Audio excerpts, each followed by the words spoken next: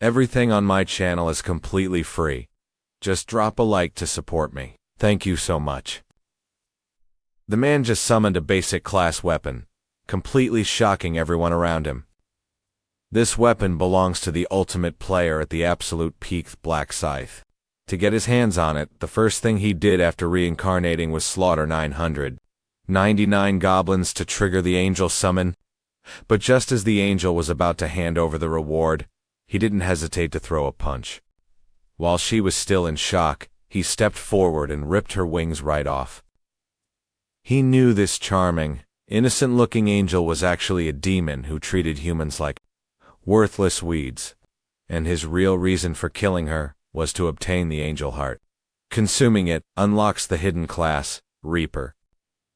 In my past life, I relied on this exact class to reach the final level, but I never expected the boss room would require 5 players to unlock.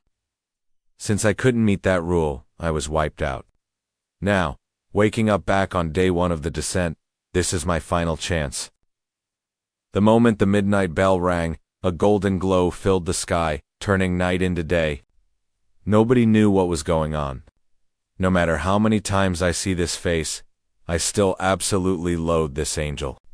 She looked down on everyone like bugs.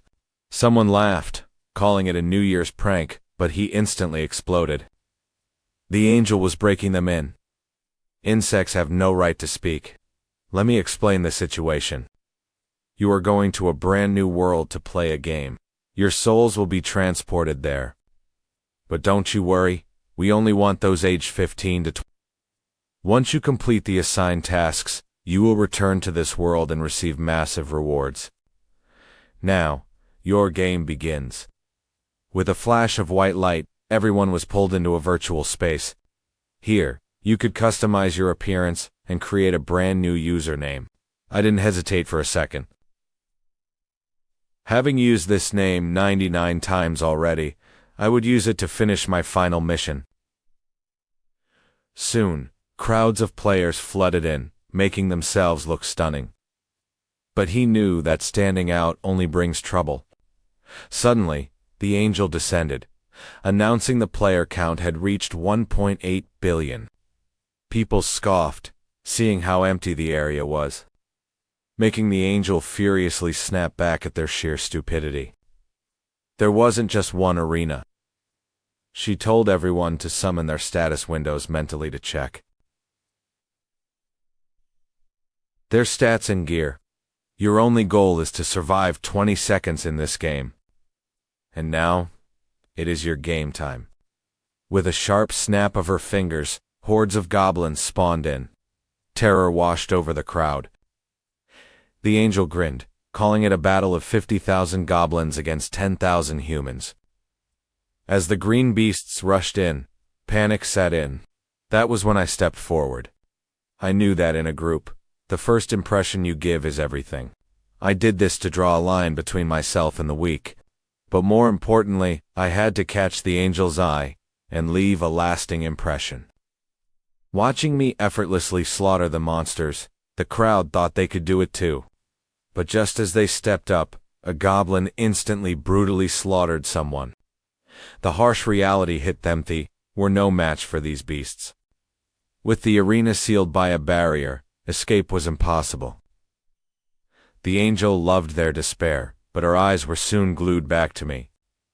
I had single-handedly slaughtered 70 monsters, leaving her completely stunned. Within minutes, I leveled up and completed the task.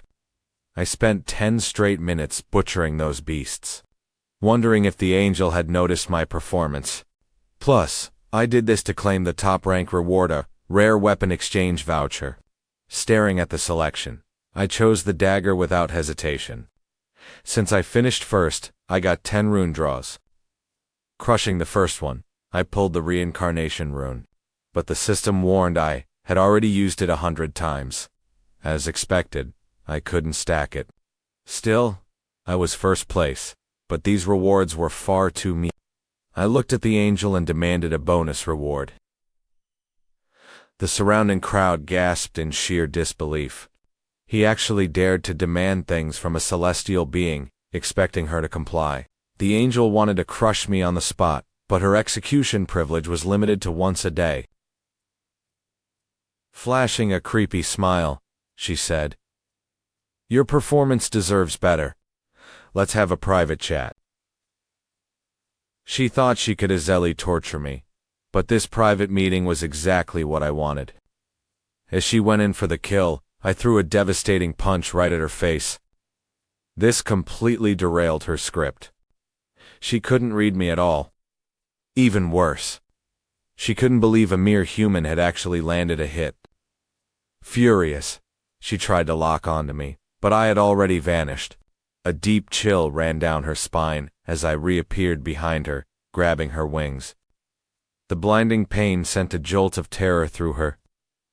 "Who are you?" she shrieked. I smiled. "Don't panic. This is just to make you behave." She glared at me with pure hatred. "I know you have a lot of questions," I whispered, "and I know you want to kill me with the dagger hidden under your wing. Don't bother denying it. I can read your mind perfectly. Am I right, Uriel?" I pulled out the dagger and drove it straight through her heart. I did all of this just to unlock a hidden Ashivoman-Trukal knowledge I only uncovered after 99 lifetimes. Once I obtained the Slaughter rune, my stats would double against holy-type enemies. But the ultimate reason to execute her was that only the Angel Slayer qualifies for the Reaper class. Right now, my absolute top priority was simply to level up. Meanwhile, the other players cleared the quest after a brutal struggle. It was a complete bloodbath and 5,000 people survived. When they finally woke up, they thought it was all a nightmare. Until they saw the dead bodies nearby, proving it was all too real. Remembering the angel's instructions, I tried to summon my status window in reality. It actually appeared. I picked up a heavy rock, proving our in-game attributes had carried over to reality. Crushing the stone into fine powder, the sheer rush of power felt incredible.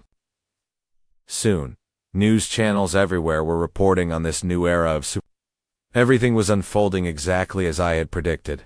Empowered people would soon run wild. Once players level up enough, nobody in the real world will be able to control them. That is why I must obtain absolute, crushing power to dominate everything and make them submit. But now is not the time to act. My immediate priority was to go home and check on my sleeping little brother, my only weakness. Since our parents died in a car crash, we only had each other. Staring at the fresh bruises on his hand, I will never let anyone harm him again. The next morning, I took him to the martial arts hall and told him everything. He was deeply confused about why we were there so early. Staring at his injured hand, I whispered, "Because I know the guy who hurt you is inside." We stepped in, and I spotted him. "You're the one who bullied my brother, right?" The blonde punk sneered. "You actually ran too big, bro." He swung a fist, but I simply tilted my head to dodge. Consider this a gentle warning. My fist connected with his jaw, sending him flying backward. Enraged, the punk screamed that he would kill me, but his threats were met with a brutal beating. "Touch my brother again, and I'll make you suffer 100 times worse than today. Understood?" "Answer me." Leaving the hall, I knew he would behave. But right now, I had a much more urgent task. To my brother's absolute shock, I spent our remaining 100,000 on lottery tickets. With 1.8 billion players drafted, half had died in round 1. The survivors were starting to realize how vital gear is. Soon, massive cash would flood the market for weapons. These tickets were my guarantee for our future, as I had already memorized the winning numbers. Before long, the second round of combat began. Just as expected, all players descended back into the game. My overwhelming performance in round 1 had already made everyone terrified of me. Right on cue, an angel descended once more. This was a brand new angel. Nobody realized I had already slaughtered the previous one. I knew the rules inside out. This round didn't require fighting goblins. Instead, We simply had to elect a zone representative within 3 hours. The confused players whispered among themselves. Was electing a leader really all it took? The angel confirmed it, but added a terrifying catch. Chosen representative would hold absolute authority, commanding anyone to do anything with absolute obedience. As the 3-hour countdown started, the players rejoiced at not having to fight this time. But the angel wore a highly sinister, knowing smile. Meanwhile, the rest of the players were arguing over who to nominate. But I knew that was a total distraction. To maximize my gains, I had to exploit the main and subquests. With the double experience event active, my goal was to grind and level up. I had to slaughter these goblins to hit level 10. Come on, become my experience points so I can clash. Triggered by my taunts, the beasts charged. But in that split second, the goblins having fallen by Hylian's hand, he had to head into the deep forest to hunt. To ensure human safety, the angel didn't summon goblins on the outskirts this round.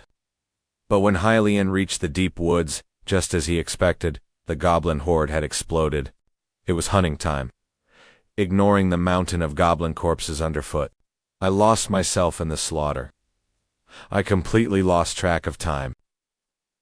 Before I knew it, I'd been here hacking through goblins for over half an hour. Looking at my status screen, I was just a hair away from level 10. Without a second thought, I dumped all my points into agility. Instantly, my movement speed, attack speed, and even evasion rates skyrocketed. But just as I prepared to keep going, I sensed movement behind me. I spun around. I don't know what you're after, but show yourself. A blonde woman stepped out, claiming she meant no harm, while the man behind her apologized. Staring at him, it clicked. His in-game name was Tianmo. I also needed that powerhouse healer standing right behind him for my squad.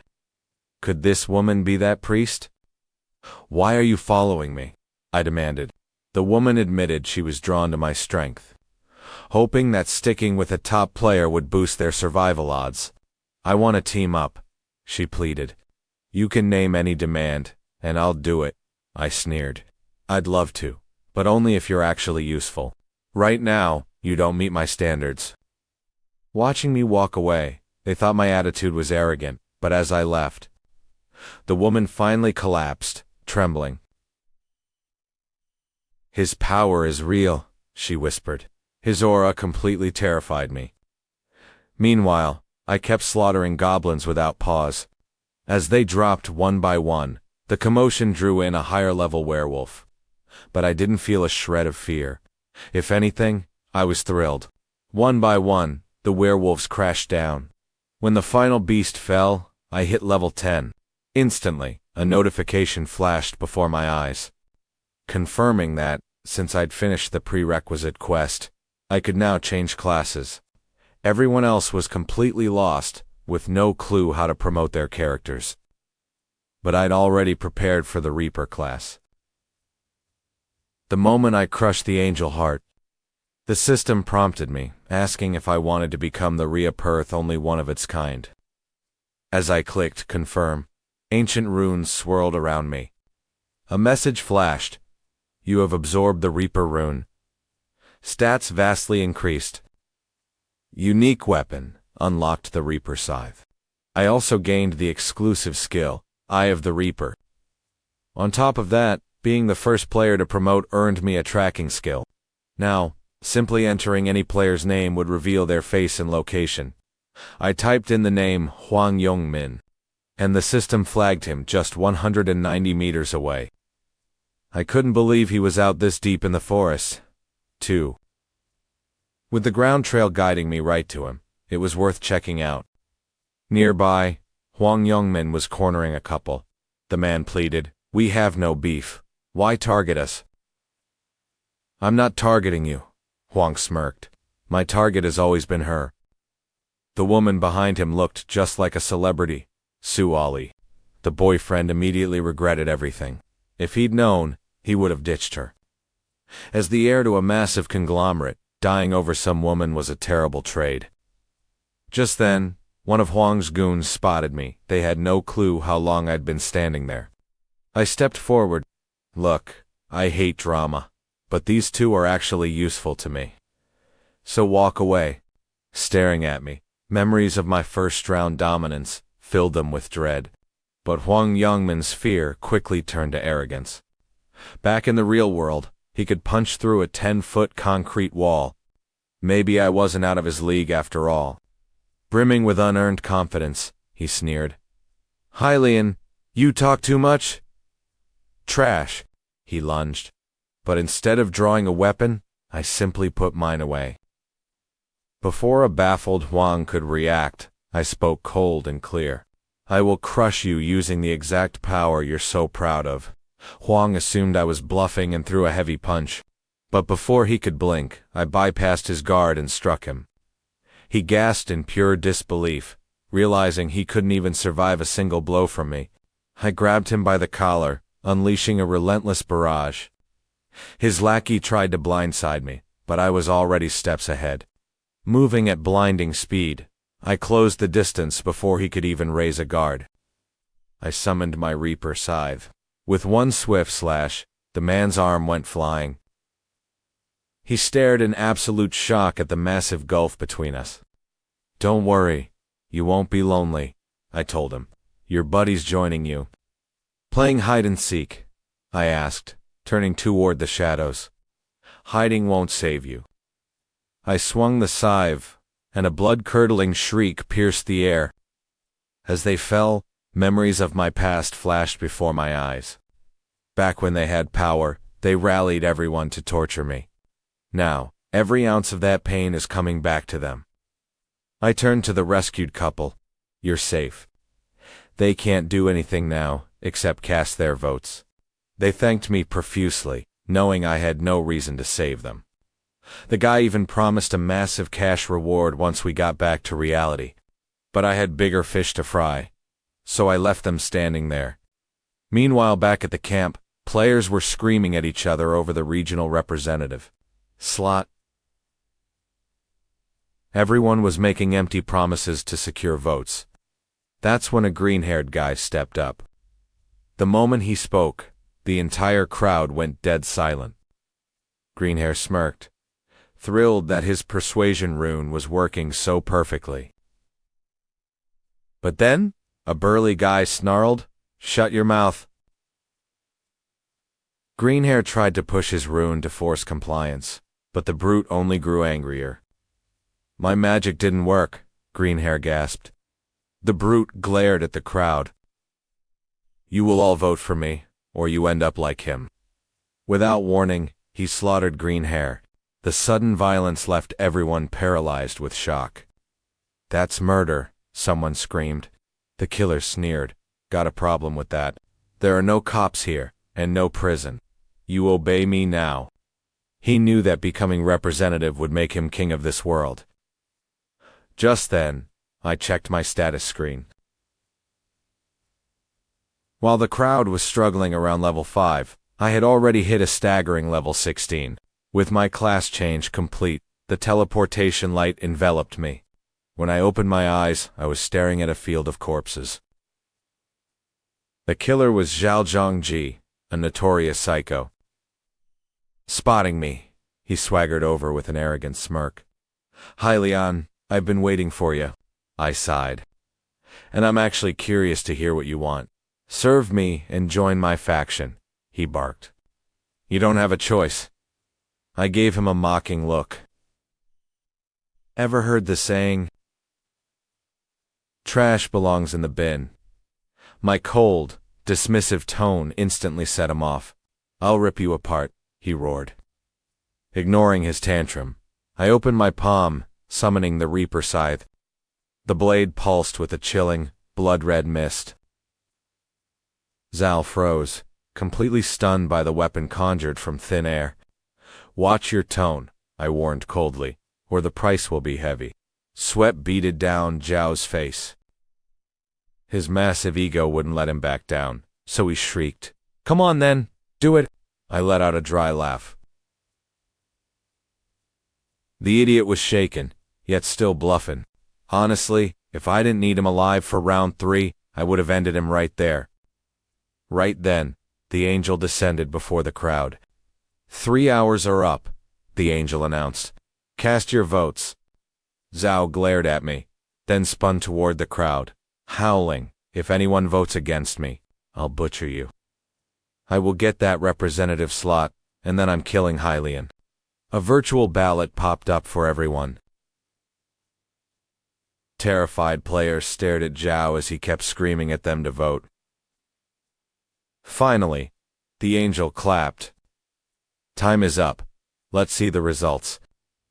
The giant screen lit up with the tally. Unsurprisingly, Zhao took first place. Yet, he was secretly seething. Even after his brutal threats, half of the players had still dared to vote for someone else. The Reaper. The angel officially named Zhao as the new representative. Smirking, the psycho's first priority was clear. Use his new power to execute me. The angel continued. I will now grant you the Dominator authority. But Zhao's smug grin vanished into pure panic. The power was limited to just 10 uses, targeting one person at a time. Worse, it was completely useless against anyone who had promoted. The angel giggled. And now time for rewards. There was actually a hidden objective in this trial. A screen flashed. Extra rewards for players who initiated and completed their class promotion. Before voting, it explained the prompt unlocks at level 10. But you fools wasted 3 hours doing absolutely nothing. The crowd groaned in deep regret. Don't beat yourselves up, the angel added. Out of 800 million players, only 80,000 succeeded. Surprisingly, we have one here, the crowd gasped. Let's reveal them, the angel smiled. Among 800 million people, Reaper was the very first to promote. His class? The Reaper. All eyes locked onto me. I knew it, someone whispered. He's a monster. Zhao looked like he'd swallowed glass. He'd planned to use his absolute authority to kill me, but a ranking was based on completion time. I hadn't just promoted, he was the first in the world. I have to ask, the angel mused. Your name and class fit perfectly. Did you know you'd become the Reaper beforehand? I shrugged off the question. It was just a coincidence. I never expected a class so custom-tailored to my place. I was just glad the angel only saw it as a hidden class. Clueless that I used a dead angel's heart to unlock it. Congratulations, the angel smiled. You are now completely immune to any Dominator authority. Today, you and I are heading back into this brutal game. The survivors stood frozen, in absolute confusion, at the angel's words. To avoid being controlled like puppets, we must level up and change classes immediately. And with that, he handed over our reward. Staring at the rare equipment voucher, Black Lotus didn't hesitate to pick the custom leather armor. For his first place bonus, he immediately chose the massive experience boost. Set to trigger in the upcoming third round, a brilliant light suddenly enveloped him as the selection finalized.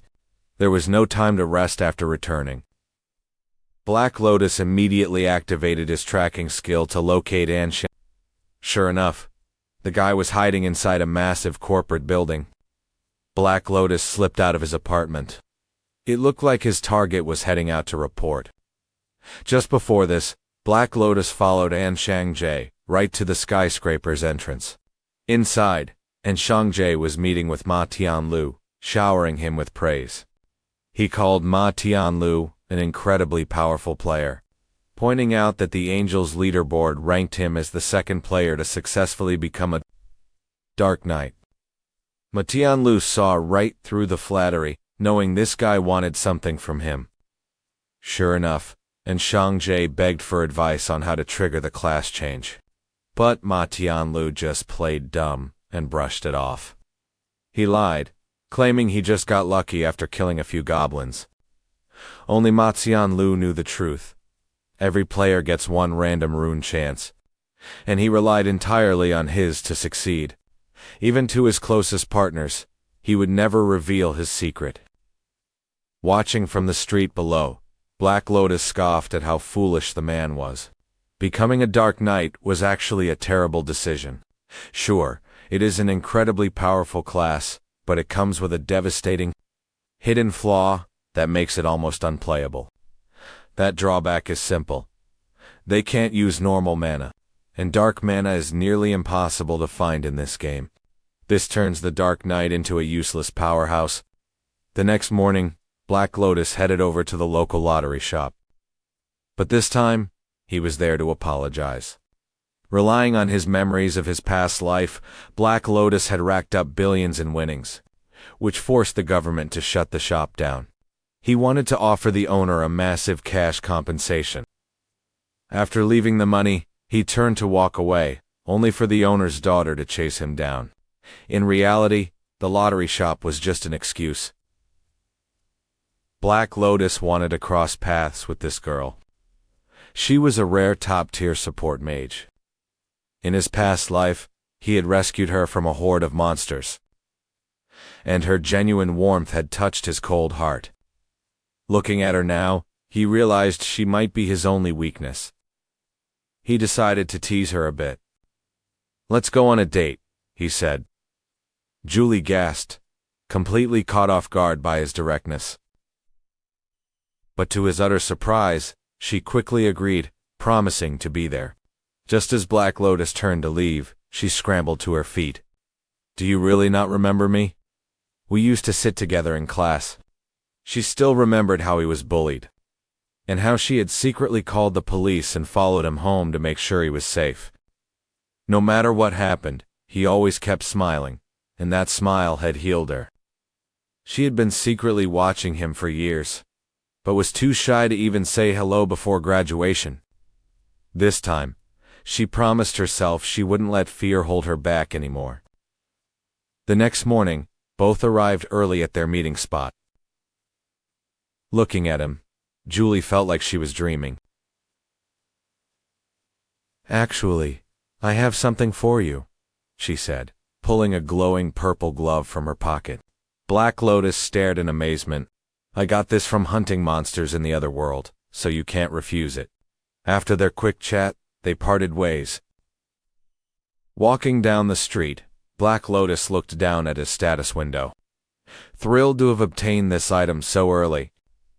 To anyone else, it looked like a low-level, useless purple crystal. But Black Lotus knew that reaching level 20 unlocks combo skills, allowing players to fuse magic with weapons for devastating extra effects. The crystals come in 7 distinct colors. Red boosts damage, orange enhances defense, and blue handles mana. Green increases agility, while cyan and yellow grant luck and damage reduction. But purple was widely considered the absolute worst, and its drop rate was ridiculously low. Yet, only Black Lotus knew the truth. Purple crystals required a completely different socketing method than the others. When used correctly, they inherited the traits of all 7 colors, making them a true god-tier mythical item. Back in his room, Black Lotus lay on his bed, scanning the system shop. It mostly sold basic items, which were perfect for helping rookies survive the brutal early game. But he wasn't looking for basic gear. He kept hitting refresh. Let's take a closer look at his plan. While high-grade items are incredibly rare, Black Lotus knew that today was the exact day a unique, epic-tier item would randomly appear in the store. He kept refreshing, waiting for his moment. When the epic item finally popped up for 4,600 gold, Black Lotus smiled. He had easily hoarded over 10,000 gold across 2 rounds. By using his class change discount reward, he snatched it for just 2,300 gold. Staring at his remaining 10,000 gold, he debated buying some transition gear. Ultimately, he decided to save. If he could amass another 6,000 gold, he would be able to purchase an incredibly powerful new skill. Suddenly, the system bells echoed, pulling everyone back into the Angels game. The players looked around the unfamiliar territory, seeing the massive, towering stone walls surrounding them. Many assumed this mission would be another easy walk in the park. Only Black Lotus knew this quest was going to be a complete bloodbath. Most of these people would die here. Just then, Xiao Zhangji turned around to find Huang Yongmin shouting that he wanted to be his loyal follower. Huang Yongmin begged to join his faction, promising to follow his every command. Zhao Zhangji was completely taken aback. But he realized having a loyal lackey to do his bidding wouldn't hurt his chances of survival. The crowd scoffed at the shameless flattery, while Black Lotus watched with a cold, mocking smirk. As the players bickered, the angel descended from the sky.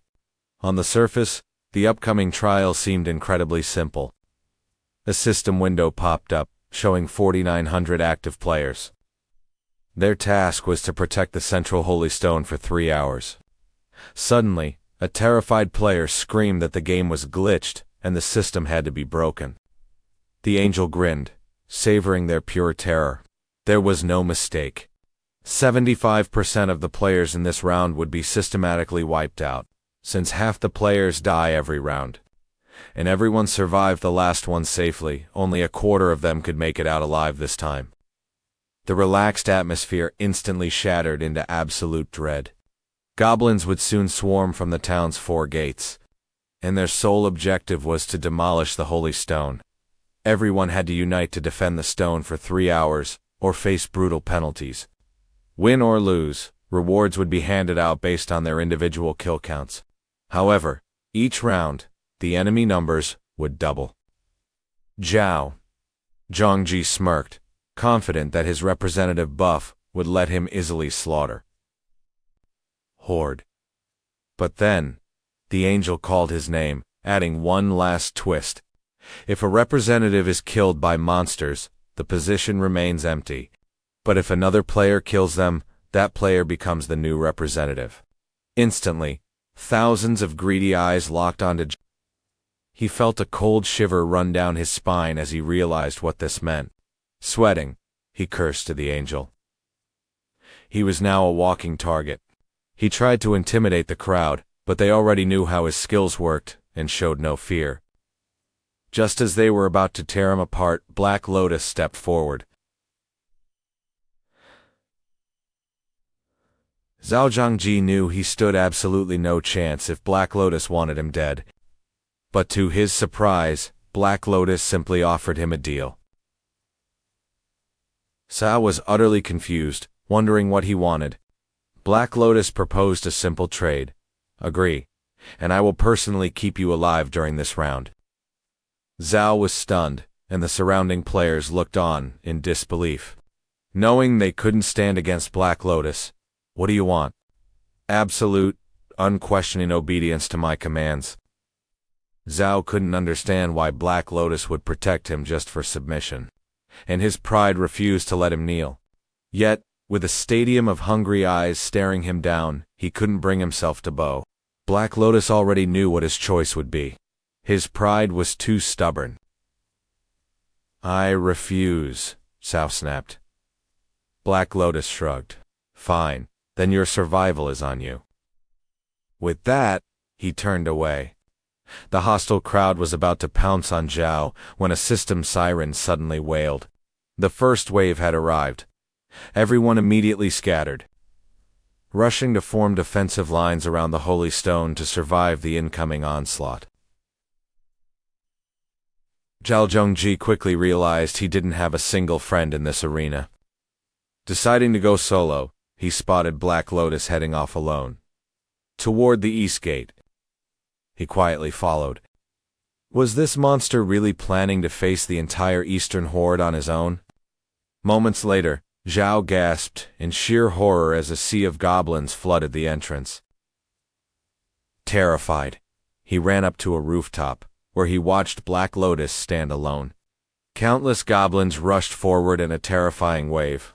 But with a single, effortless swing of his scythe, Black Lotus sent hundreds of them flying. Zhao stared in absolute disbelief. This wasn't a defense, it was a one-sided massacre. Realizing he couldn't just hide, Zhao knew he had to kill goblins to level up on the sly. He sliced one down easily, then spun around to punch a sneak attacker to death. Trying to build his own strength. He smirked, thanking his lucky stars that his rune was detection-based. But suddenly, a sharp whistle brushed past his ear. He barely dodged as an arrow grazed him. Those bastards were still hunting him in the chaos. Then we're about to see just how brutal this survival game can get. An assassin lunged from behind, thrusting a spear. Zhao dodged, grabbed the weapon, and countered with a lethal blow. Only for another arrow to fly straight at his head. Just as you and I might expect, a swift spear throw takes down the sneaky archer. Zhao Zhongji is already deeply regretting becoming the regional representative, frantically searching for someone strong to control an absolute panic. He spots the third-ranked player. Instantly, Zhao's omnipotent skill flashes. Serve me. Meanwhile, Black Lotus attacks with terrifying speed. Just 30 minutes after opening his status window, he's already earned 2,000 gold from slaying monsters. At this rate, he can buy a new skill by the second wave. His level is hovering close to 20. Behind him, a low-tier goblin creeps up for a sneak attack. But getting caught off guard is impossible for him with one sweeping slash every monster within. Yards is wiped out.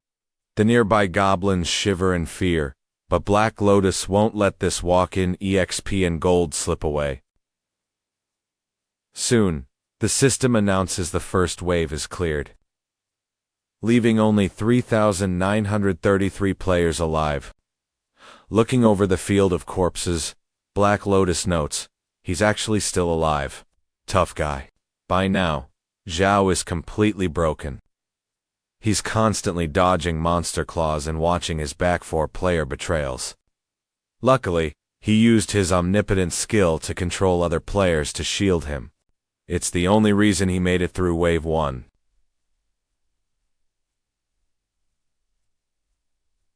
Zhao never used his skill on Huang Yongmin. Right then, the system alert blares again. Wave 2 begins with 7,866 monsters. Black Lotus guards the East Gate alone, methodically slaughtering goblins. Before long, he hits level 20, unlocking the exclusive Reaper skill Night of Death. When paired with the Reaper rune, its power is unmatched. Seeing another horde of goblins charge, he mutters, "Perfect timing to test my new skill." As Night of Death activates, every single goblin is plunged into absolute blindness. Black Lotus becomes a true god of death, ruthlessly harvesting the defenseless goblins.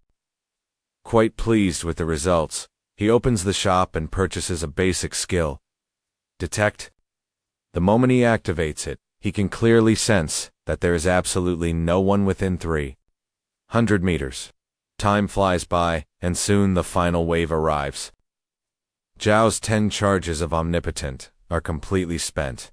Right then, panic sets in, because the final wave's monster count is a staggering 4 times the number of survivors. Worse still, at least 1,225 players must survive to clear the quest. Out of sheer desperation, the crowd turns on Zhao, eager to claim his omnipotent skill to guarantee their own survival. With his protectors falling one by one, Zhao realizes his only option is to run. He bolts toward the East Gate without hesitation, bitterly regretting that he turned down Black Lotus's terms. He collapses in front of Black Lotus, screaming, "I'll accept your deal. Anything you want, I'll do it." But Black Lotus just looks down coldly. "I told you. Your life means nothing to me now." Zhao freezes in pure despair. "I'll be your loyal servant.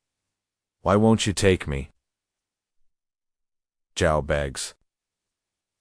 Black Lotus's reply is brutal. "Without your skill, you're useless to me. You brought this on yourself." Nearby, a hostile player sneers, and here I was worried he'd save you. Backed into a corner, Zhao screams, "Take another step and I'll drag you down to hell with me." Suddenly Huang Yongmin steps forward. Xiao gasps in relief. "Quick, help me." But Huang has other plans, unleashing a powerful blast that slams Zhao to the ground, tearing off his mask of loyalty. Huang drags the whimpering man up and begins savagely pummeling his face. Punch after relentless punch, he literally beats Xiao to death with his bare fists. The system window flashes, announcing Huang Yongmin as the new regional representative. Instantly, Huang's mind fills with dark fantasies of using his new power to force Su Aling to serve him. But the surrounding players glare at him with pure hatred, longing to rip him apart. Yet, showing zero fear, Huang bolts through the crowd straight toward Black Lotus. "I'm the regional representative now," he calls out. "I actually have real value to you. Let me join your side." As a subordinate, Black Lotus scoffs. "Whether you serve me or not makes no difference. You're the one begging here. On your knees. Do that, and maybe I'll consider it." Huang knows if he hesitates for a second, the crowd behind him tear him to shreds. Swallowing his pride, Huang drops to his knees. "I beg of you, let me serve you." Watching this pathetic display, Black Lotus feels nothing but deep disgust. "Still," he casually replies, "fine. I'll protect you as long as you obey." Black Lotus steps forward, his voice cold. "Anyone who doesn't want to die by my blade, back off." With Black Lotus shielding him, the crowd has no chance. They wisely back away. Huang Yongmin is utterly stunned. Just one sentence, and the entire mob is cowed. But as Black Lotus surveys the area, calculating his next move, you and I can see he has no plans to just clear this round normally. That would be too boring. Turning to Huang, Black Lotus commands, "Use your omnipotent skill to control 10 players and have them destroy the sacred stone." Huang, desperately wanting to save his last charge for Su Aling, tries to negotiate for just one remaining use. "You're in no position to negotiate," Black Lotus snaps, rattling off 10 specific names. Huang gasps in shock of single one of them is his friend. Whispering a quiet apology, Huang activates his skill. Instantly, all 10 are mind-controlled. They charge forward blindly, unleashing everything they have on the sacred stone. The crowd screams, "Are you insane?" But as the stone shatters, the system blares. Main quest failed. Absolute terror strikes. The Divine Arbiter is about to descend. While the crowd panics, Black Lotus only smiles with excitement. This is the third round's hidden quest. What the others didn't expect, though, is the penalty. A 50% stat reduction. Now it makes sense why Black Lotus didn't destroy it himself. But the moment the quest rewards pop up, everyone changes their tune. It's worth it. They just have to survive 30 minutes. However, this raid boss is a nightmare. In his past life, barely 300 players survived this onslaught. Even Black Lotus doesn't have absolute confidence. He immediately buys new gear, upgrading every single piece with rare crystal attributes. Suddenly, violent gales howled through the town, painting a picture of the literal apocalypse. Is this really a trial we're supposed to beat right now? Players cry out in despair. Standing nearby, Black Lotus whispers, "Finally." Instantly, the sky itself is torn open, a massive fissure ripping across the clouds. As the first player to ever slay an angel, Black Lotus possesses a passive that doubles his damage against holy beings. Suddenly, the sky shatters completely, revealing a blindingly holy figure. Everyone expected a massive army, not just one foe. "If it's just one boss, maybe we can actually pull this off," they whisper, sighing in relief.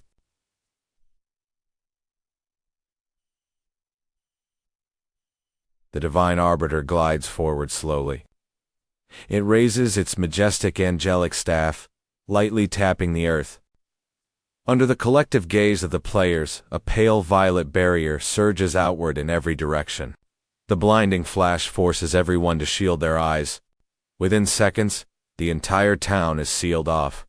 The Arbiter has unleashed its divine domain, debuffing everyone inside. All stats drop by another 50%. Desperate players try to flee, but find themselves completely trapped in the town square. Outside the barrier, Black Lotus watches. 300 players are stuck inside, and he has no way to save them. The Divine Arbiter raises its staff, summoning a torrential rain of radiant light blades that sweep across the barrier. The attack spans 300 meters, leaving 0 blind spots. While the trapped players desperately fight for their lives, Black Lotus is positioning himself. After all, a hunter focusing on prey always forgets to watch their own back. The instant the last survivor falls, the barrier dissolves. Waiting for this exact window, Black Lotus leaps into the air. The Divine Arbiter doesn't even sense the danger. Suddenly, the Reaper's mark locks onto the boss's head, boosting damage by 120%. The strike lands perfectly, but the sheer force of divine energy blasts Black Lotus. Landing on his feet, Black Lotus doesn't hesitate for a second, immediately darting to the side. That single, brutal ambush shaved off 40% of the Arbiter's health pool, and permanently blinded one of the holy creature's eyes. Now, he'll definitely try to trap me with that domain, Black Lotus thinks. But when the field descends, he's far too fast to be caught. Instead, he exploits the split second it deactivates, bursting forward to close the distance. In the blink of an eye, he's right in the boss's face. His goal isn't a heavy combo, it's to blind the Arbiter's remaining eye. As he descends, a system warning blares. Divine Domain, active. Stats decreased.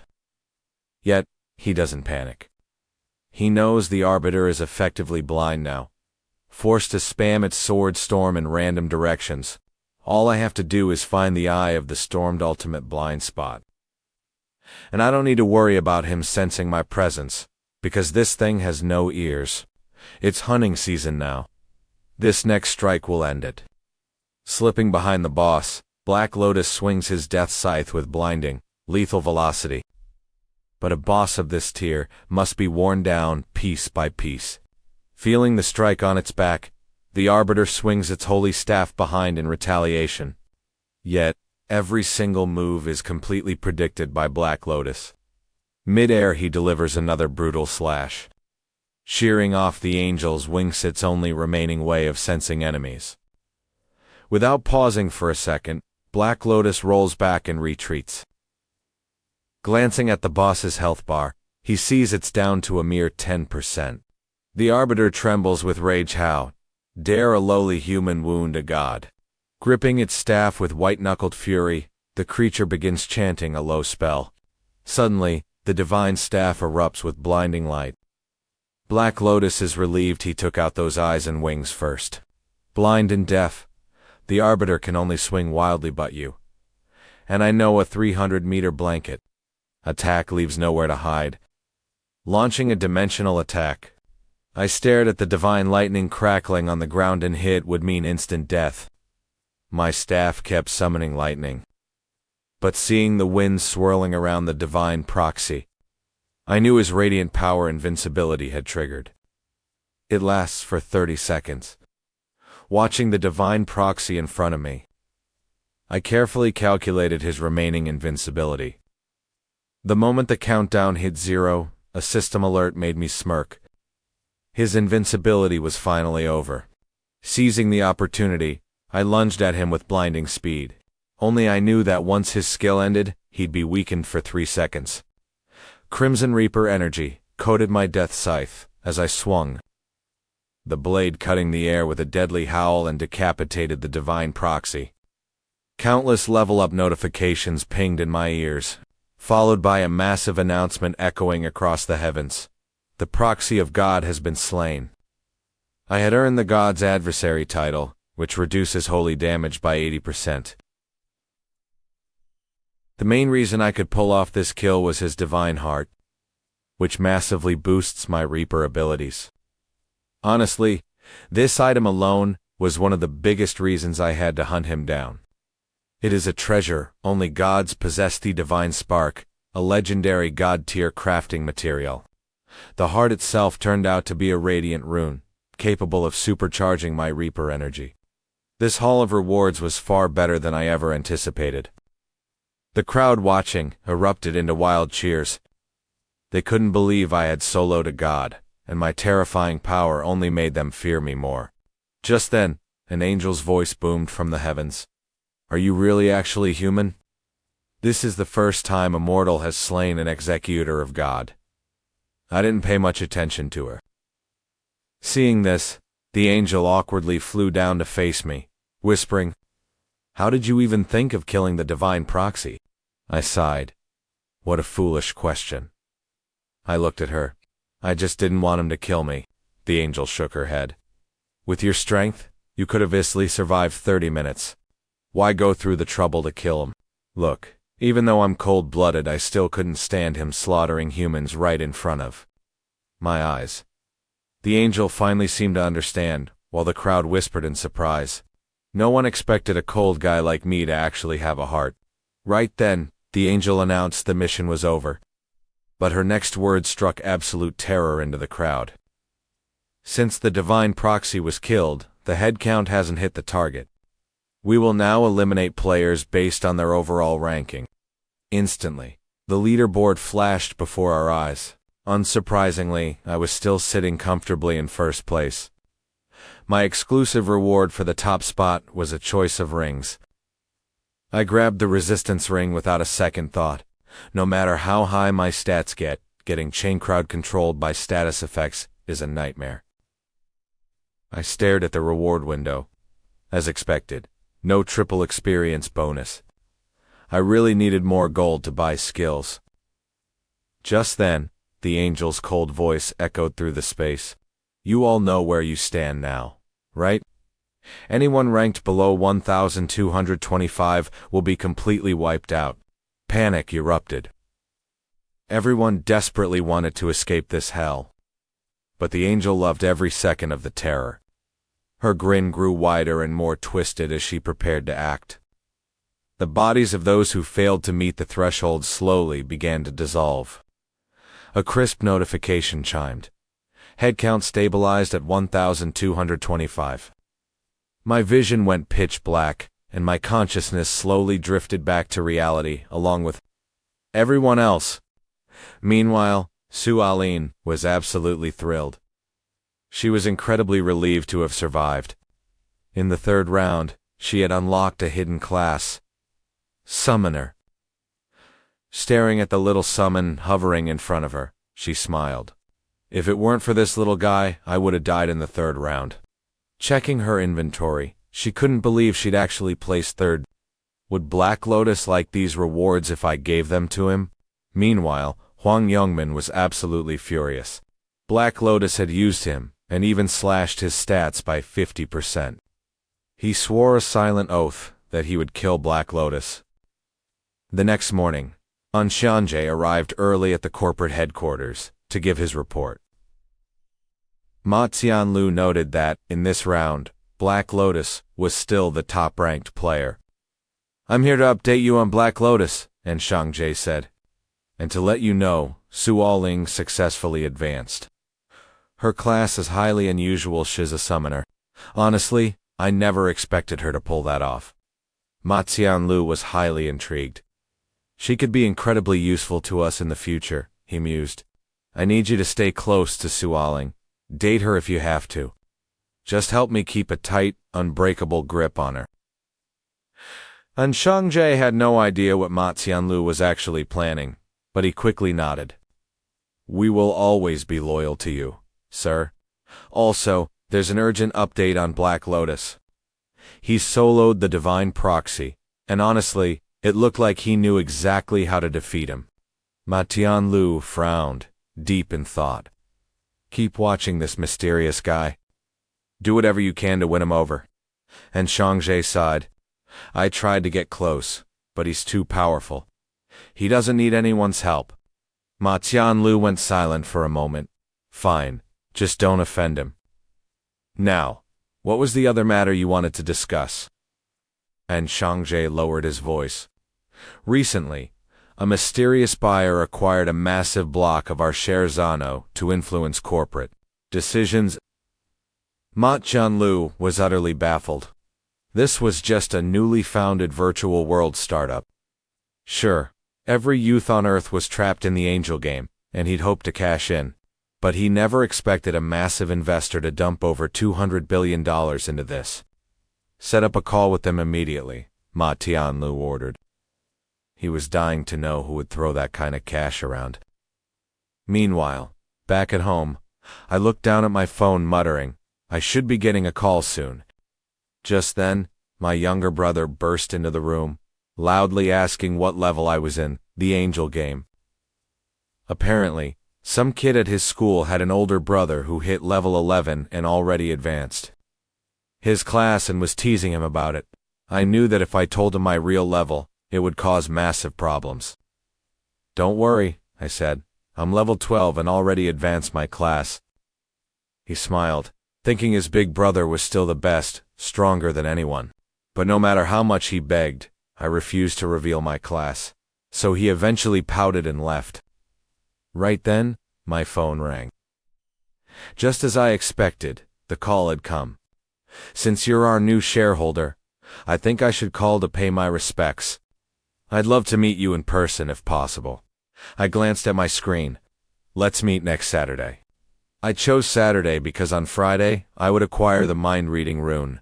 With that, I could read Ma Tianlu's thoughts perfectly. First, I needed to complete the rune's prerequisite quest. As a regressor, the very first thing I did after returning to the past was head to a rundown warehouse. I knew this was my golden opportunity. In the angel game, runes are absolutely game-changing. Everyone knows you can get them during specific rounds, from boss fights, or even as extremely rare drops from ordinary monsters. But what they don't know is that runes can also be found in the real world. In my past life, my brother was kidnapped by a man who wanted all the game secrets I had. Back then, I didn't understand how he knew so much. It turned out he possessed a mind-reading ability. He knew I was a regressor, and wanted to extract everything I knew about the game. When I realized his power, I was stunned. It took me dozens of loops to finally rescue my brother, but through those failures, I also discovered how to get the rune in reality. This time, I'm going to take it before he does. Suddenly, I tensed up. Through the shadows, I saw the man walking into the warehouse, tossing a captured woman onto the cold floor. The poor woman was frozen in fear, having no idea how she had offended this psycho. All she could do was beg for her life, but the man sneered. This is what happens to anyone who looks down on me. You're going to pay. It turned out this creep had unlocked a flash rune in the game, and he was using its power in the real world to target young women. The rune allowed him to temporarily blind his victims, making it easy to kidnap them before committing his disgusting crimes. A few days back, he had walked into a coffee shop, locking eyes with a new female barista. Wearing a creepy smile, he told her he was a regular but had never seen her before. She politely explained she was new, and that the previous staff had quit because of the angel game after all. Who wants to work a shift when they could die at any moment? The more he stared at her, the more obsessed he became, offering to take her out to a bar. She looked extremely uncomfortable, trying to turn him down. That hesitant look completely set him off. He assumed she was looking down on him, and he swore to make her pay. On her way home after her shift, he ambushed her. "I hate how you look at me like I'm trash," he growled, pinning her down. Just as he was about to assault her, I stepped out from the shadows and said coldly, "Take one more step, and you die right now." Startled, the man spun around to curse at me, but froze when he saw my gear. A Black Scythe. You've got to be some cringy Black Lotus fanboy. Is that cheap prop supposed to look like him? You think this is a prop? I swung my scythe slightly, letting a wave of oppressive energy wash over him. His eyes widened. You're a player, wait, are you the real Black Lotus? I didn't bother answering, only saying, leave. Now. But he wasn't going to let the girl go easily. Before he could react, I vanished, appearing right in front of him. I didn't want to slice him just yet, so I slammed the blunt end of my scythe into his chest. As he stumbled back, gasping, I looked at the girl. Run! She didn't need to be told twice, she bolted. Now it's just the two of us, I said, turning to him. We have a score to settle. He reacted quickly, drawing a dagger and lunging at me. But to my eyes, his movements were in slow motion.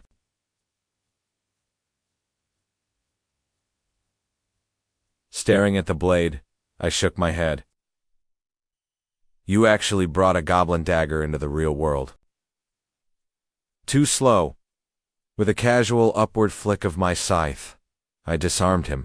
He stared in absolute disbelief, feeling as powerless as a baby in my grip. Think this is over. I'm just getting started. The man glared viciously, but couldn't believe his ice Black Lotus was just an F. As he searched frantically, a lightning-fast shadow lunged. Terror consumed the man. If this kept up, Black Lotus would kill him. As you and I can see, his only hope was his illumination rune. Suddenly, a brilliant light surged. But the rune instantly sputtered out. Total panic set in. His only hope, gone in a flash. Why? Why isn't it working? Surprised. Wondering why your rune failed? Well, before I even set foot in this warehouse, I activated Night of Death.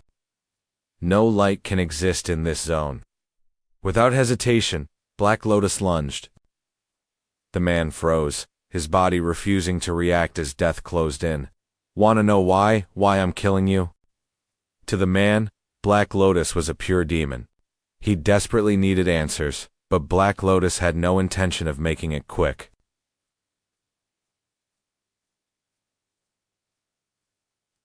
Raising his death scythe. A prerequisite to unlock a rare rune. To his victim, Black Lotus was just a sadistic monster enjoying the slaughter. Soon, the man collapsed, screaming in agony. Why? What did I do to deserve this? Just let me die. I can't take this. Let me kill myself. But Black Lotus wasn't letting him off that easy, refusing to stop. Completely broken, the man's only wish was to die. Black Lotus, I beg you, just kill me. You still don't know why, do you? Black Lotus mused. To you, we are strangers, but we've met. Zhang Zihu, do you know who I am? Or did you think I came for that woman? She has nothing to do with this. In the future, you kidnap my brother and force me to surrender all Angel Game data. But the main reason I'm ending you right now is because you're about to obtain the Thought Rune. It's hidden in this warehouse, spawning only when someone voices their lowest, most honest desire. Your desperate plea to die is as honest as it gets. Honestly, even without the rune, I'd still end you. You already carry over 20 sins. If I'm so guilty, then just kill me. I don't want to suffer anymore. But Black Lotus held back. The man was baffled. I need to run an experiment, Black Lotus explained. The man wondered why he was silenced if the rune needed his words. But Black Lotus was already done. I already got it. The moment you begged for death, your raw honesty triggered it. It's active reading the mind of anyone within 30 meters. Just as Black Lotus predicted, the man's only thought was death. Within minutes, he bled out. Black Lotus cast his erasure skill, wiping away every trace of blood. With his new rune secured, tomorrow it was time to meet Ma Tianlu. As he got ready, his brother looked surprised. Are you going on a date? Black Lotus checked his watch. No, just a crucial meeting. One that will shape the future. Seeing his brother's worried face, he reassured him. Don't worry, I'm a player. Hardly anyone in this world can touch me. His brother's fear wasn't groundless, though. Ever since players returned from the Angel game, more and more awakened individuals were turning to crime. He worried his brother would get hurt. But Black Lotus remained calm. He knew this was inevitable. As the game wrapped up, surviving players would only grow stronger. Naturally, superpowered elites would start enslaving ordinary citizens. Before total panic gripped the world, Black Lotus needed to build legendary fame and absolute power, power strong enough to make other espers submit. Soon, Black Lotus arrived at Will Tower, Ma Tianlu's secret base. Aside from him, probably only Tianlu's inner circle knew about this place. Black Lotus planned to play totally naive to completely fool Ma Tianlu. He approached the front desk. The CEO requested you wait here, sir. He'll be down shortly. Acting shy, Black Lotus apologized, looking around like a clueless tourist, acting like he had never seen the big city. It was all a performance for Ma Tianlu, who was watching from the shadows. Then, En Shengzhe approached, looking astonished.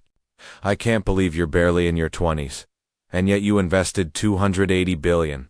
I truly admire your boldness. Black Lotus knew this was a test. Playing the innocent newbie, he successfully disarmed En Shengzhe's suspicions. He reported back to Ma Tianlu, calling him a harmless kid. But as you and I know, this was exactly what Black Lotus wanted. Thanks to his new rune, he read their minds perfectly. Ma Tianlu walked in, expressing how thrilled he was to meet him. Black Lotus acted flustered. Ma Tianlu apologized for the wait, explaining he'd hired a 6-star chef to prepare a feast so they could talk over dinner. Black Lotus didn't hesitate. He dug in, devouring the food like a starving animal. Ma Tianlu watched him, thinking, he's too young to be the real investor. Who's backing him? I need to find out. Whoever it was, Ma Tianlu was determined to find out. You look incredibly young, he began, barely 20. What made you decide to invest so much in us? You must be a very successful trust fund kid. Black Lotus quickly shook his head. Actually, I was just a student. You might have seen it on the news. He got incredibly lucky and won the lottery. He claimed he hit 15 jackpots overnight, becoming a billionaire. So ever since, I really trust my luck.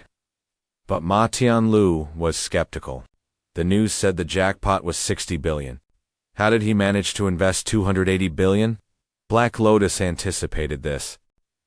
He explained he took out massive leverage, boosting his capital. Incredible, Ma Tianlu muttered. If it were me, I wouldn't have the courage to risk 60 billion. En Shengzhe added, you must be insanely lucky. But Black Lotus suddenly turned serious. It wasn't luck. I'm a prophet. I can see events 3 days into the future. Ma Tianlu stared at him, refusing to believe such a shocking claim. It was simply too unbelievable. Seeing his doubt, Black Lotus said, I have no reason to lie. I got this money because I can see the future. I want to believe you, but can you prove it? By predicting what I'll do next. Black Lotus refused, explaining the rune was passive and out of his control. Ma Tianlu wasn't surprised. A power this strong had to have strict limitations. Suddenly, Ma Tianlu's calm facade cracked. Did you invest in us because of what you saw in the future? Black Lotus nodded, confirming that Tianmo Company was destined to grow exponentially, becoming the largest company and housing the most players in the country within 6 months. Ma Tianlu's heart swelled. Everything he did was to earn his father's approval. But Black Lotus's next words made his face drop. To be even more successful, you must change the company's current direction. En Shengzhe bolted upright. Are you serious? You want to change our direction? Not just the direction. The company name has to change too. You're both players. You know leaking your runes brings heavy penalties. I didn't risk sharing mine just to have dinner. As your partner, I must be involved in running this company. Ma Tanlu hesitated, while En Shangje fiercely opposed it. Black Lotus spoke coldly. If I weren't sure, why would I invest? And you're still skeptical about my future seeing rune, right? Then let me ask you, why do you think I moved into the apartment right below yours? En Shangje gasped. You were planning this back then. En Shangje explained that Black Lotus had moved in below them months ago. Hearing this, Ma Tianlu was convinced. Black Lotus had been planning this for months. He truly knew the future. Black Lotus saw the belief in his eyes. But I need absolute, unconditional trust. This wasn't enough. Black Lotus spoke softly. This hotel is your secret base. You are the eldest son of the 5-star family to get your father's approval. Before Ma Tianlu could react, En Shangje gasped. Who are you? That's classified. Ma Tianlu stared in silence, then said, To be honest, now I suspect you. This isn't a secret inside my family. I suspect my brother sent you. Since I can't prove you aren't a spy, I can't accept your proposal. I don't take uncalculated risks. Black Lotus had to secure his backing. He had to play his trump card. If you doubt me, I can tell you the details of the 4th round of the angel game. Ma Tianlu bolted upright. You actually know the next round. Of course. This should prove my identity. Soon, Black Lotus left. This time, they'd believe him. Then, it Aravith. 4th round of the angel game. Now, we are about to witness something truly terrifying. It would be a brutal death match among players. Only the top 521 would survive. But the ranking rules remained a mystery.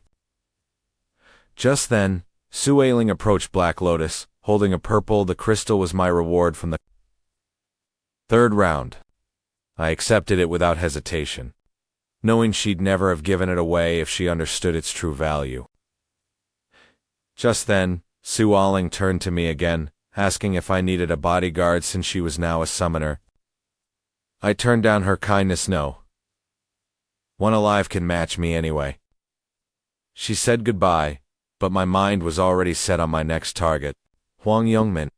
Only I knew this round's hidden quest revolved around the regional representative. Anxious, she scanned the crowd and rushed straight to me, asking if I remembered my promise from last round to keep her safe. I scoffed, asking what she had that was worth protecting. I told her I could shield her from other players, but only if she gave me something valuable in return.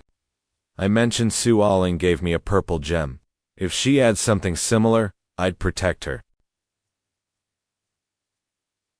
Terrified, she quickly checked her inventory, admitting she didn't have any purple stones. But she did have a black stone. She asked if that was enough. I gave her a firm, promising that anyone who touched her would be my enemy. Right then, the angel descended again. With a sadistic grin, she announced the rules. They were brutally simple. Players had to slaughter each other, and only those in the top 521 would survive. In other words, there were no limits, just pure carnage. Terror gripped the crowd as they realized everyone around them was now a mortal enemy. Then, the angel giggled maliciously, correcting herself to 521.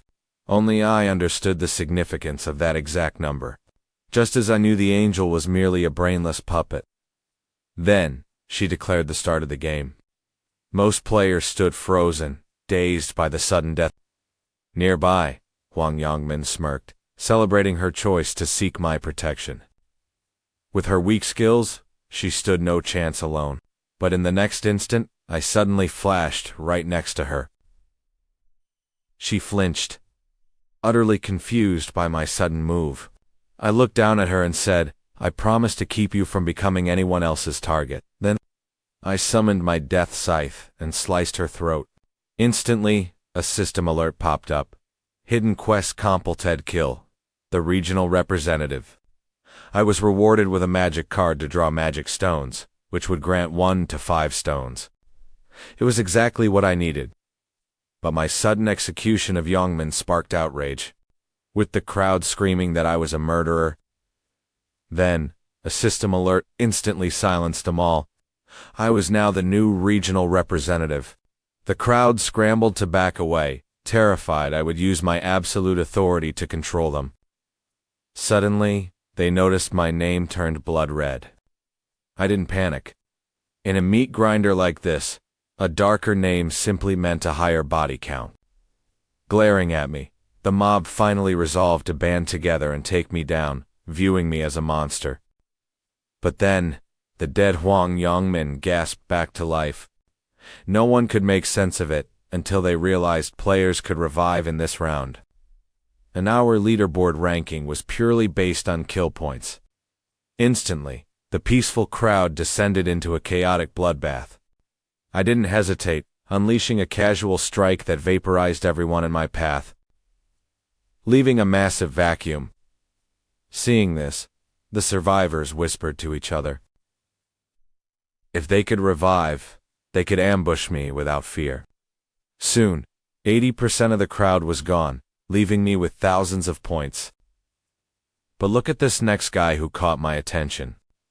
Known as the Fire Dragon Dancer, he held an absorption rune that boosted his stats with every kill.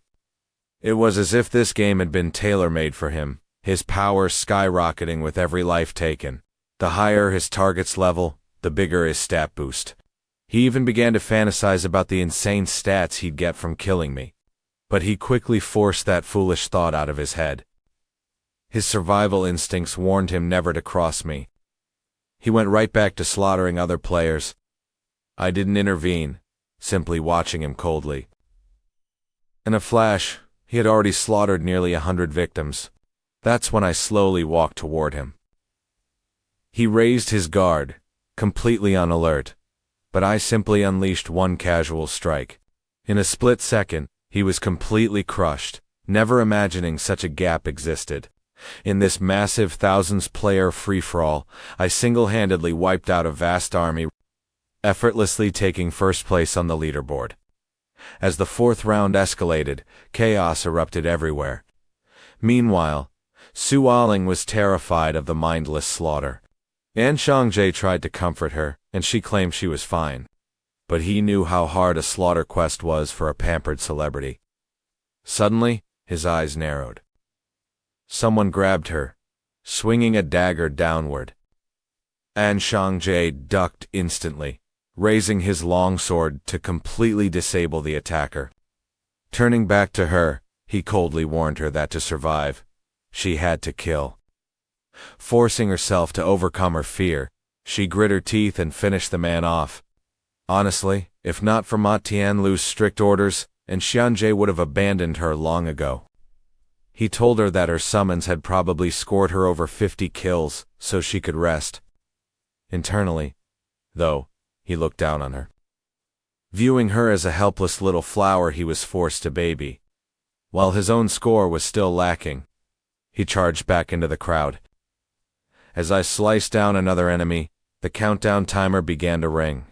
I had no intention of stopping, searching for fresh prey to slaughter. I knew the scoring rules.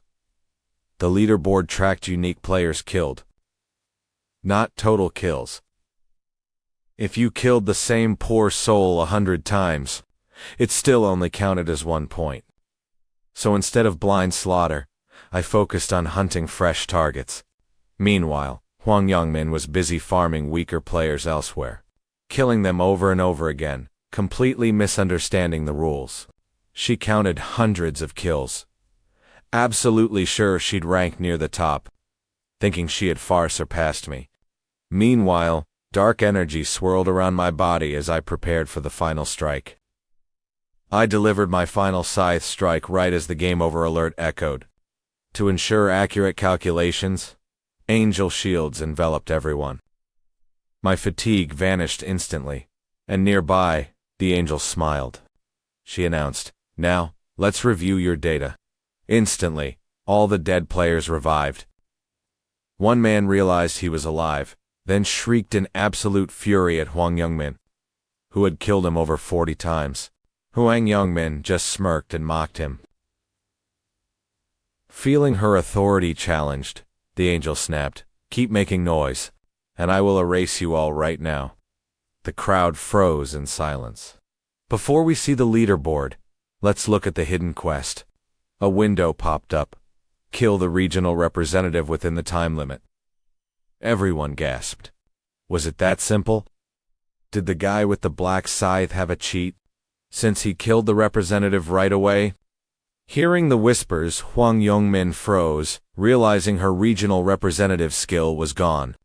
She remembered my warning about keeping her from being targeted. So, I had targeted her myself.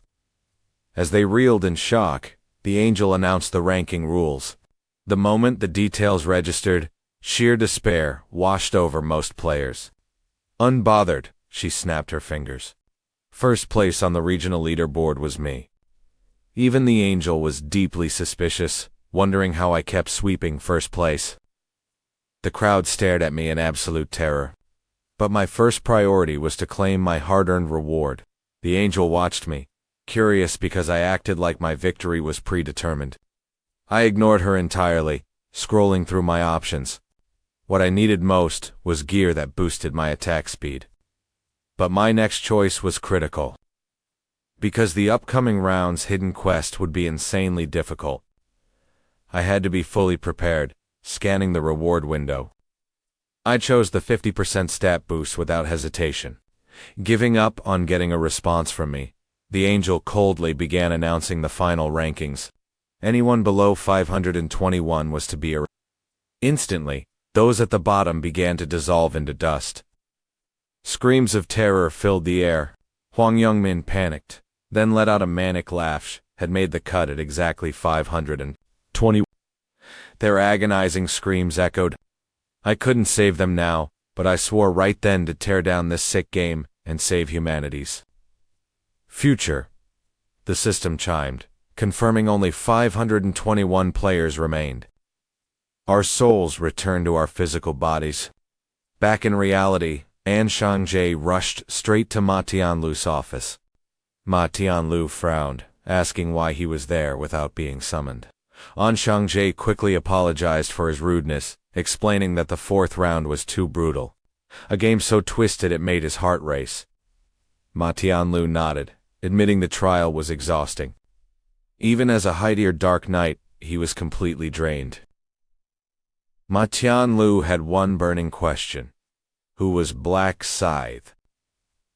Even with insider knowledge, his own kill count couldn't touch Hylian's. One thing was certain, Hylian was an enemy he could never afford to make.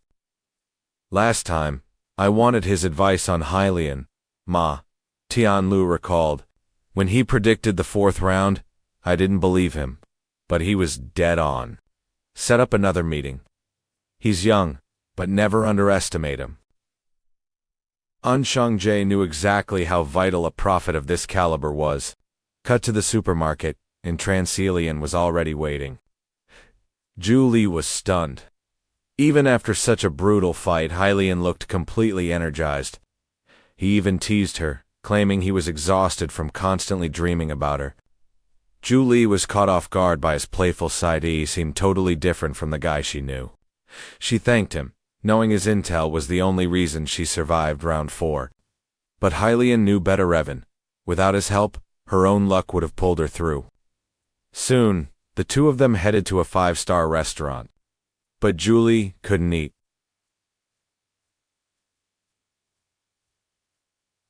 The horrific memories of round 4 replayed in her Mindot was her first time taking a life, and she was trembling. Hylian reminded her it was pure survival. She knew he was right, but her conscience screamed. Hylian snapped, calling her to soft. Are you just going to die and ruin your family? Could your dad survive losing you? Zhu Li knew if she perished, after a relaxing afternoon tea. Hylian leaned in.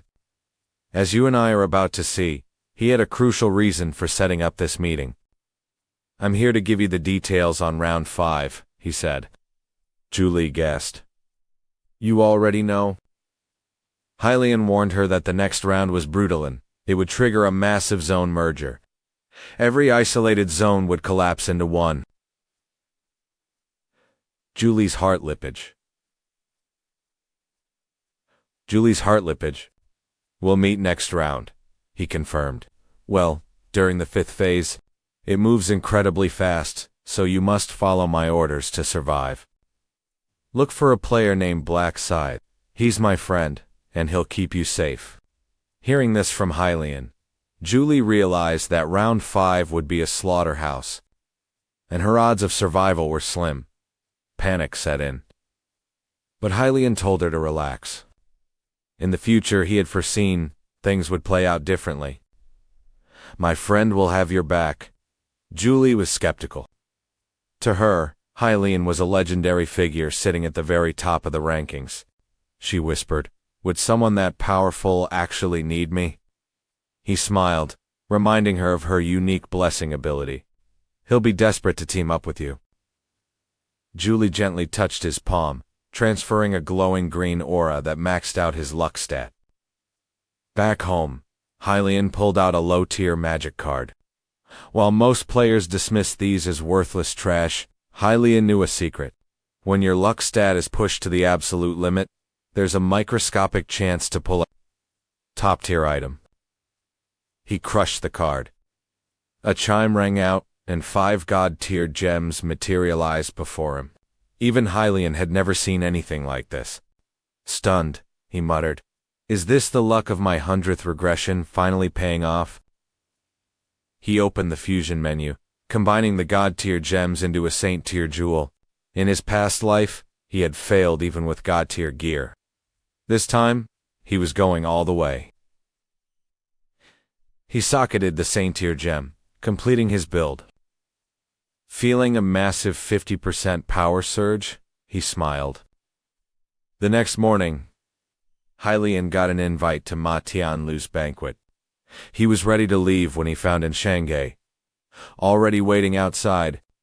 Moments later, they arrived at Ma's private hotel, where the host welcomed them. Let's head inside and talk. Just then, a stunning woman named Su Aling approached. Ma Tianlu planned to use her to seduce Hylian after all. Prophets are still men. But dinner took a very awkward turn. The table went dead silent, catching Ma Tianlu completely off guard. Annoyed by Ailing's lack of social skills, he snapped. Aling, step outside with me.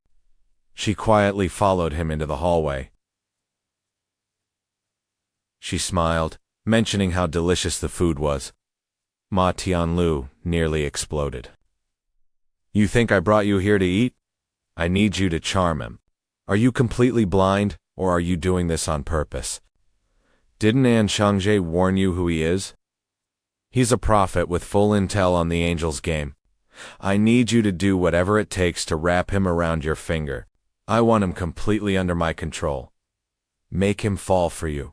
Make him serve me. Don't even think about saying no, you'll never pay off your debts otherwise. Capture his heart, Aline. Don't disappoint me. Understand.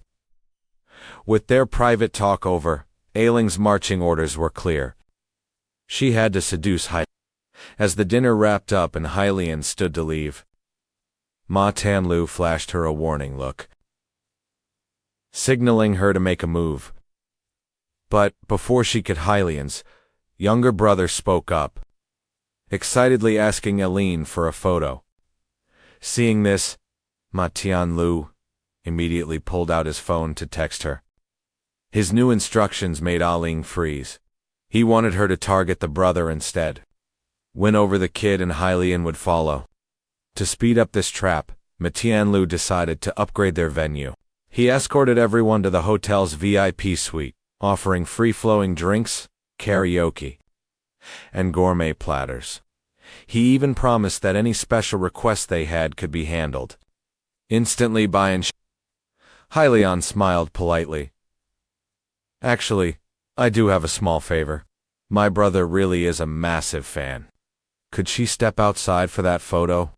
As the two walked out, Hylian turned to Ma. His polite smile vanished. Do you take me for a fool? Ma Tianlu froze. Had his scheme been exposed already? Do not play games with me, Ma. I'm a prophet. Remember that? Keep your hands off my brother, and never lie to me. Ma Tianlu felt completely naked. His secrets were laid bare. Panicked, he stumbled over his words, claiming he only wanted Hylian's alliance. I'll help you, Hylian replied. But pull another stunt like today, and we're done. It won't happen again, Ma promised. Good. Let's talk about round 5. Ma knew this classified info was highly confidential, so he had an Ashinga clear the room. I'll share the future, Hylian said, but in exchange, you give me veto power over company decisions. I'll make you guys top tier. I can turn your guild into a global powerhouse, but only if you obey. Understood. Ma Tianlu couldn't say no. There was literally no downside for him. But then Hylian's next words chilled him. Without me, you'll die in round 5. Hylian warned that the upcoming stage was a death trap. But follow my lead, and your Dark Knight class will pull through. The Angel's quest is simple. Kill 300 beasts. And remember, the zones are merging. Ma Tianlu's eyes lit up. This meant he could finally track down Black Scythe. But Hylian crushed his hopes with a slow headshake. The zones are merging, but yours won't connect with his. Disappointed? Ma asked, if Hylian knew the mystery player's true identity. I don't, Hylian admitted, but you'll cross paths soon enough. Then Hylian pivoted. You're hunting someone, aren't you? Ma was stunned. How did he know about the search for Huang Yongmin? He targeted my crew, Ma explained, so I'm hunting him down. Drop it, Hylian warned. Now, you and I might wonder why Hylian would protect a target. But he simply told Ma, keep digging, and you'll regret it. Ma yielded, trusting him completely. Hylian was saving Huang for a reason. Man would play a massive role in the later rounds. After talking for hours, Hylian headed home, knowing he needed to prep for the upcoming trials. Rain poured as a terrified man fled through the dark streets. Ma Tianlu hot on his heels. The target collapsed, begging for mercy. I paid my debt. Why are you still hunting me? Ma didn't hesitate, drawing his Dark Knight blade. A sinister aura enveloped his body as his weapon glowed. To maintain his class power, Ma was forced to execute criminals on a regular basis. Their sins were the ultimate fuel for his dark magic. Meanwhile, Hylian stared at his phone. News feeds were flooded with reports of chaos. Ever since players gained powers, the world was fracturing. The deadly game was wiping out humanity, causing global collapse.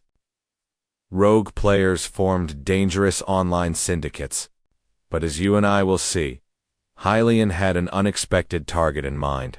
He was joining their ranks, planning to infiltrate their recruit trials to steal a legendary rune.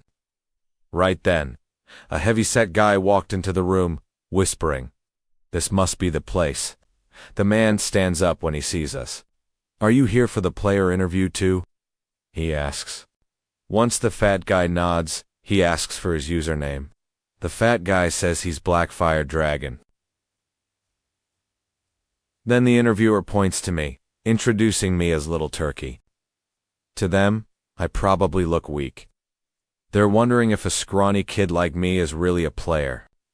The fat guy's secretly itching to murder us both right now to boost his stats. Little does he know, the interviewer has the absorption rune. Every kill grants him random stat boosts. That's why he went on a mad killing spree in round 4. The moment he returned to reality, he slaughtered his entire class. Unfortunately for him, their levels were too low to satisfy his rune's requirements. The stat increases he got were pathetic. Eventually, he discovered a player alliance. If he hunted players within the coalition, his power would skyrocket. Are we the only two interviewing? The fat guy asks. Can we get this started? The interviewer tells him we're waiting on one more. Right on cue, a man in a black suit walks in. Are you here for the player interview too? The interviewer asks, what's your username? The next second, the interviewer's face lights up with sheer excitement. You're a Black Scythe, he stammers, He invites him to sit, explaining we're also here to interview. Meanwhile, the fat guy is losing his mind. This newcomer is supposedly Black Scythe the monster who slaughtered him 5 times in round 4. Yeah, I'm Black Scythe, the fraud claims. I smile and say, hi, I'm Little Turkey. Great to be here. The fat guy trembles, whispering, I'm Blackfire Dragon, desperately trying to look invisible. But then he notices this. Black Scythe has no reaction. He doesn't even look at him. The fat guy wonders if he's too insignificant to be remembered. After 5 deaths, honestly, I'm not that arrogant. I'm just wearing a disguise. But this new guy, he's a total fraud. His real username is Leo, a con artist who runs scams for quick cash. Right now, he's weak, but in the future, he gets his hands on the clone rune and uses it for horrific crimes. This time, I plan to take it first. Since we're all here, I need your details, the interviewer says. The fraud speaks up. I'm Kim Sung-hyun, 20, unemployed graduate. He claims to be a level 13 assassin. Every word he says is completely true, well, except for his identity. The name Little Turkey belongs to someone else. I'm only wearing this disguise because the clone rune requires the user to hide their true identity and commit a murder where the rune is sealed. In the original timeline, this fraud impersonated me. He committed murder under my name and claimed the rune. Once our details are written down, the interviewer flashes a sinister grin. There's just one final task you guys need to complete yourselves. All you have to do is kill someone, he says. I played dumb, asking why. He scoffs. You've seen the news. The government is terrified of us. Soon, players will rule this world. We need to send them a message. We have to prove that players are the ultimate rulers, far above the law. That's our goal. Of course, you're free to walk away right now. But if you leave, don't expect any help from our alliance in the future. I know exactly what he's doing. It's a trap to bind everyone to a shared crime, so they can never back out. Since no one is leaving, let's start the final test, the interviewer says. He then pretends he has to step out. He calls the shop owner over, asking her to valet his car to the front. The second she brings it around, he grabs her by the throat, choking her unconscious. With his victim secured, he leads us to an empty warehouse. This is the final stage, he says, tossing the unconscious woman onto the cold floor. Who's up first? Black Scythe, your reputation precedes you. Care to do the honors? I speak up instead. Do you mind if I go first? The interviewer looks surprised. Little Turkey, I figured you'd be shaking in your boots, not volunteering. I ignore him, walking slowly past the fake Black Scythe. I'll be taking that clone rune now, I whisper. He looks at me, totally clueless. Before he can process my words, my hands are already locked around his head. With one swift twist, his neck snaps. The sickening sound of splintering bone echoes through the room, sending a jolt of pure panic through the interviewer. The guy looks like he's seen a ghost. Why the hell did you kill Black Scythe? He screams. I look back at him, my expression cold. You're being too loud, I say calmly. He freezes, sensing my aura completely shift. A system prompt chimes in my head. Conditions met. Identity hidden during a murder. Hidden clone rune detected at this location. Assimilating rune now. Meanwhile, the interviewer is still frantically demanding to know why I killed the fraud. I ignore his shouting and slowly pull out my mask. You want to know why? I ask. Because that pathetic fraud was using my name. Using your name? What does that mean? I don't answer. I just walk toward the unconscious woman. I need to make sure she doesn't see anything if she wakes up. What are you doing? Answer me. The interviewer demands.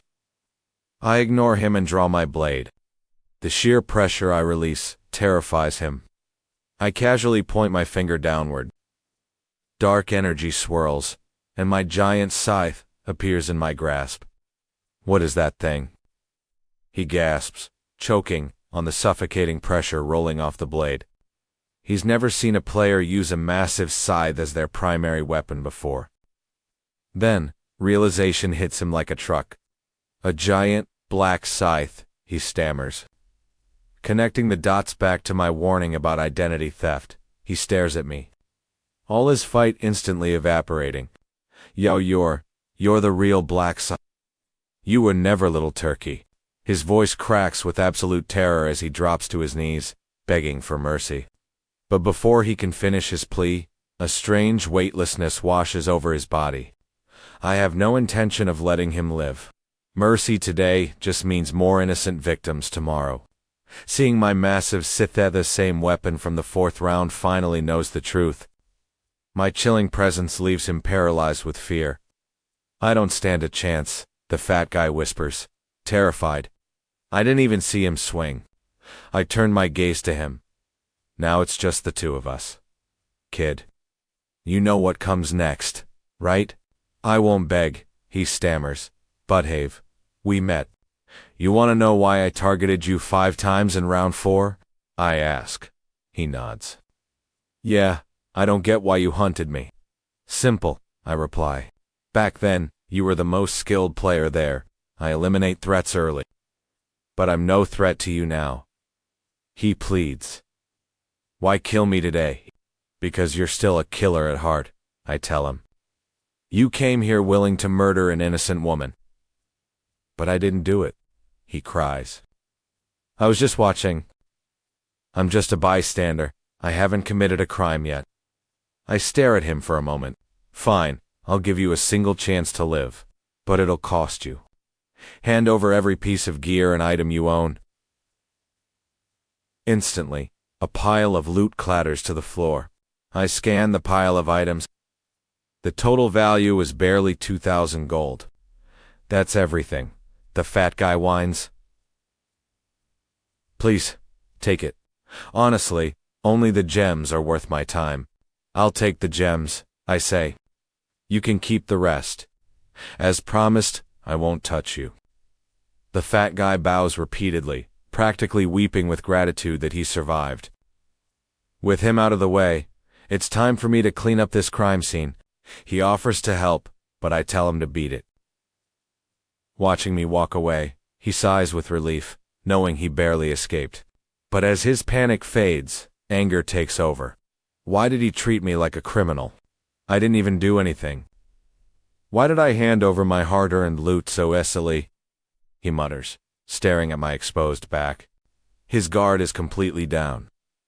If I strike now, I can kill Black Scythe. If I pull this off, my stats will absolutely skyrocket. This is my golden ticket. He summons a hand axe, creeping up behind me on tiptoe. Just a few more steps, he whispers in his mind. Just a little closer. Suddenly, he lunges forward, aiming the axe straight at the back of my head. The blade bites deep, striking my neck with a sickening thud. I did it. I killed Black Scythe. He screams, a manic grin spreading across his face. The legendary Black Scythe, dead by my hand. High level doesn't mean a thing if you're an idiot. You still ended up dead at my feet. He stops, brow furrowing. Wait, why haven't I gotten the stat boost notification? Unless why do you think you didn't get a notification? My voice echoes calmly from right behind him. He whips around, his face pale with uncontrollable terror. There I am, standing right behind him, completely untouched, but I felt my axe hit you. He stammers, looking back and forth.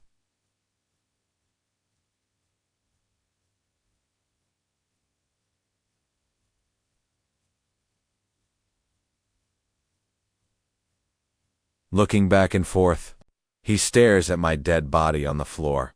Suddenly, the corpse on the ground dissolves into a soft blue light. You only hit my clone? I explain. The clone rune replicates me perfectly for 10 seconds. Sure, the duplicate doesn't possess any of my actual combat power, but in the right situation, a decoy is incredibly useful. Do you get it now? Before he can answer, my blade pierces clean through his chest. I incinerate the bodies, erasing every single trace of the battle.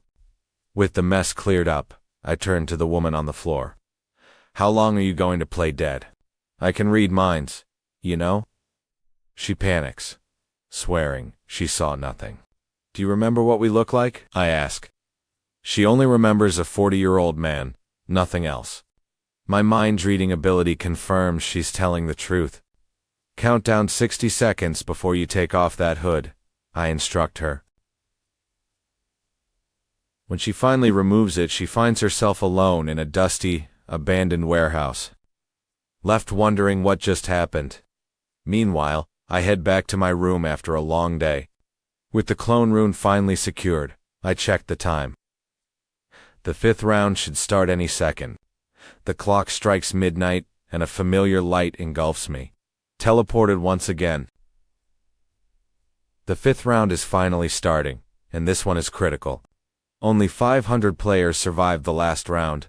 The competition is getting tighter. Right as the numbers dwindled, the sky parted, and an angel descended. We meet again. Congrats on reaching round 5. There were over 500 of you last round. Why only 400 now? Looks like back in the real world. You have also been slaughtering each other. Only 443 of you remain. With so few left, the game is losing its spark. But don't worry, I have prepared a little surprise for this round. Enjoy. Remember, those with white wings aren't always Anglesty. Could be agents of the devil. Facing the angel's gorgeous smile, Black Lotus didn't hesitate. He lunged, tearing off her wings and ripping out her heart. Let's be honest, all of this savage violence was just to class change into a Reaper's age. Ultimate shortcut to absolute power. Having achieved this, Black Lotus dominated the rankings, clinching number 1 every single time. Now, as the 5th Angel game kicks off, a booming voice fills the air. The 5th round of the Angel game will merge all zones. Confused murmurs ripple through the crowd. What does merging zones even mean? The Angel just sneers, her voice dripping with disdain. Exactly what it sounds like. We are throwing you in with players from other zones. In our country alone, there were 985 zones. Add in the rest of the world, and the numbers are staggering. You don't need to look so shocked. Your country actually has very few zones compared to the others. A player speaks up. Wait, if every zone has an angel, are millions of you running this together? But the angel only responds with a cold smile. What do you think? The player mutters. I doubt millions of holy beings would team up for a cheap survival game. Instantly, the angel appears inches from his face. That is none of your business. Keep digging, and it will get you killed. I'm sorry, I shouldn't have asked. Lowly humans, just shut up and play the game. Watching from afar, Black Lotus smiles. He knows the angels have a strict releno. One is allowed to speak of the Creator. These so-called holy beings are just ants to the one who made them. The angel then speaks. Now, let the integration begin. Suddenly, the ground begins to violently shake, glowing with blinding golden light. Countless zones are literally stitched together, shattering the massive barrier walls. As the dust settles, thousands of unfamiliar figures emerge.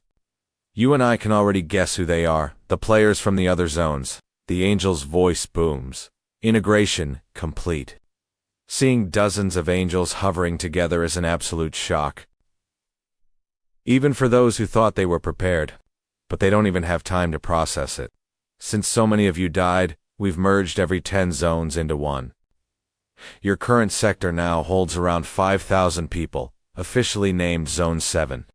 Black Lotus knows this is where the real bloodbath begins. From here on, only the top 500 players in the zone will survive. Anyone below that cutoff will be wiped out as zones merge again. Soon, only the absolute elite will remain in the entire country. And that is when we will go to war with other nations. But first, the angel announces a little celebration. Each of the 10 merged zones used to have its own leader. Now, you need to crown one single representative to rule them all. Of course, the rules are simple. You 10 will fight to the death. The last one standing wins. The leaders' faces turn pale. This title is a massive target on their backs. But Black Lotus knows the game has changed.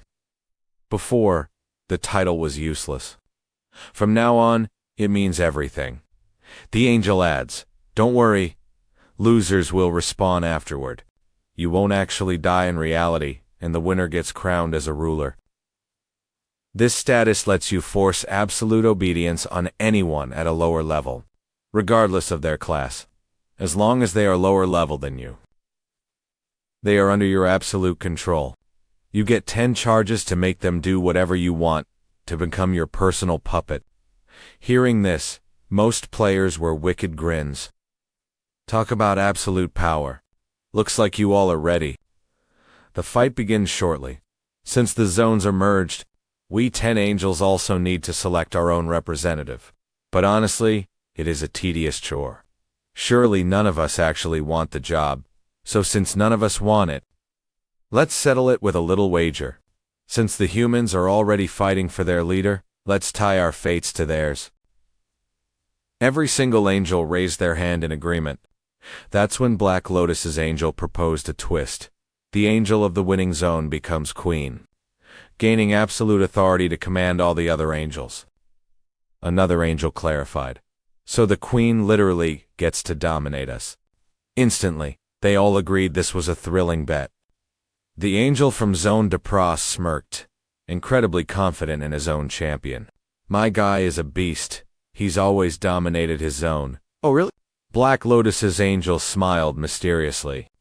"Since you're so confident, why not double down on our little wager?" Hearing this, the other angels eagerly joined the pool. They summoned the 10 human leaders. "Time to fight, little puppets. Dance for us on your grand stage." Suddenly, the ground rumbled, erupting in a blinding flash. When the light faded, they were standing inside a massive coliseum. Panic spread instantly. "Quiet down. This is your arena. But fair warning, GIF. You step outside, you die for real." The leaders immediately drew their weapons, eyes darting in every direction. They had to watch their front while guarding against a knife in the back. One arrogant champion scanned the crowd, knowing everyone here was elite. But none of them compare to me. My weapon carries the disintegration rune. One scratch, and they dissolve into dust. It's the sole reason I've dominated my zone. He made his move, wanting to assert his dominance immediately. If he terrified the others, they wouldn't dare hunt him. Smirking, he declared that the ruler title was already his. Black Lotus calmly stepped forward. He had zero interest in playing games with these kids. Most were barely level 20. The smug leader grinned, thrilled to have an easy target to use as a warning to the rest. "With that skinny frame, can you even swing that oversized scythe?" But the moment his eyes locked onto the weapon's name, sheer terror gripped him. You are the Black Scythe." His body shook violently. This was the legendary player who had conquered the global leaderboards 4 consecutive times, whose level was past 30. He knew he didn't stand a chance. Up in the spectator seats, the angels noticed the sudden shift. Why did the cocky guy just drop his weapon? One angel turned to Deepra. Is that your champion? Depra was utterly baffled by his champion's cowardice. Why was he shivering like a wet dog? Black Lotus's angel burst out laughing. You think this is funny? Depra snapped. I already knew how this would end. But this is pure comedy. Want to know why he's frozen? He just realized who he's up against, Depra sneered. That scythe wielder is your champion. Please. My guy isn't afraid of some kid. Black Lotus's angel smiled. Oh, you really have no idea. Depra scoffed. My guy is the undisputed king of my zone. Exactly. Your champion only ruled his own tiny zone. Mine is the undisputed #1 of all zones. The angels gasped, finally looking closely at Black Lotus. He is the Black Scythe. The guy who broke every single leaderboard. Depra realized the massive gap between a local big fish and a global monster. Black Lotus didn't even have to swing. The man had completely lost his will to fight. Seeing this, the other leaders began to panic. I'm only level 13. How the hell am I supposed to win? Every step Black Lotus took felt like a tightening noose. We don't want any trouble, the man yelled, raising his hands in desperation. Look, I put my weapon away. We surrender. It was a historic first for the Angel swatching. An entire arena of elite champions begged for mercy. But the angels refused to let their wager end like this. Surrender, and we will erase you from existence. Despair washed over the crowd. It was a lose-lose situation. If Black Lotus kills us, if the angels erase us, we're gone forever. They forced themselves to face Black Lotus. Even a brutal defeat meant they'd live to see tomorrow. Black Lotus watched them draw their weapons and whispered, "Smart choice.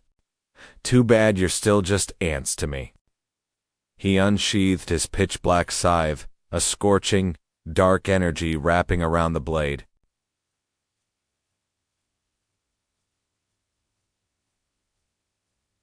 In a blink, his silhouette dissolved into the air. Before anyone could even blink, he was already standing right in front of them. Let's be real. Fight was over before it started. The crowd blinked, confused. Wait, did he miss?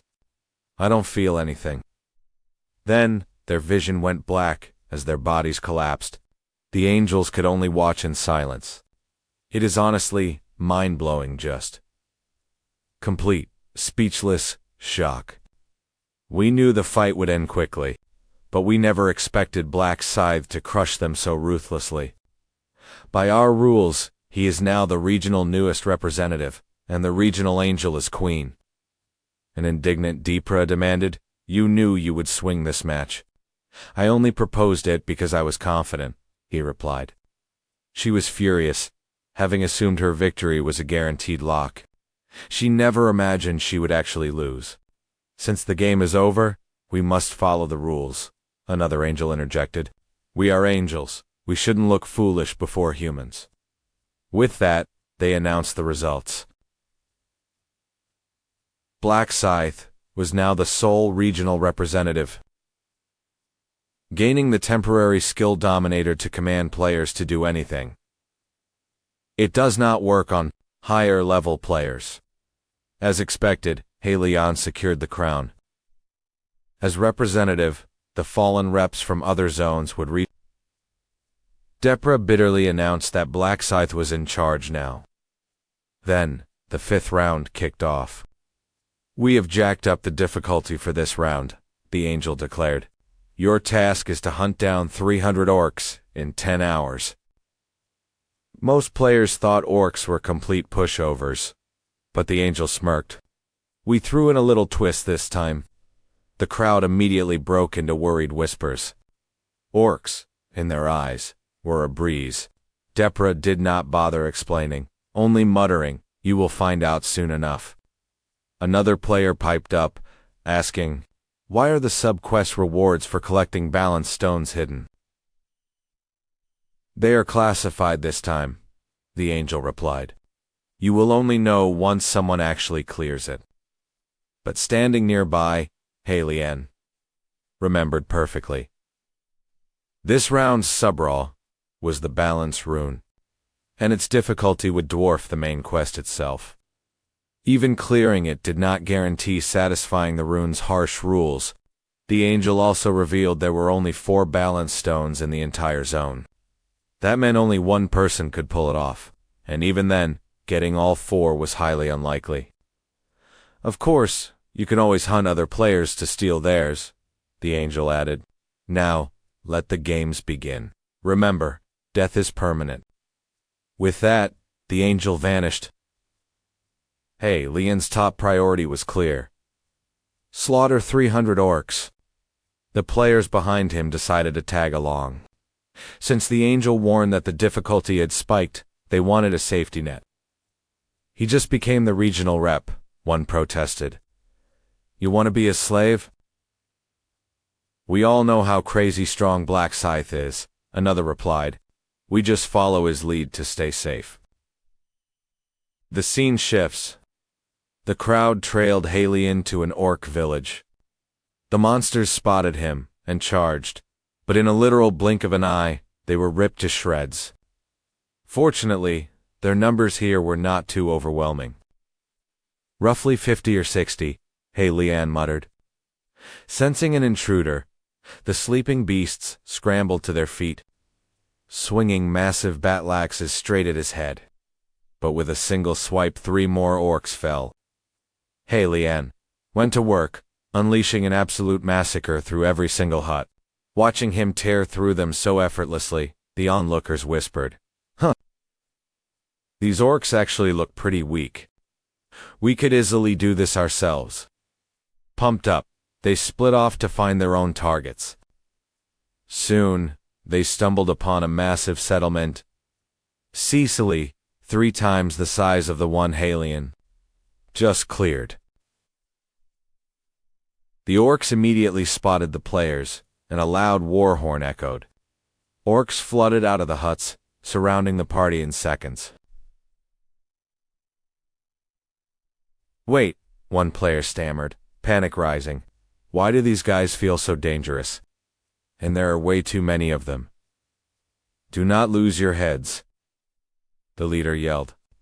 They just have a numbers advantage. He charged the oncoming horde, praying they were weak.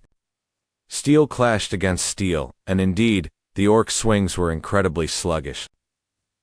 Hope flared in the players' eyes. They are too slow, one shouted, driving his blade deep into a beast. He grinned, convinced this was going to be easy until his face suddenly contorted in sheer terror. What they we is my sword stuck. Before he could pull it free, a brutal counterattack smashed into him.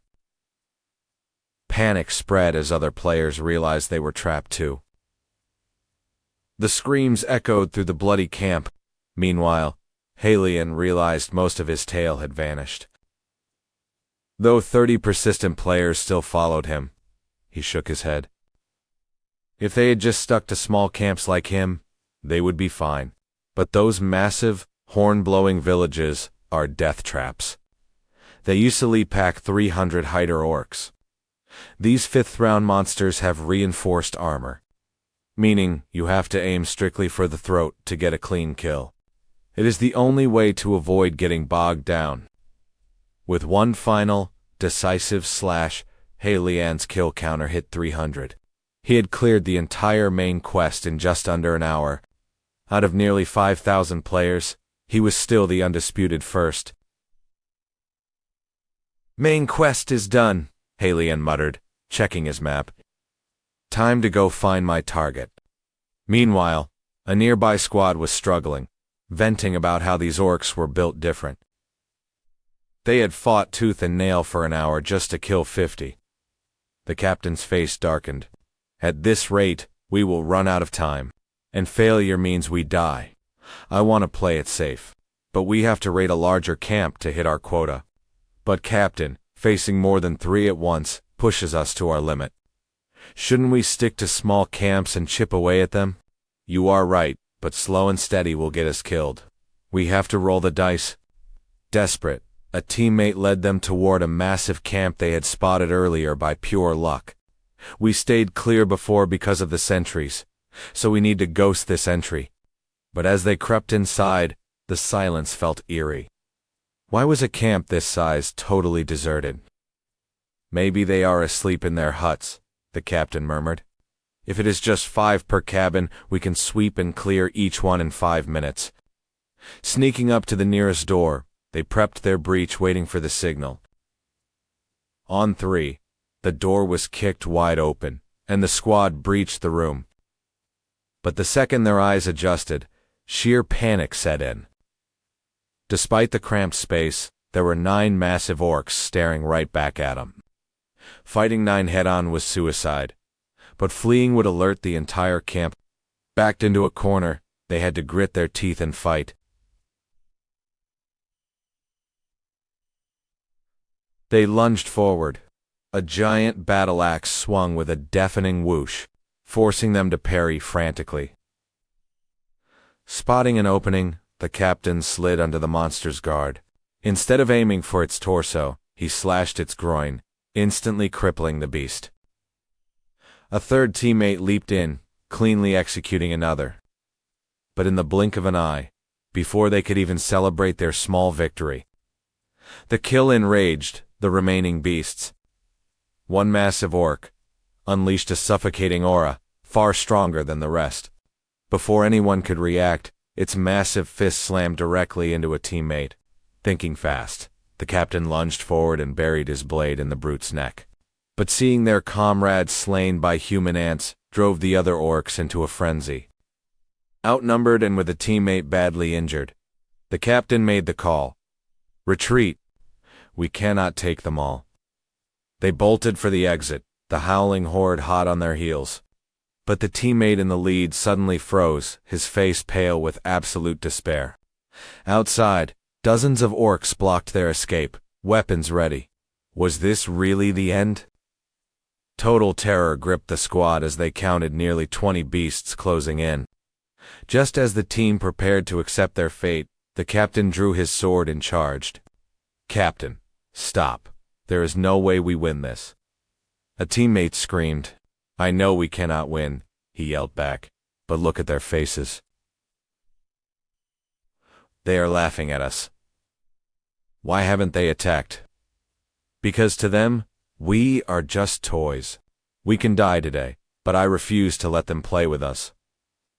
Like cornered rats. Even in death, we are not their playthings. At least we will go down with our dignity, like real warriors. His words ignited their spirits. Clutching their weapons, the squad braced for one final, desperate stand. But right as the clash began, the orcs froze, as if receiving a mental signal. Without warning, they turned and bolted away. The squad stood bewildered. What was happening? A sudden shout snapped them back to reality. We only have the 7 from the cabin left. The captain roared. We can survive this. Give them everything you have got. They charged. After a brutal struggle, despite being battered and bruised, they were alive. Captain, we would be corpse-run fodder without you, a teammate panted. We survived because we fought as one, the captain replied. Honestly, I am hurting bad, but where did that horde go? I will scout ahead. Keep him safe, the scout murmured, slipping into the woods. He followed the horde's path, searching the brush. Not a single orc in sight. But the second he turned a corner, his jaw dropped. Hundreds of orc corpses littered the ground in a massive, bloody heap. What kind of monster did this? At the far end of the carnage, a lone figure stood. It was Black Scythe. Black Lotus turns to see someone else still alive in the tribe. It is a man named Zhao Yo. Could this really be the legendary mercenary king from his past life? Mercenaries are a unique class. Just like warriors, they fight on the front lines in close combat. But they have one catch. They must sign a contract with others to unlock their true power and get hired. A contract maximizes their strength. Now, looking at this man, Black Lotus recognizes him as the future mercenary king. Zhao Yonghao quickly squeezes out a tense smile, greeting him as the Black Scythe. Felian wonders how the man knows him. But Zhao Yonghao says everyone knows the #1 ranked player. Internally, the man is fanboying, wondering if a handshake would annoy the legendary warrior. With his mind-reading ability, Black Lotus sees right through him. This loyal guy would never betray a teammate, which explains his future success. The man then asks if he killed all these orcs alone. Hearing the confirmation blows his mind. He thanks Black Lotus for saving him, but the scythe wielder shrugs it off, saying he did not even know the man was there. Still, the man insists he owes him his life.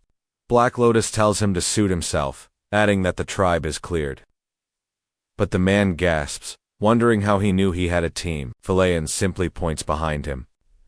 Zhao Yonghao turns and scolds his team for not waiting, but they refuse to let him face danger alone. This is his loyal squad, bound by a contract. He really is a trustworthy leader. When the team gets closer, they realize they are standing before the legendary Black Scythe. He casually tells them he was just having some fun and advises them to leave. With the grunts dead, the boss will respawn soon, making it dangerous.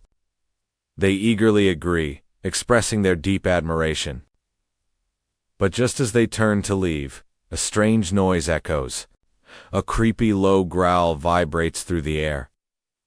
Black Lotus warns them to run as the boss spawns. A crimson moon rises, casting a bloody glow over the terrifying monster. The massive half-orc boss stands before them, sending shivers down their spines with a deafening roar. Black Lotus knows killing this beast will grant him the knowledge of balance. Defeating this boss and 3 others will complete his subquest for the balanced rune. Right on cue, the furious boss charges, desperate to tear the human intruders apart. The beast is absolutely enraged. Zhao Yonghao freezes, paralyzed by a primal, bone-deep fear. He cannot even feel his limbs. The boss roars, raising its massive weapon high. The deadly strike swings toward him. Zhao Yonghao screams internally, begging his body to move. The impact shatters the ground, but at the very last second, he barely escapes. He managed to overcome his terror, but feels they are doomed. Ignoring his panic, Black Lotus flings him out of harm's way, telling him to snap out of it and leave the battle to him. The team realizes they would only drag him down and quickly backs off. As the giant beast stomps closer, Black Lotus does not hesitate. He grips his scythe, ready to strike. He slices through the dark, but targets the ankle instead of the neck. In a flash, he lands 100 rapid cuts. Enraged by this human ant, the boss swings back furiously. Black Lotus leaps backward, dodging easily. The boss is surprisingly agile for its size. A single hit would hurt, but high damage is completely useless if you cannot land a blow.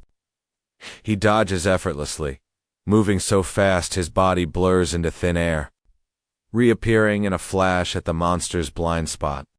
His deadly scythe is already primed for the kill. His blade slices through the arm, but the boss barely parries with its weapon, narrowly saving its limb. Before the beast can recover, Felian lands and pivots for another strike. He strikes again with a brutal backhand. Black Lotus's combat skills are vastly superior to this brute force beast. A deep gash opens on the boss's shoulder, sending it into a frenzy. The beast tries to crush him as he lands, but he is too quick. Dodging effortlessly, he stays a step ahead, never giving the boss a single opening to retaliate. Still, he knows he needs a finishing move, since chip damage won't cut it. As the boss swings and misses again, he lunges forward, aiming his scythe directly at its neck. His previous shoulder strikes have slowed the beast down. Channeling raw power into his weapon, he vaults off the giant's chest, Unleashing his ultimate skill with a low growl, a storm of crimson energy shreds the beast's neck like 1,000 phantom blades. With a sickening slice, the massive head rolls off, and the colossal body crashes to the ground. Under the crimson moon, he looks like a true god of death. System notifications chime, granting him massive experience, a ring pummel sword, and an orc heart. Boss drops are indeed legendary. The epic sword boosts attack speed by 5% per hit, stacking up to 10 times. Most players would toss the gross orc heart, thinking it is just a useless trash drop. But Black Lotus knows its secret. It is a rare upgrade material for his death scythe. As Zhao Yonghao's team runs over to thank him, he simply shrugs, claiming the boss was his target anyway. He prepares to leave, but they remain deeply grateful. Inspired, they vow to grow as strong as him. Suddenly, panic erupts as their severely injured teammate collapses to the ground. Zhao Yonghao panics, asking why his friend hid his critical condition. The dying man admits he just wanted to avoid worrying the team. They urge him to hold on until the game ends. The dying man sighs, knowing he cannot complete his quest requirements anyway. His teammates desperately promise to help him finish it. This tragic argument catches Black Lotus's attention. It surprises him to see this vulnerable side of the future ruthless mercenary king. Their deep bond reminds him of his own past, surviving alone with his brother, making him empathize. He steps in, offering help. When they explain the fatal wound, he reassures them he can fix it. Casting his healing magic, pure energy wraps around the dying man. In moments, the man is completely cured. Stunned, they ask how he did it. He shrugs, calling it a basic spell from the shop. They remember seeing it for 20,000 gold, but they do not realize that standard healing spells only mend minor cuts. His magic is supercharged because he possesses the Radiant Rune, turning a basic spell into a miracle. The healed player cheers in excitement. Black Lotus warns him to take it easy, as his arm is practically brand new. Normal combat is fine, but heavy lifting should wait. They are incredibly grateful, having been saved 3 times in just 1 hour. They offer their loyalty and pull out their best items, begging him to accept them as thanks. Everyone unloads their rarest gear, insisting he take it. Black Lotus does not want their charity, but they argue they will feel guilty otherwise, leaving him completely baffled. While the items are decent, he knows he just secured something far more valuable, a massive favor from the future mercenary king. That debt will pay off big time later. After pocketing their gratitude, he leaves the village. Meanwhile, in another part of the forest, a young girl is pacing anxiously, having wasted an hour without making quest progress. Watching the timer tick down, she blames her own cowardice for losing contact with him. Previously, Black Lotus had instructed Julie to find him during this 5th round. He promised to help her survive as the designated regional representative. Julie could have found him easily, but his brutal execution of the other representatives terrified her. His overwhelming dominance on the battle stage was unlike anything she had ever seen. To her, he felt like a literal Grim Reaper, radiating a bone-chilling aura. Once the selection trials ended, Julie knew she had to make her move. Chanting to herself that he would not hurt her, she finally calmed her racing heart. By the time Julie snapped out of it, Black Scythe was gone. She'd missed her chance to meet up, and panic started creeping in. Then, she remembered Hyland's advice: if she couldn't find him, wait an hour before moving. An hour had already passed, and she had no idea when she'd see Black Scythe. It might not be until the round ended. I can't just wait here forever, she thought. I have to go find him. They finally met. It was his first time meeting his girlfriend in-game. But the very first thing he did was force her to kill an orc with her own hands. Now, Julie decided to go look for him, quickly finding an orc tribe. It was way bigger than she expected. The closer she got to the orcs, the better her chances of finding him. but she immediately ruled out going inside. It was too dangerous. Little did she know, an orc was already sneaking up behind her, ambushing her. Julie panicked. She was so far from the tribeo did it spot her. She didn't want to fight, but there was no way out. Activating her blessing to boost all stats by 50%, she faced the charging beast. Thank goodness there was only one. She knew its weakness, but she wasn't a fighter. Could she even land a clean hit? There was no time to She lunged straight at the orc, aiming for its neck. If she could pierce it, she'd win. But the monster anticipated her move, blocking with its arm. Just like the angel said, these fifth-wave orcs were much stronger. Luckily, her dagger hadn't gone deep, so she managed to yank it out. But the enraged beast unleashed a furious torrent of attacks. Julie barely managed to dodge. I can't just keep defending, she realized. I have to fight back to survive. Timing it perfectly, she lunged at its neck again. Striking the weak spot sent the beast into a panic as it desperately guarded its throat. Julie seized the opening and drove her blade right through the monster's throat. She actually did it. Her first solo one-on-one kill. As a wave of relief washed over her, footsteps echoed from behind. Black Scythe, why was he here? She rubbed her eyes in utter disbelief. Was she hallucinating? But opening her eyes again, there he was. I couldn't find him, so did he come looking for me? He was about to walk right past, but she couldn't miss this chance to team up. She spun around and shouted, Hylan, wait. Looking at his flustered girlfriend, he was secretly thrilled but pretended not to know her. Coldly asking what she wanted, Julie blurted out that she wanted to party up. Why should I help you? What's in it for me? I have a support class. I can give you massive buffs. Opening her palm slightly, she cast her blessing, and a warm glow instantly enveloped him. His attributes surged. Julie explained that this was her special buff, capable of boosting all stats by 50% for 3 hours. Intrigued, Hylan opened his menu and saw the 50% boost was real. My buffs will definitely help you, so please, let me join your party, Hylan smirked. So, to keep this buff, I have to let you in. Have you forgotten I'm the area admin? I could easily force you, Julie gasped. He really did have that power. Amused by his girlfriend's nervous expression, he relented. As long as you don't betray me, you can join. That's it, she thought, quickly nodding. I'll never betray you. I'm Black Scythe, a level 32 Reaper. And I'm Julie, a level 13 Blesser. Shifting gears, he noted, your fight with that orc wasn't bad. Julie blushed. Actually, that was my first one. No time to waste, he said. Let's get this quest done. He led her deeper, telling her to stay close so he could protect her. Julie smiled inwardly.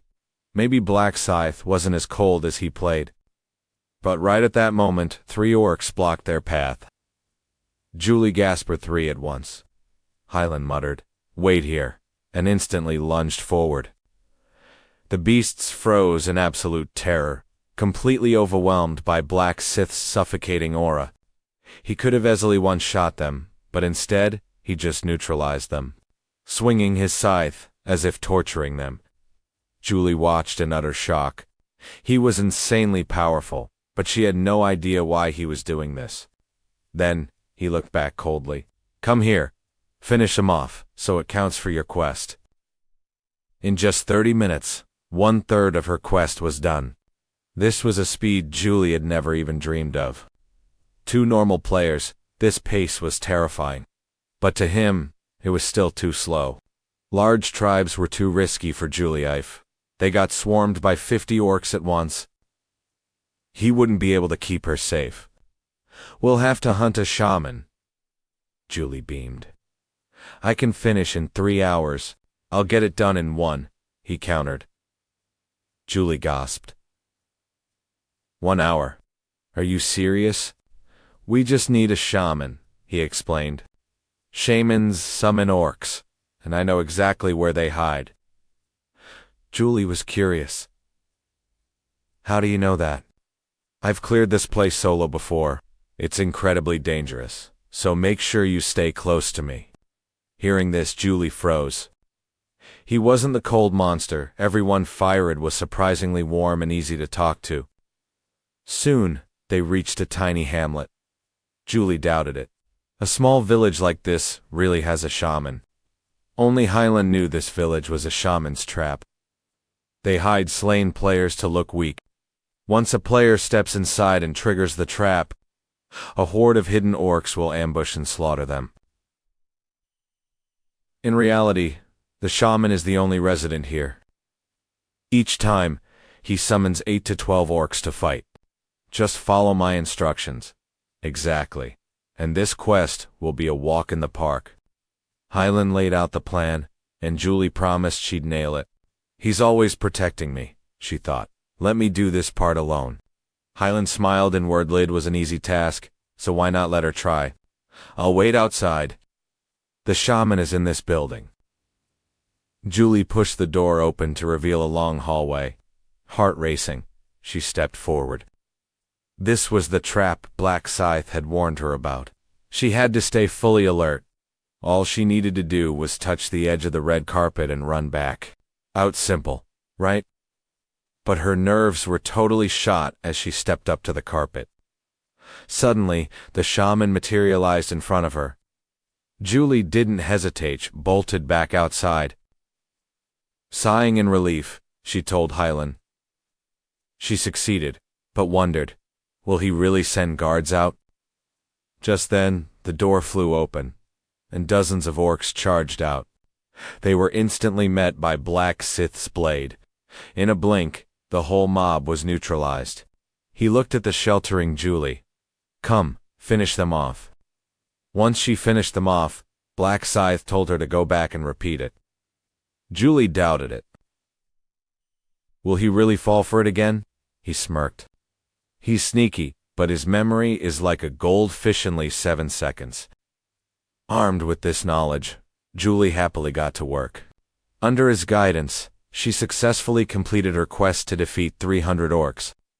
She couldn't believe they cleared the entire thing in under an hour. She even hit level 19, Hyland noted, at level 20. You'll get new skills and upgrade your current ones. I'll keep boosting you.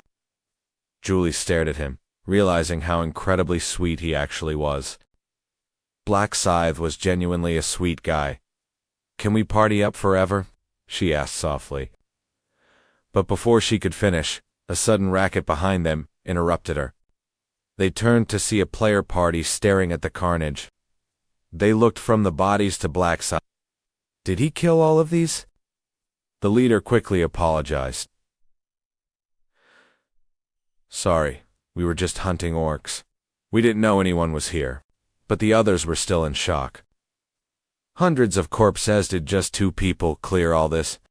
How did a tiny village even hold that many orcs?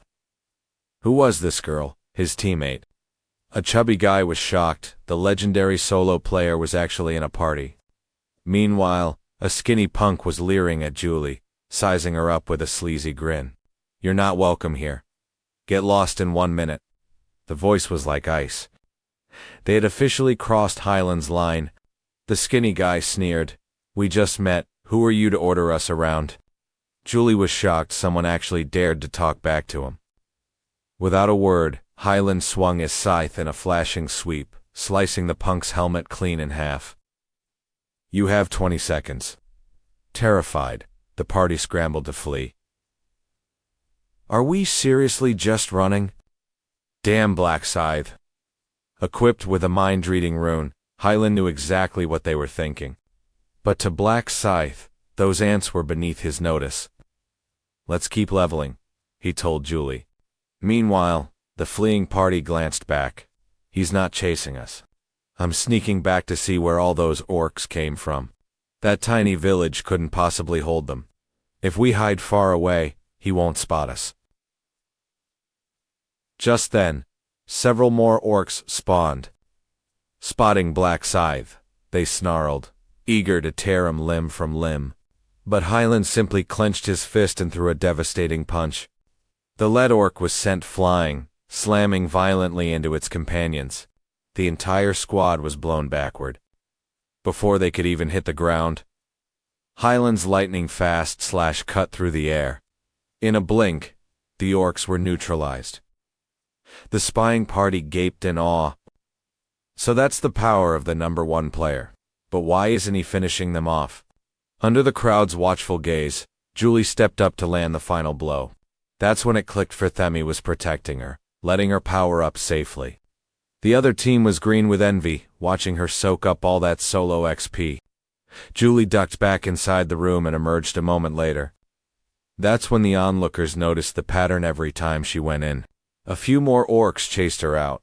In the time they spent watching us, I had already cleared 50 of them. They figured a tiny shack couldn't hold that many orcs unless it had an infinite spawner. We'll just wait till they're done and copy their trick, they whispered. Meanwhile, Julie was beaming with joy as she waited. She had finally hit level 20. Unlocking a new skill and boosting her blessing buff to 60%. I want to try it on you. She beamed. I was more than happy to let her test it. A warm glow of blessing energy enveloped me. I felt my stats surge instantly. A system alert flashed. All attributes boosted by 60%. This was her upgraded blessing.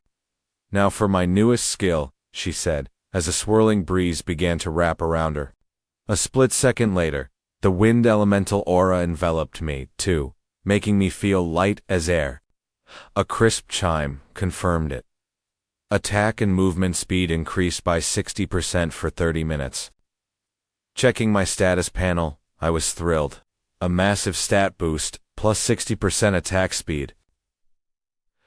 If I popped my night hunt skill, my power would peak. But first, it was time to deal with those little bugs spying on us. Julie giggled quietly. They really think we don't see them. I'll lure the orcs out of the room, I told her. Let's see how our neighbors handle the heat. I stepped inside, and moments later, I bolted out as the door began to fracture. Over 10 orcs hot on my heels. Julie watched in panic, wondering if I could handle pulling that many at once. The spying party was just as baffled. They couldn't believe the legendary Black Scythe was running for his life. Just then, the orc priest burst through the door. Whatever I did in there had clearly enraged him.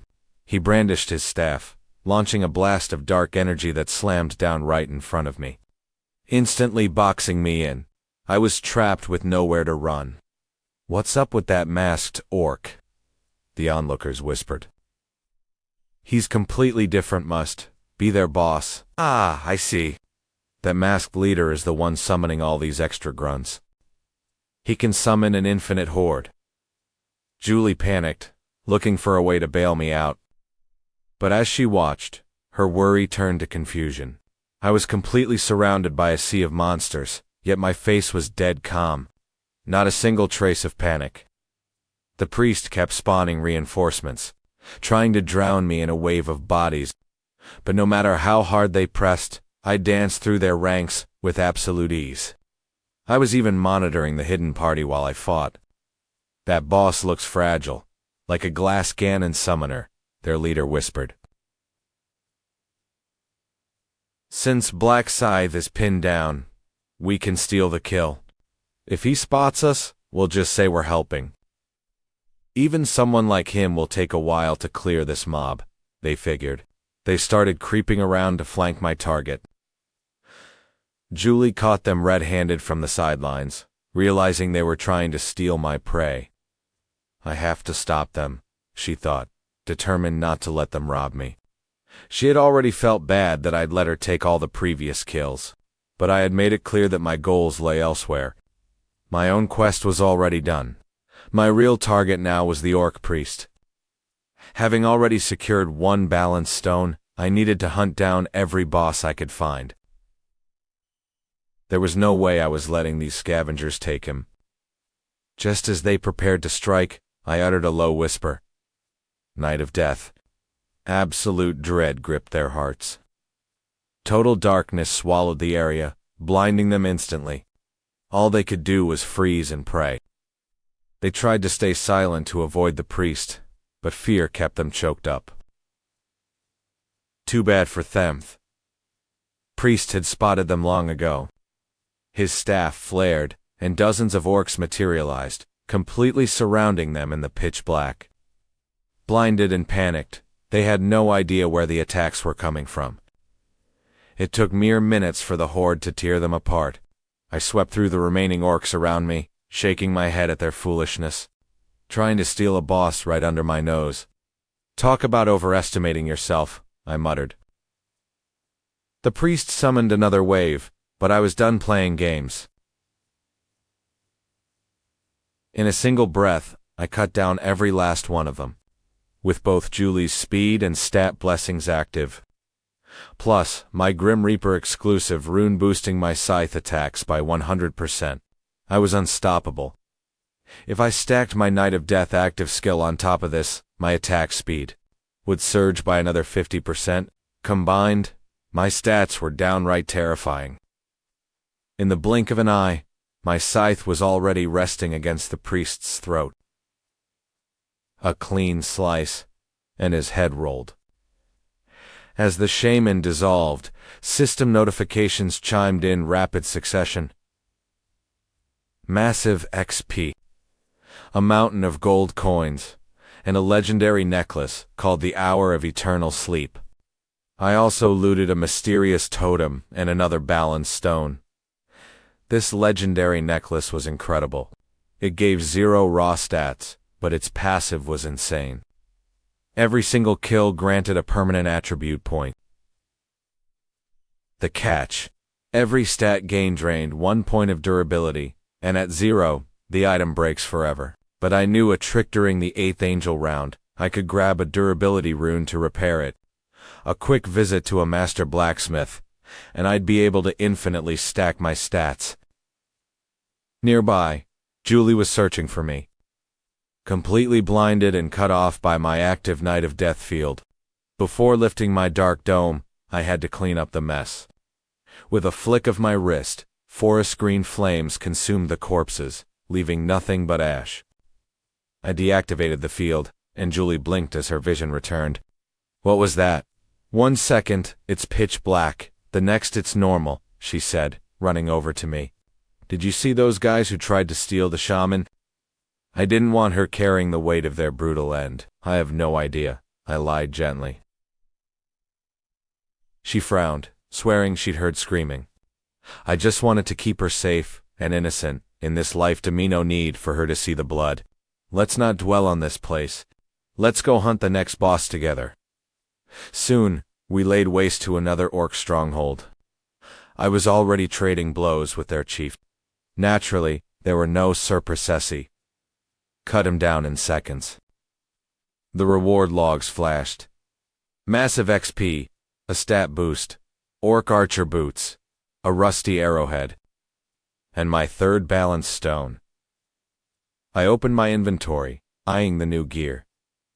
Those swift boots had a massive agility bonus, perfect for my class. Since I was still rocking starter gear, I pulled a few stat gems from my bag and slotted them in for an extra punch. The 3 easiest bosses were down. Only the ultimate chieftain remained. The final encounter was timed, and speed meant better loot. In my past lives, my absolute best record was 43 seconds flat. This time, I was going to shatter that record. I dragged Julie along to speedrun more mobs. We went on a relentless grinding spree, wiping out the final massive orc fortress just as a system alert blared.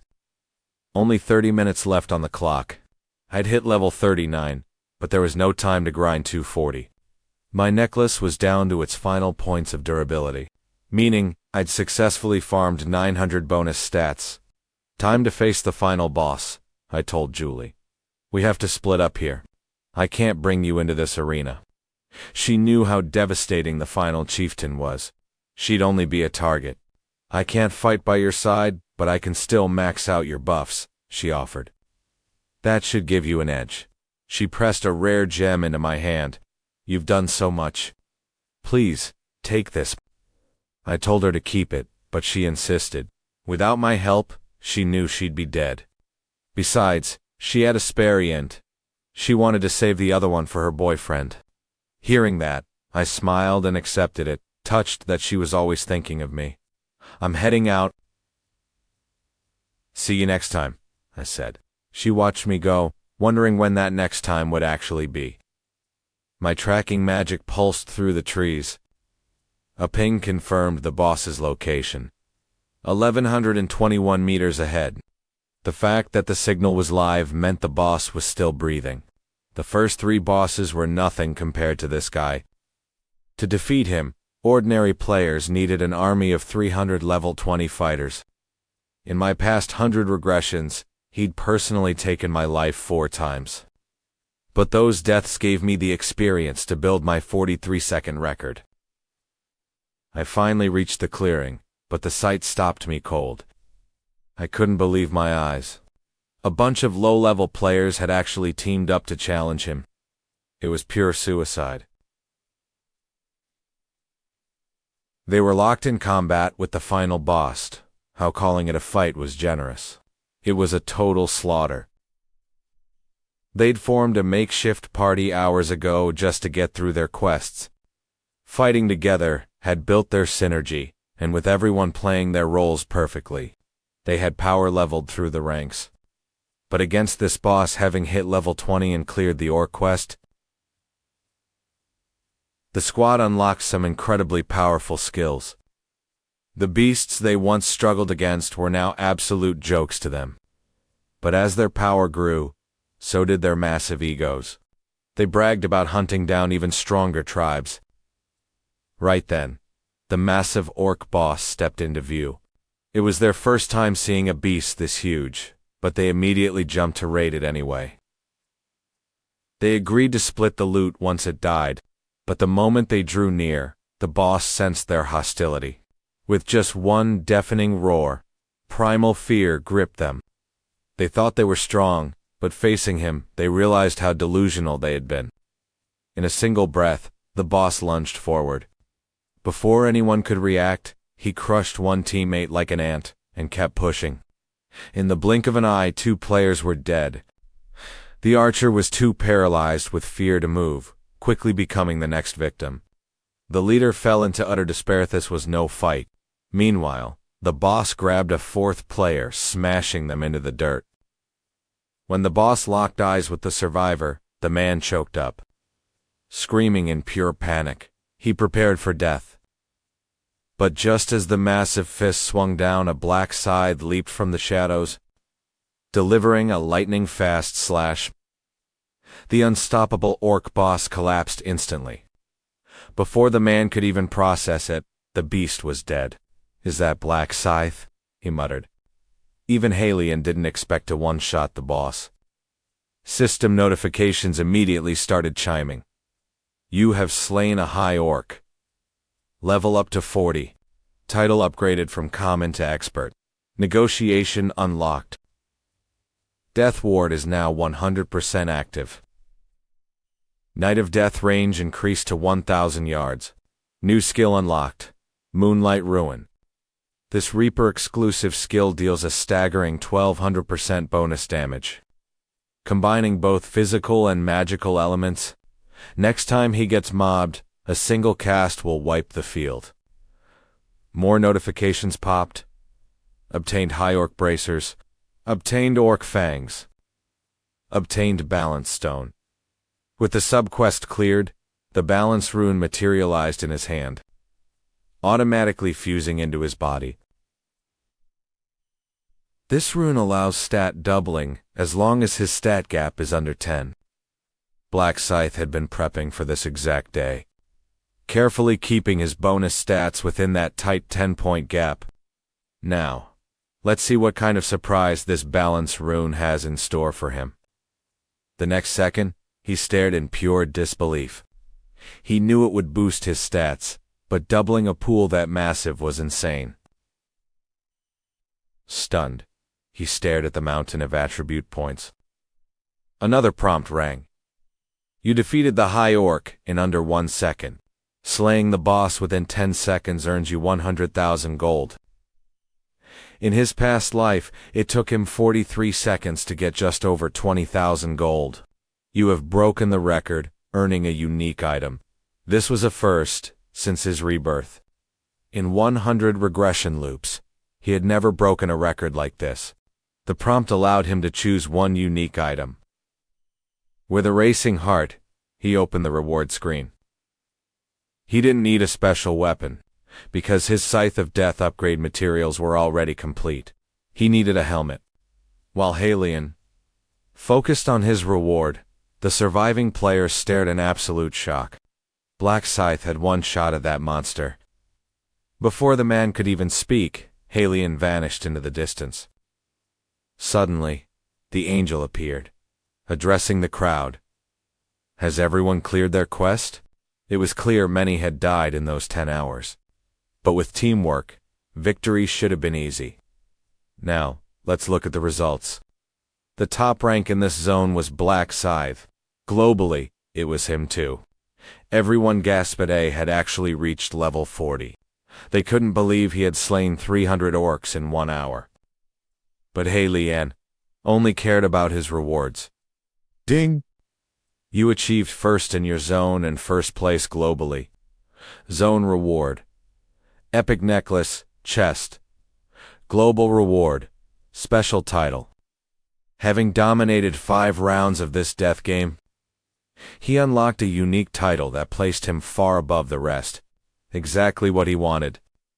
Winning 5 rounds yielded a permanent 50% experience boost. Now let's look at this necklace chest together. Most players would pick randomly, but our guy knew their secret values. Without hesitation, he grabbed the pearl necklace. Its basic stats were negligible, but it boosted magic resistance by 35% a stat. That would soon become priceless in high-level play.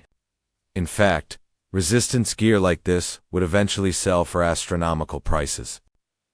For Black Scythe, only the experience boost mattered. Right then, the angel interrupted everyone's celebration. You should have all checked by now. Only 1,585 players cleared the quest. Everyone else must be erased. Screams echoed everywhere. To the angel, they were just insects begging for mercy, Halion sneered. This so-called angel was just a puppet on a string. The angel smiled, saying, You didn't even clear the subquest, but paused. Black Scythe had already finished it. It wasn't even close to finish 10 minutes ago. How did he do it? Shaking it off, the angel dismissed the survivors. Back in reality, Halion stretched. Time to upgrade his weapon. Using the Scythe of Death as the base, he added the orc heart. Mysterious totem, rusty arrowhead, and orc fangs. The upgrade would grant him a massive power boost. He clicked upgrade, and a faintly golden glowing scythe materialized. The Death Scythe was now a unique tier weapon with bonus damage attributes, perfectly synergizing with his Reaper class. Halion couldn't help but laugh. He was already far stronger than in his past life. I'll use my 100,000 gold reward to learn utility skills like area search to scan my surroundings and track targets faster. Plus resistance mastery for a 15% boost to all resistances. I've got 14,000 gold left, which I'll save for a rare item drop. Then, he tracked Wang Youngmin. Since the skill worked, it meant he was still alive. Next round, I'll use him as a pawn one last time. The round ended, and the next day, Halion invited Julie out. Her heart fluttered, wondering why he wanted to see her so urgently. Her mind raced with wild thoughts, but she shook her head. Just then, Halion arrived. Seeing her flustered state, he teased, "Can't wait to see me, huh?" Seeing her blush, Halion smiled and asked how her 5th round went. Thanks to Black Scythe, I got 2nd place and an ultimate necklace. It looks perfect for you. But Julie insisted, I only teamed with him because of you. She tried to give it to him, but hey. Leanne refused. He was a diviner, and an agility necklace didn't fit his class. Plus, he was only level 19. Julie agreed, noting diviners weren't fighters anyway. Wait, how do you combat monsters then? Leanne played it off, saying his skills were too embarrassing to mention. Fine, but don't refuse this, Julie said, offering a stat-boosting gem she'd obtained while leveling up. Looking at the sweet girl who always thought of him, he accepted the gem. I'm glad you always keep me in mind. Actually, I have something for you too. Julie blushed instantly. Is it what I was just imagining? She wondered. But when Leanne offered intel on the 6th round instead, she froze, forcing a clumsy smile. Oh, round 6 info, that's great. She asked, should I team up with Black Scythe again? Leanne replied, he won't refuse, since you showed great support skills. Was he mean to you? No. He was nice, but different from what I expected. Being number 1, I thought he'd be arrogant, but he's actually strong and gentle. It almost felt like he could read my mind. Leanne thought, that's because of my mind-reading rune. He knew he wasn't perfect, had failed the Angels game 99 times to reach this point. This was his final chance. What are you thinking about? Julie's voice snapped him back. She asked worriedly, are you nervous about round 6? If our zones merge, I can help you. Her sweetness warmed his heart. I'll work hard to protect you when our zones merge. He couldn't help but wonder what her reaction would be if she knew he was Black Scythe. Meanwhile, as night fell, will Julie ever find out? Let's wait and see. That evening, Leanne arrived at Ma Tunlu's skyscraper. Ma greeted him. Thanks to your intel, I cleared round 5. Easily. I have 2 things to tell you. After the 5th round of intel, he trusts me completely.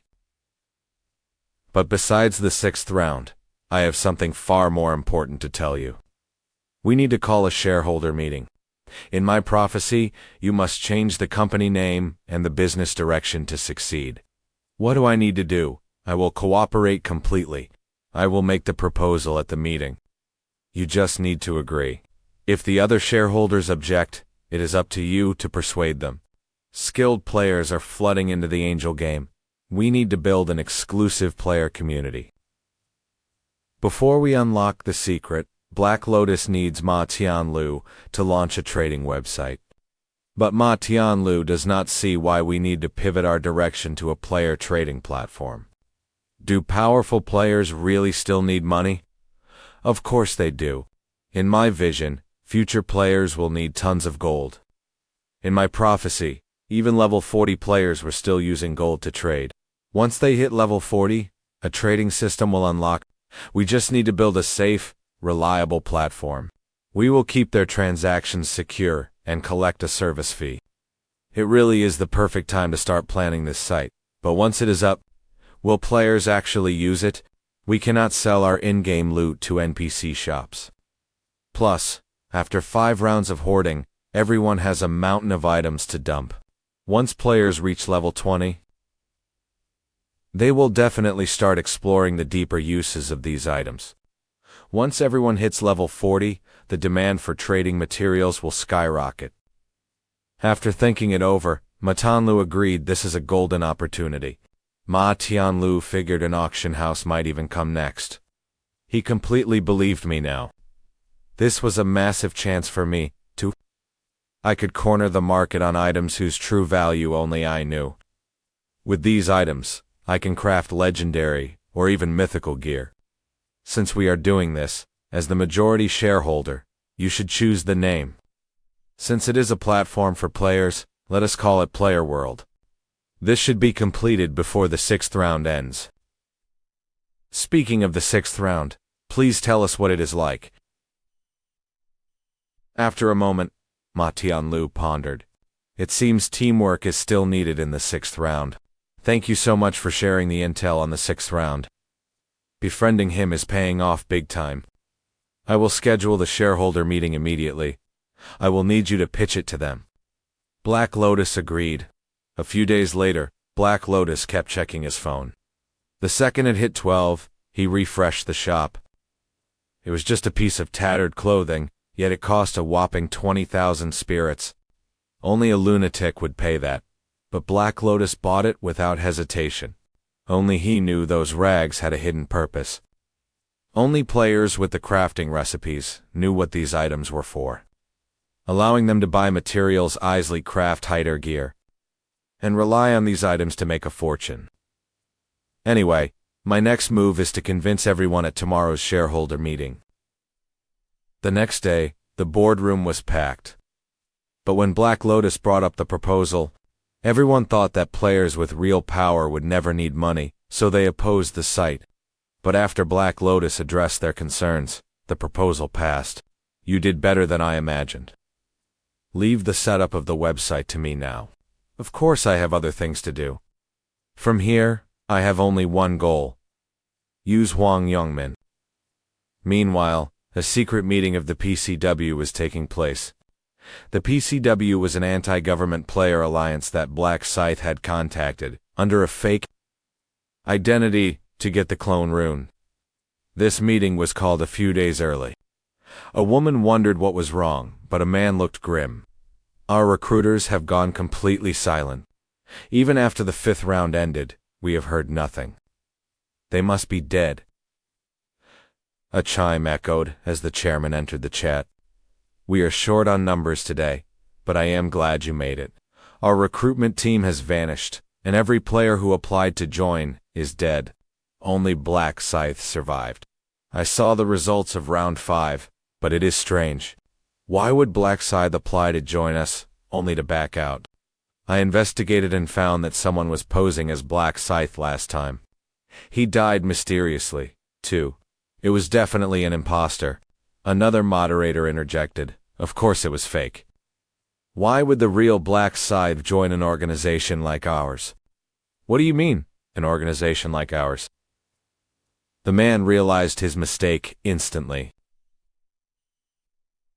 I just meant Black Scythe is ranked number 1.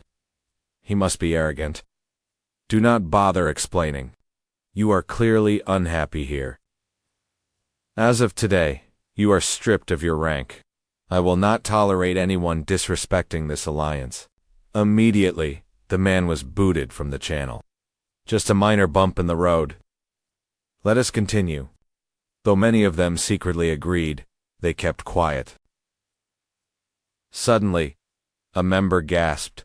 Someone using the name Black Scythe. Everyone froze. This time, he claims he is the real deal. But the registry shows his actual name is Hwang. Let him in. We cannot verify his identity yet, but we need to see him in person. If this is some sick joke, I will personally end him. Meanwhile, Black Lotus sat at his computer. Since the name was leaked again, the PCW would not ignore it. They will send someone to Hwang Youngmin's place to check it out. That is my cue to move. The PCW is completely twisted. To join, you have to murder a civilian. This only fuels the conflict between players and ordinary people, causing society to collapse. I need to wipe out their leadership and seize control. I will replace their chairman and run this alliance my way. Meanwhile, inside a convenience store, a robbery was underway. Old man, if you want to live, hand over the cash. I am not messing around. You have 1 minute. Trembling, the cashier emptied the register. I do not want to kill you, so do not call the cops. If you do, I will come back for you. He sprinted outside, looked around, and pulled off his ski mask. It was Hwang Young. An absolute jackpot. I will not have to worry about cash for a month. Now that I am a player, I can do whatever I want in the real world. But could he really survive the Angel game forever? Damn Black Scythe. He tanked my stats and made me lose all my friends. If I ever find him in the real world, I will slaughter him. Moments later, he reached his apartment. But as he turned the corner, he saw a stranger waiting by his door. Who are you, and are you at my place? You must be Hwang Youngmin. Huang froze. Who the hell are you?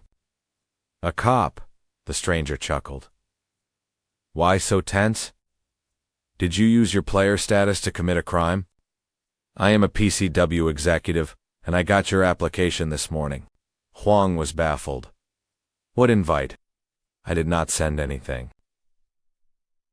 The man paused, realizing Hung Yongmin was not Black Scythe. I am leaving. Looks like a mix-up, Huang yelled. At least tell me what is going on. Someone used your name to pose as Black Scythe and applied to join our group, Huang screamed. Who the hell dares to impersonate me? Before he could finish, a low voice whispered nearby, I am the one posing as you. Huang demanded to know why. Do you even know me? Black Lotus replied, Of course I do. We are actually quite close. He summoned his Grim Reaper scythe. With this, you should recognize me. A massive scythe materialized. This is my first time seeing a player use a scythe in real life. Is he really Black Scythe? He does not look that tough. But beside him, Huang Yongmin was frozen in sheer terror. It was a bone-deep dread of the highest order. Huang Yongmin knew exactly who this was. He is Black Scythe. Why is he here for me? The PCW executive watched him shiver. This was his first encounter, so he could not fathom Huang's absolute dread of him. I have no bad blood with Black Scythe. He has no reason to kill me. So, you are the PCW brass. Tell your hidden backup to step out. You did not come alone, the man gasped. How did he know? Hearing this, the players upstairs walked down with their hands raised, baffled. Stay exactly where you are. Take another step and you die. You look barely 5'9". How could you be Black Scythe? You are so skinny and small. Are you really him? Black Lotus said. The weapon speaks for itself. We heard his weapon was a scythe, but none of us have ever actually seen it. Black Lotus smirked. Then why did you ask me? I wanted to hear you say it. Then let me tell you. I am Black Scythe. The next moment, shock spread across the man's face. His truth rune flashed, proving the statement was genuine. My truth rune says he is telling the absolute truth. This was the real Black Scythe, the strongest player in the entire server. Pure dread finally washed over the executive. I did not mean to offend you. I thought you were just another fake. You just wanted to verify my identity, so you could decide whether to kill me. The man's face went completely pale. How does he know what I am thinking? Shaken, he squeaked out. I am so sorry, Mr. Black Scythe. Black Lotus cut him off. You do not need to my identity anymore. I have already confirmed it. My ability is the truth rune, which means you know I am telling the truth. Now, to make up for your disrespect, survive one hit and I will let you off the hook. If you can forgive us, I will take your attack. Before the sentence even ended, a single flash of the scythe cut the man down. The survivors stood frozen in absolute horror. What just happened? I did not even see him swing. This is the top-ranked player in the world. Up close, we could not even sense his move. The PCW boss choked back his panic and shrieked, Black Scythe, what are you doing? We wanted to recruit you, but clearly we are not on the same side. Inviting someone of his level is an absolute joke. Using a telepathy rune, the man warns the PCW executives that the Black Scythe cannot be trusted and must be killed. He is level 40 fighting him. Head-on is suicide. We have absolutely no chance. Our best bet is to fake a surrender and ambush him. But with his mind-reading rune, the Black Scythe smirks. So, you plan to fake a surrender and ambush me? The man instantly panics, stammering, Mr. Black Scythe, how could we ever do that? I am 100% sure that is your plan. Surrendering just to stab me in the back, right? And another thing, though, You know why I stole Huang Yongmin's identity? It was the perfect disguise to meet you. And then, I want every single one of you to die. The man never expected the Black Scythe to be this blunt. Terrified, he desperately tries to think of a way to calm him down, but his face suddenly twists in horror. In the blink of an eye, the PCW executive is already dead on the floor. Why did he lure us here? We have no connection to him. Why are you killing us? This is the first time we've met. It is our first meeting, but you guys know all about the Alliance's dirty laundry. You force new members to murder a civilian just to join. And to reach the top, your hands must be stained with dozens of innocent lives. That is exactly why you have to die. The man feebly protests. We are players. They have no respect for us. Shouldn't these civilians bow to the strong? The weak must obey the strong. Doing this will only escalate the conflict between ordinary people and players, and trigger a total societal collapse. So you have no right to exist. He swings his scythe without hesitation.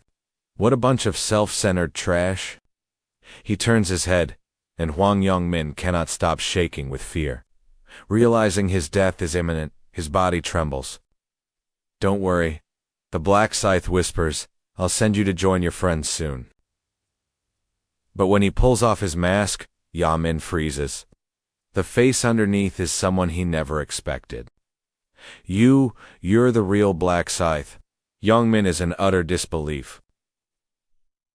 The loser he used to torment back in high school is the legendary Grim Reaper. Recalling their first encounter in the game, he finally realizes why he was targeted. Is that why you've been targeting me in the game? I know this is hard to swallow, he replies, but I am the Black Scythe. If you're this strong, why did you let us beat you? Because I was giving you a chance. But you chose to double down on the abuse. With a swift flash, he slices off Yongmin's shoulder. I was so foolish to hold on to hope. But since we were classmates, I'll make sure your death is completely painless. He then casts a healing spell to restore the severed shoulder. Yongmin stares at this terrifying stranger. Are you really Hylian? I'm not the boy you knew, he replies. Now, I am the Black Scythe. The one you call the Grim Reaper's agent. Hylian, please spare me.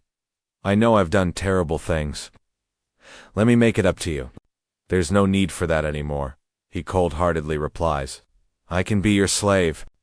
I'll obey your every command, absolutely anything you want. I have no use for you, because you'll only stab me in the back again. Yongmin Paniksha. Does he know my inner thoughts? Don't kill me. I swear, I won't betray you. But before he can finish, a single slash ends his life. The Black Scythe looks down at the corpse. I gave you a chance once. Back then, I couldn't read minds, so I didn't see your betrayal coming during the Angel game. That is why I can never show you mercy again. From now on, I never have to look at your disgusting face again. He casts a cleanup spell, completely erasing the bodies and blood from the floor. Now, he has far more important things to focus on. Not long after the Alliance leader enters the room. Why did you call me so early? The woman replies, the team we sent to find the Black Scythe should be back by now. But I just got word they were all slaughtered during the meeting. Who could do such a thing? Is it the Black Scythe? Yes. Intelligence shows he's actively hunting our Alliance players. But we've barely had any contact with him. He has absolutely no reason to target us like this. I don't understand either, the leader says. Maybe he just despises how corrupt our Alliance is. But if he's hunting us simply because he doesn't like us, then we must unite all our players and kill him first. I thought having him on our side would make us unstoppable, but he's just a total lunatic. The Black Scythe is now our sworn enemy. We have to band together and avenge our fallen comrades. But how can we be sure it was the real Black Scythe? Because there was a witness. Someone who survived and saw the entire massacre go down. Little do they know, A PCW executive has already reported back to him. The chairman and the woman promise to be careful, and the chairman leaves the chat room. You are incredibly lucky to have escaped his blades alive, the woman tells the executive. Get some well-deserved rest. The executive nods. Yes, today was an absolute nightmare. I really need to lie down. Once she logs off, a smirk plays on his lips. They had absolutely no idea. Whisper-casting his spell, the PCW executive transforms back into the Black Scythe. He chuckles to himself. Maybe he should have been an actor. Today, you and I are going to see how he pulled this off. He used the outlaw item from the 5th round to mimic his victim flawlessly, leaving zero trace. His original plan was to assassinate the chairman and take his identity to control the entire alliance. But hilariously, the chairman isn't even a player. He decides to stay undercover and watch their every move. For now, boosting his level is the top priority. To do that, he must restore his necklace. Let's follow him as he heads overseas to find a master blacksmith. Deep in a dense English forest, a rugged man is furiously hammering away at an anvil. He finishes the weapon, but his face sinks in despair. Despite creating flawless gear, no one is buying. He spent his entire life savings to keep going. I need to find a way to make quick cash, so I can keep forging, he tells himself, trying to stay positive. He isn't cut out for combat. But the 5th round rewarded him with a game-changing skill. It boosts weapon durability and damage. But as he ponders his next move, the Black Scythe arrives.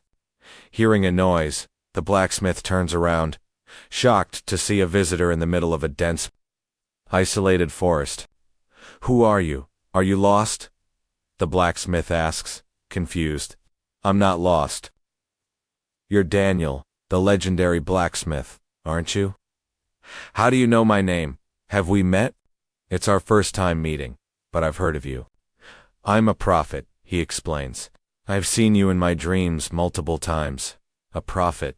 That's impossible. Your name is Daniel. You're a blacksmith from Starter Village. Zone C of the Angel game. Daniel is speechless. I didn't even know prophets existed. This is crazy. It's totally natural to be shocked, because I'm the only prophet in the game.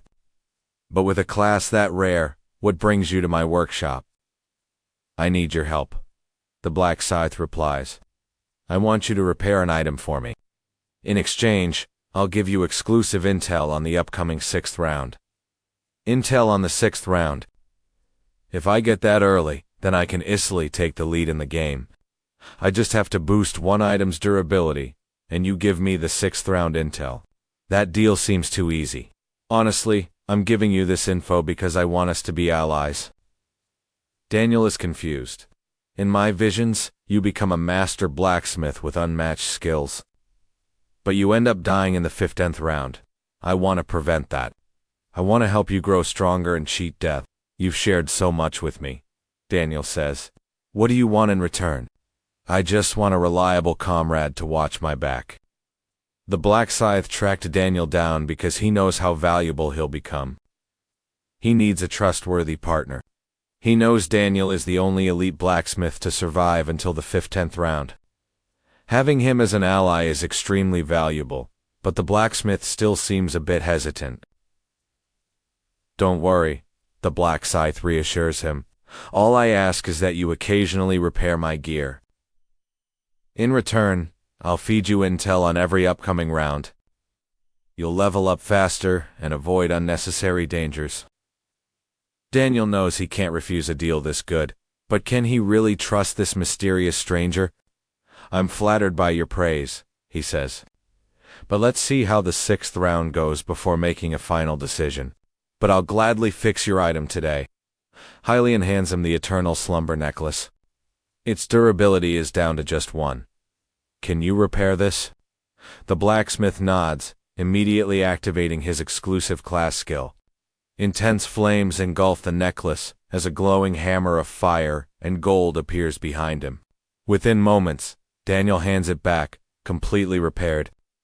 The Black Scythe is stunned by what he sees. That symbol is the legendary mark of divine descent. No wonder he fixed it so fast. With this restored, his stats will skyrocket in the next round. Daniel watches him smile, satisfied with his work. He has no idea what stats the necklace holds, but he knows it's priceless to his client. Hylian appreciates the discretion, assuming Daniel just respects customer privacy. Thank you so much for the fix. Now, let's talk about the sixth round. Daniel listens intently, his mind racing. If the monsters are really that strong, I'll need to find allies. Suddenly, Hylian speaks up. Can I buy something from you? Do you have a jar of black steel powder with no obvious use? Daniel was stunned. How does he know what items I have? Black Lotus spoke calmly. Being a blacksmith is a massive money pit, Daniel. I bet you're flat broke right now. Daniel froze. He even knew I was broke. Mr. Black Lotus, I'm so sorry, Daniel stammered. Honestly, I had my doubts about you at first. Black Lotus smiled. That's completely natural, Daniel. I have absolutely no ill intent toward you. Since the Angel game started, everyone's just trying to survive. I'll give you this black steel powder for free. Honestly, you've already shared way too much valuable info with me. Hearing this, Black Scythe was caught off guard. A black cloth box materialized. Its description was brief, dark, black powder, radiating faint magical energy. Black Scythe was still in disbelief. Is he seriously just giving this to me? He knew how insanely valuable this material actually was. Black steel powder was a top-tier material for the late game, only proving its true worth in round 11. Black Scythe couldn't believe his luck. Are you sure you want to give me this? Daniel admitted he had no clue. I don't even know what it's for. Right now, only a prophet like you would. I know it must be rare, but you've already helped me so much. I can't be greedy. Hearing Daniel's thoughts, Black Lotus smiled warmly. He smiled. Go ahead and open it. It's yours. Daniel froze in absolute shock. Inside was a cool 1 million pounds. He had never seen that much cash in his entire life. Black Scythe said, "This should solve your funding issues. Now you can focus entirely on unlocking the artisan's memories." Daniel looked at him with pure gratitude. Black Scythe added, "By the way, here's a tip. Use some of this cash to buy stocks. A special player stock is dropping soon. Buy up as much of it as you can. No pressure, but if you do, you'll never have to worry about money again." Daniel nodded eagerly. "I'll follow your advice. After all, you gave me this cash for free. Here's to a great partnership." Daniel quickly saved his contact info. Once the next round ends, we'll meet again. A few days later, the Angel game commenced once more. Black Scythe was summoned alongside the others. They materialized on a vast desert floor. As other players arrived, a wave of uneasy tension filled the air. Nobody knew what the mission would be. Black Lotus scanned the crowd, needing teammates. Julie was his top choice. Aside from Julie, he still needed 3 more players.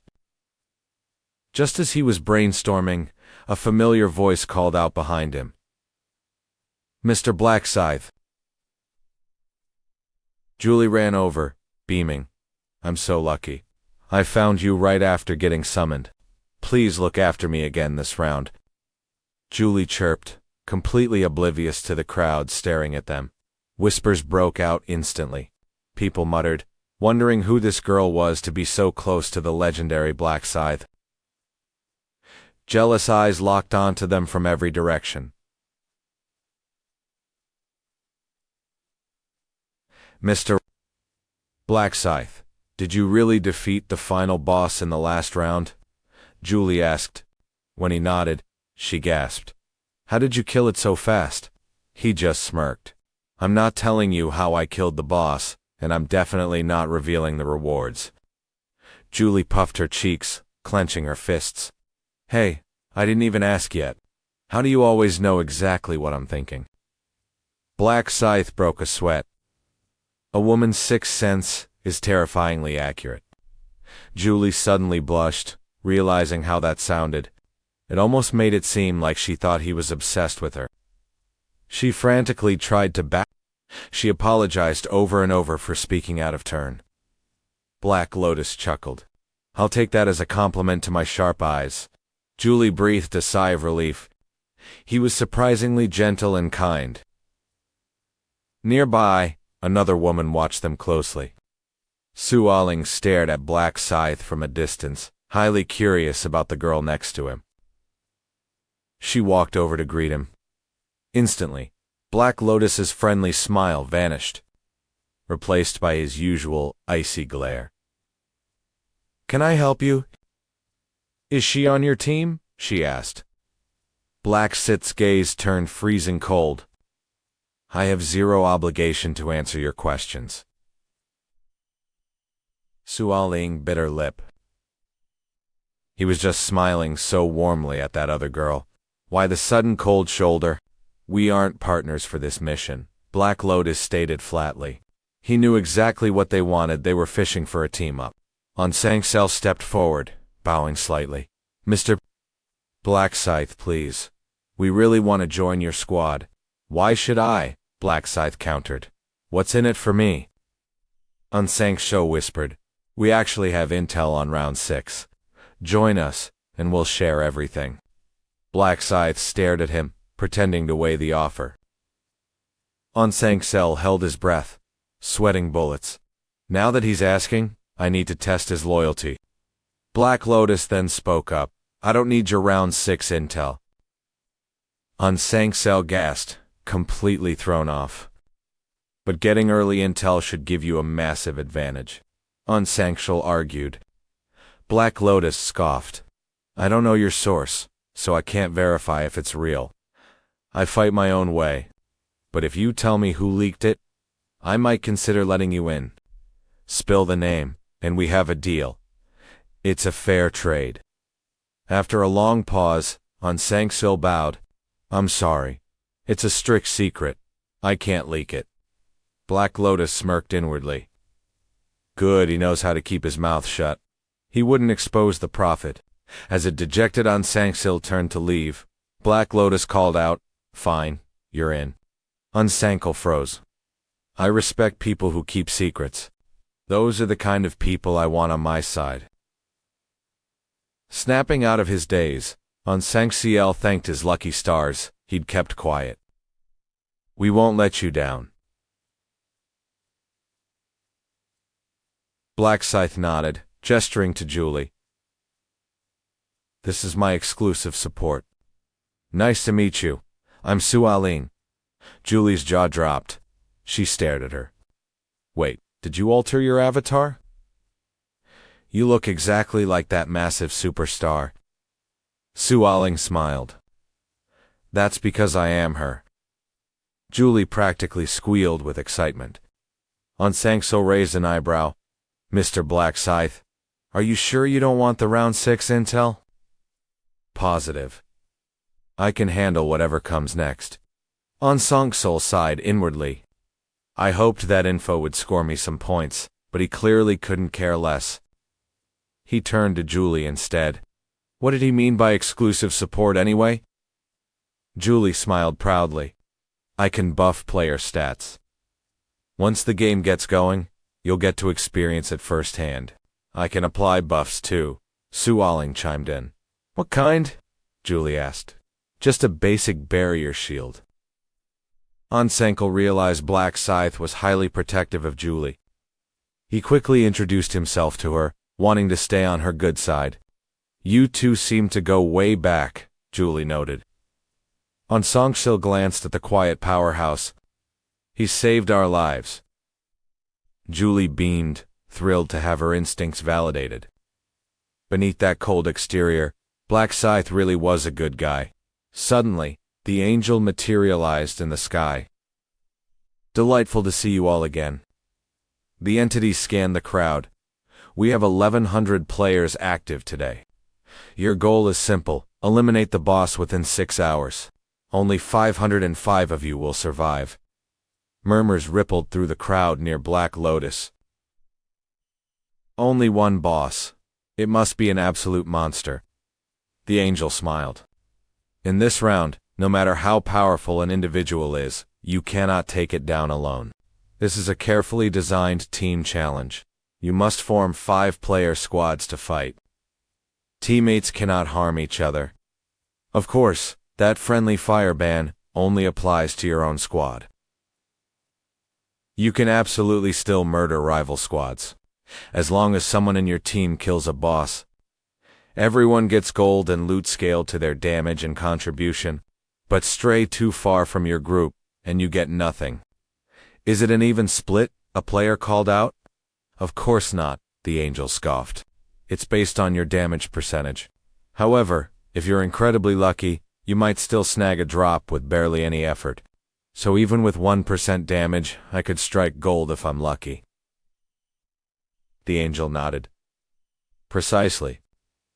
Support players will also earn contribution points based on their buffs. Those are the rules. If you can't find a squad, only death awaits you. Basically, if your squad defeats a boss, all 5 of you survive. A total of 101 bosses will spawn. That is everything for round 6. The clock is ticking. Black Lotus stared at the angel. The entity made it sound so simple, but Black Scythe knew better. This round was going to be a bloodbath. Suddenly, a massive countdown timer blared in their ears, signaling the start. Ansang Soleil gripped his weapon.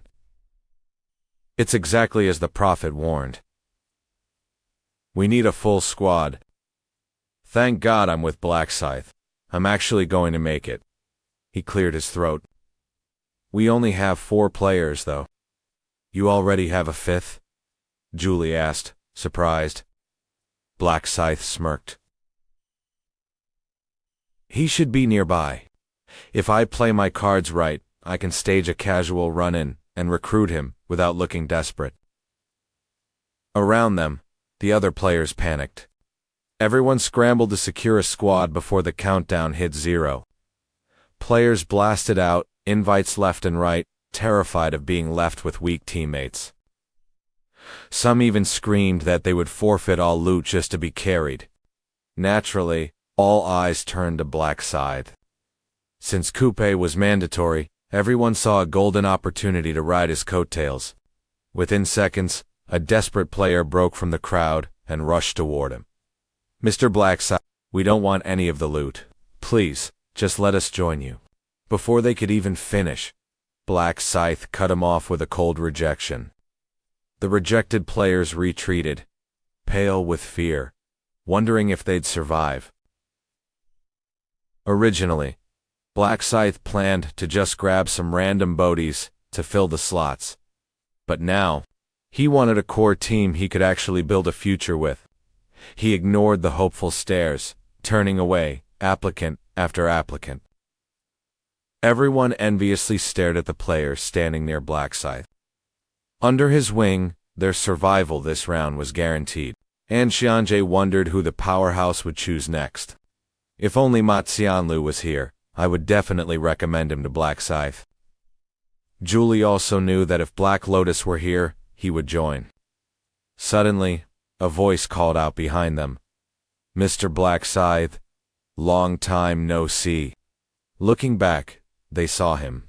Great to see you in round 6, Black Lotus teased. Thought the orcs ate you in round 5? Zhao, Yanhao laughed. I had help from Mr. Black Scythe. Our squad cleared round 5 in record time. Thanks for saving my brother. He called his teammate over, who admitted, if not for Mr. Black Scythe, I'd be dead in round 5. Completing the mission with a busted shoulder. You did awesome.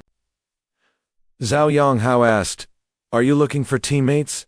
Mr. Black Scythe, don't get me wrong, I'm not trying to join. I have a squad. Black Lotus knew he was telling the truth. Golden band on his arm proved it. I just wanted to thank you and make a proposal. Let's form an alliance. I want to help you, and my whole squad really wants to repay you for what you did, Mr. Black Scythe. Black Lotus hesitated. I appreciate the offer, but I don't need help right now. Xiao Yunghao insisted they didn't want Itemsti, just wanted to repay him. Black Scythe replied he didn't want to overcomplicate a simple task. We just really want to repay you for saving our lives. Black Scythe stopped refusing. If something comes up, I'll let you know. Zhao Yonghao smiled, satisfied. Just call us whenever you need anything. He bid farewell, bowing deeply before walking away. Once they were gone, and Xianjie asked, "Have you picked the fifth member?" "Of course I have," Black Scythe said, pointing his finger to the left. Everyone turned. It was a player named AI Weiwei. "Yeah!" The man nervously walked over. Black Scythe looked at him. "I noticed you watching me. Why were you staring?" AI Weiwei swallowed hard. "I want to join your team. I'm level 23, a dark mage." Black Lotus smiled. "He is our fifth teammate," the man gasped. "Just like that." "I'm in." Everyone else froze in shock. Black Scythe had rejected elite players, only to pick this weak-looking guy. No one understood, but I did. In the future, this kid would found the Church of the Death God. He was destined to be my most fanatical follower. Since he was my future follower, building a bond early was smart. I had everyone stack their hands. A golden glow erupted, and the golden chains of a successful team-up wrapped around their arms. AI Weiwei still couldn't believe it. Mr. Black Scythe actually let me join. I will literally die for this man. The second he joined the team, he swore he would lay down his life for his idol. I had always been an ignored nobody. Ever since freshman year of high school, my classmates bullied me daily, mockingly claiming they were my friends. But being their friend meant paying them cash. My parents died when I was little, so I lived with my elderly grandma. I had no money, but they didn't care. We just want cash. They steal it, rob someone. We don't care. If you don't pay up, we might put your grandma in the ground early. Grandma was my entire world. I would have died to protect her, but I was powerless. Fighting back only brought brutal beatings and worse torment. I wanted to end my life so many times. But if I died, who would protect Grandma? So, I endured 3 hellish years of high school, praying college would finally be my fresh start. Then, the angels descended and announced the apocalypse. My only fear was dying and leaving Grandma alone. Somehow, I survived to round 3. But the day I walked through our front door, I found my grandma murdered. Standing over her were the 3 bastards from high school. Why me? I only wanted a normal life. Pure rage and grief absolutely consumed me. 3 shadow blades, wrapped in black flames, pierced their chests. The darkness corroded their flesh instantly, killing them. That was the day I snapped. If this cruel game was my only way to wish my grandma back, I had to become the strongest. I fought like a demon, dominating my local zone. But in round 3, I saw the global leaderboards. The top spot belonged to one player. Black Scythe. When I first saw him, he effortlessly crushed 9 regional champions by himself. In that moment, I knew that was the absolute power I craved. What did I have to do to match him? If I had his strength, I could win this apocalypse and bring my grandma back. So when he invited me to join his team, I couldn't believe my luck. I was actually standing beside him. I introduced myself as a level 23 dark mage, specialized in shadow blades and chains. I prayed he wouldn't find me useless. Black Lotus's expression never wavered. We're ready. Let's move. Julie raised her hand. Wait up.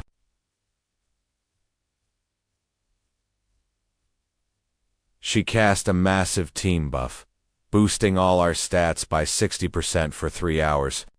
Instantly, she followed it with haste, surging our speed by another 60%. For 30 minutes, the raw power of her buffs left everyone speechless. Suoling stared in absolute awe. Support skills like that were exactly why Julie earned her place next to Black Scythe.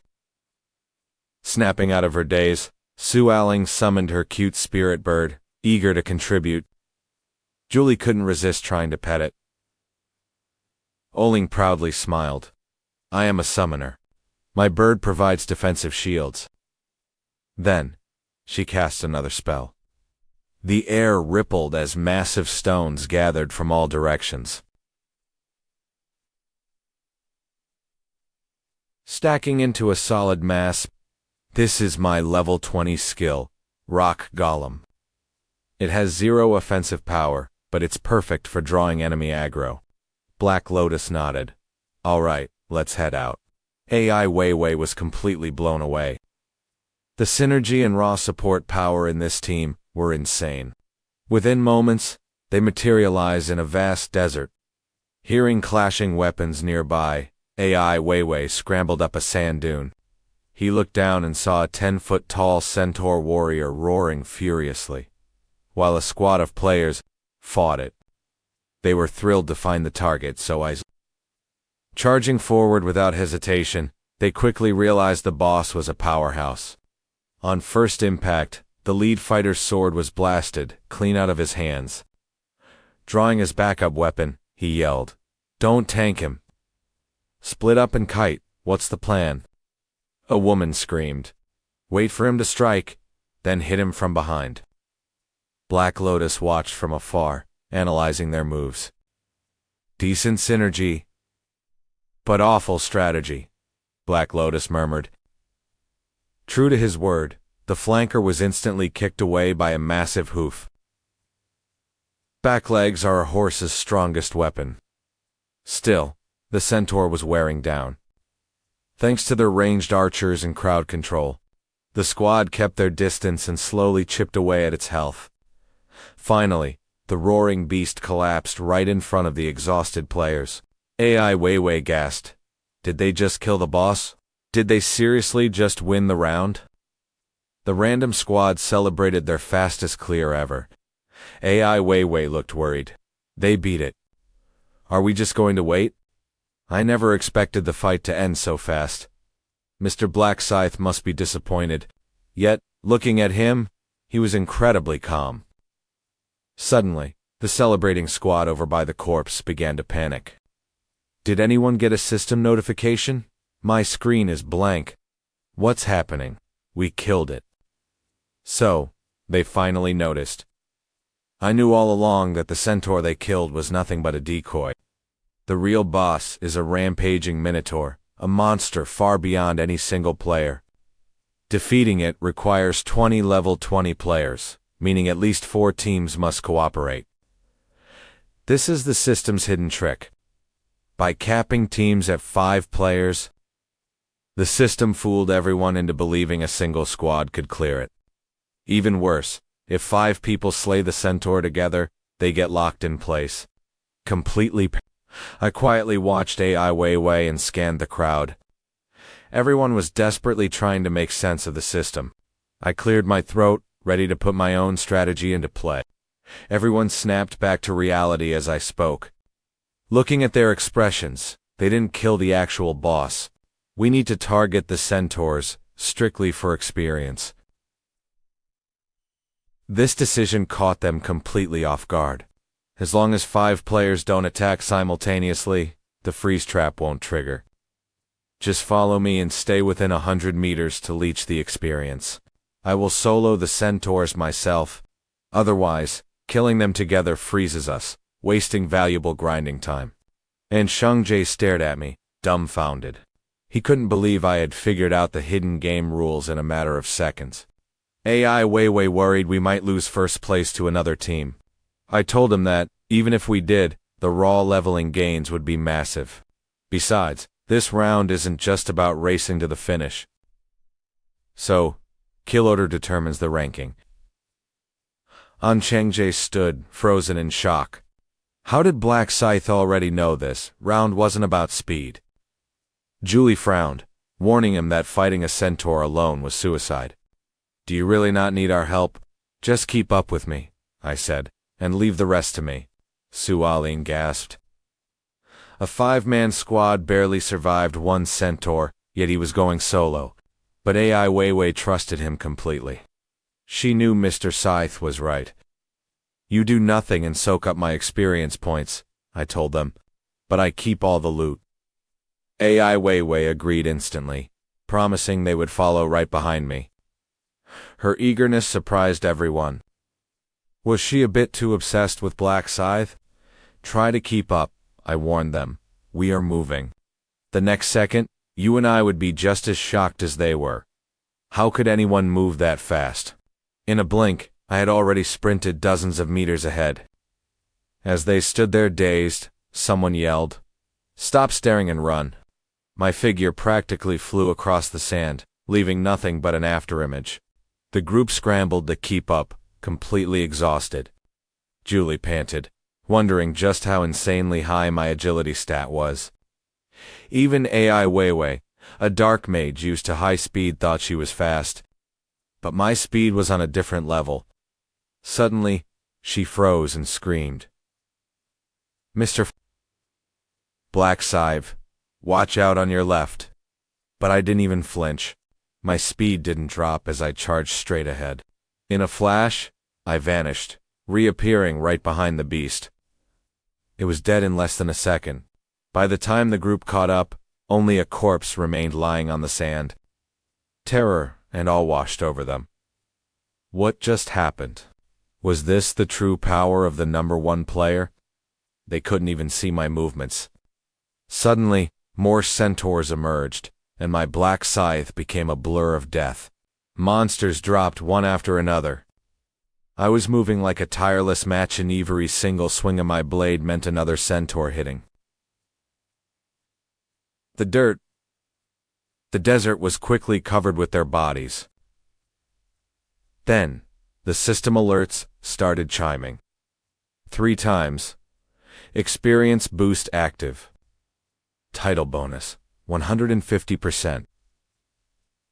Kill count, 107. Slaughter rune active, all stats doubled.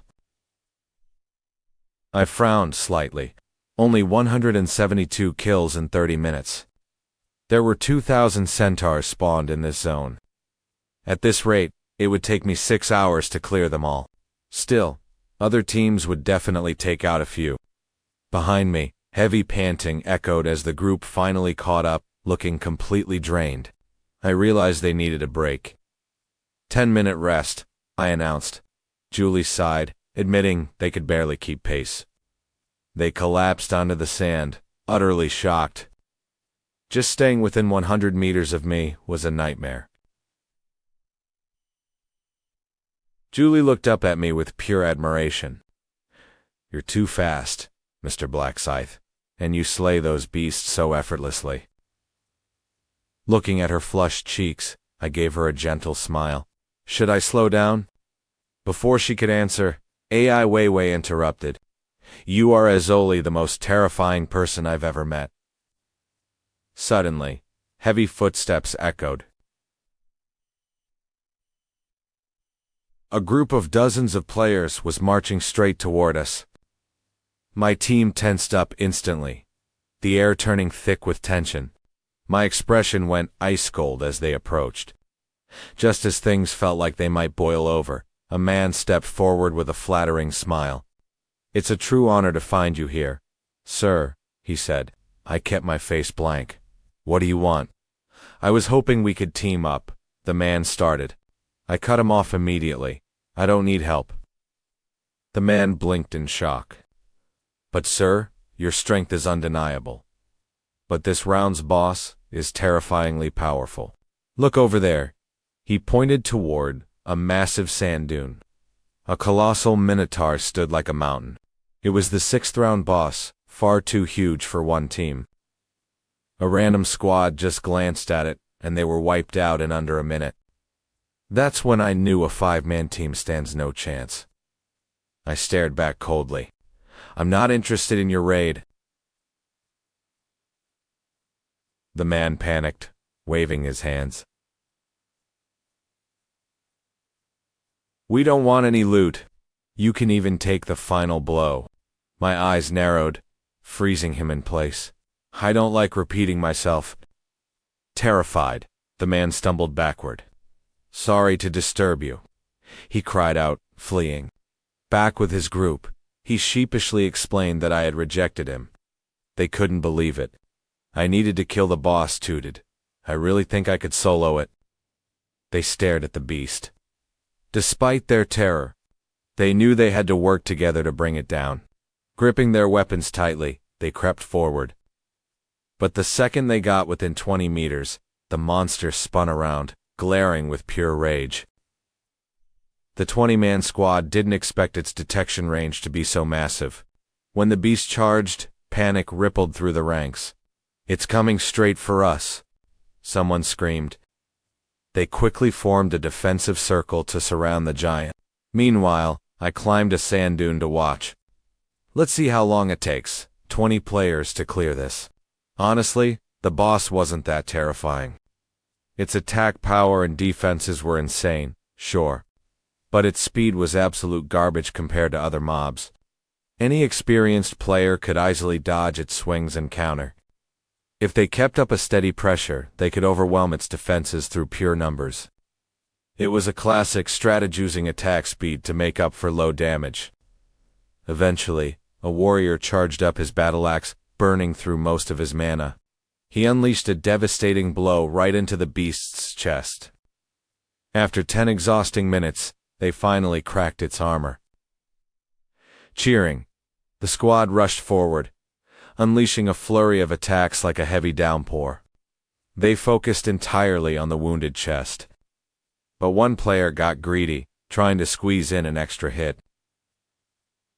The Minotaur snatched him out of the air and crushed him instantly.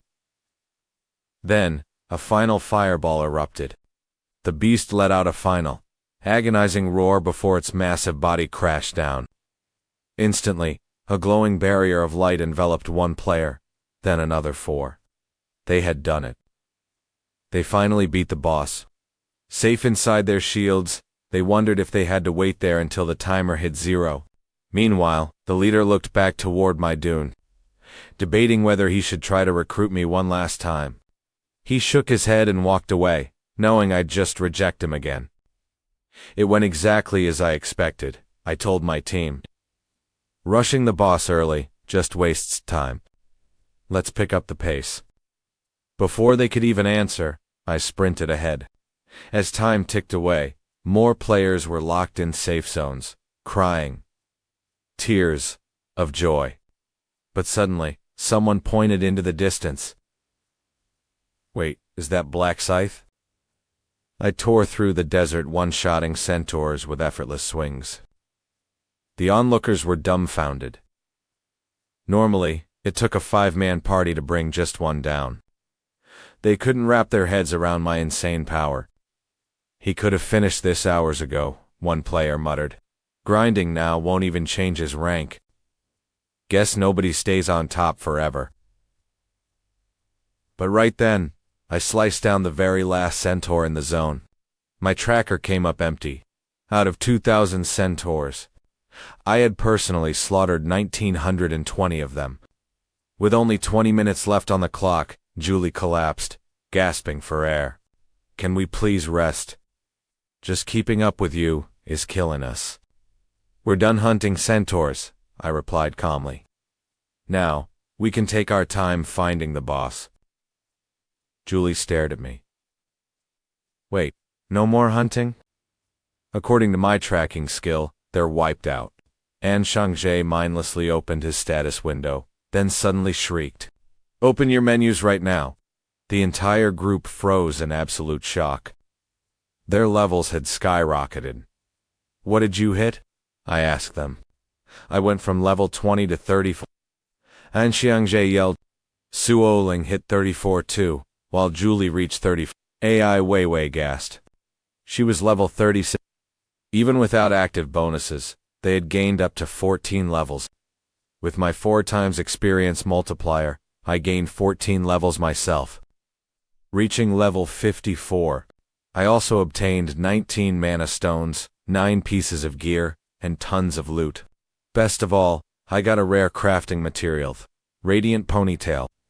It pulsed with a faint magic. Not only did we level up, we're rich.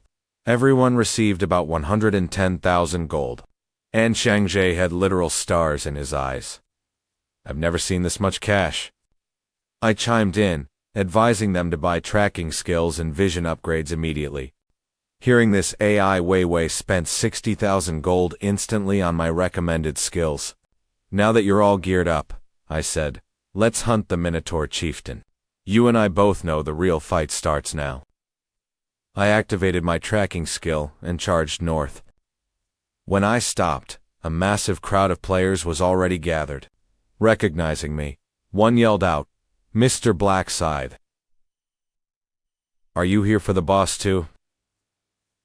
"Team up with us, I don't cooperate," I replied flatly. "I'm slowing to The crowd erupted into whispers. Sure, he's strong, but can he really solo a boss of this level? No way. You and I are about to see just how arrogant they think he is. Sir, it takes at least 20 people to defeat a Minotaur chief, they warned. Soloing it is pure suicide. But Black Scythe just smirked. Arrogant. Don't lump me in with you people. I just meant our odds are better if we team up, they countered. But to him, 1 player or 20 made no difference like one ant.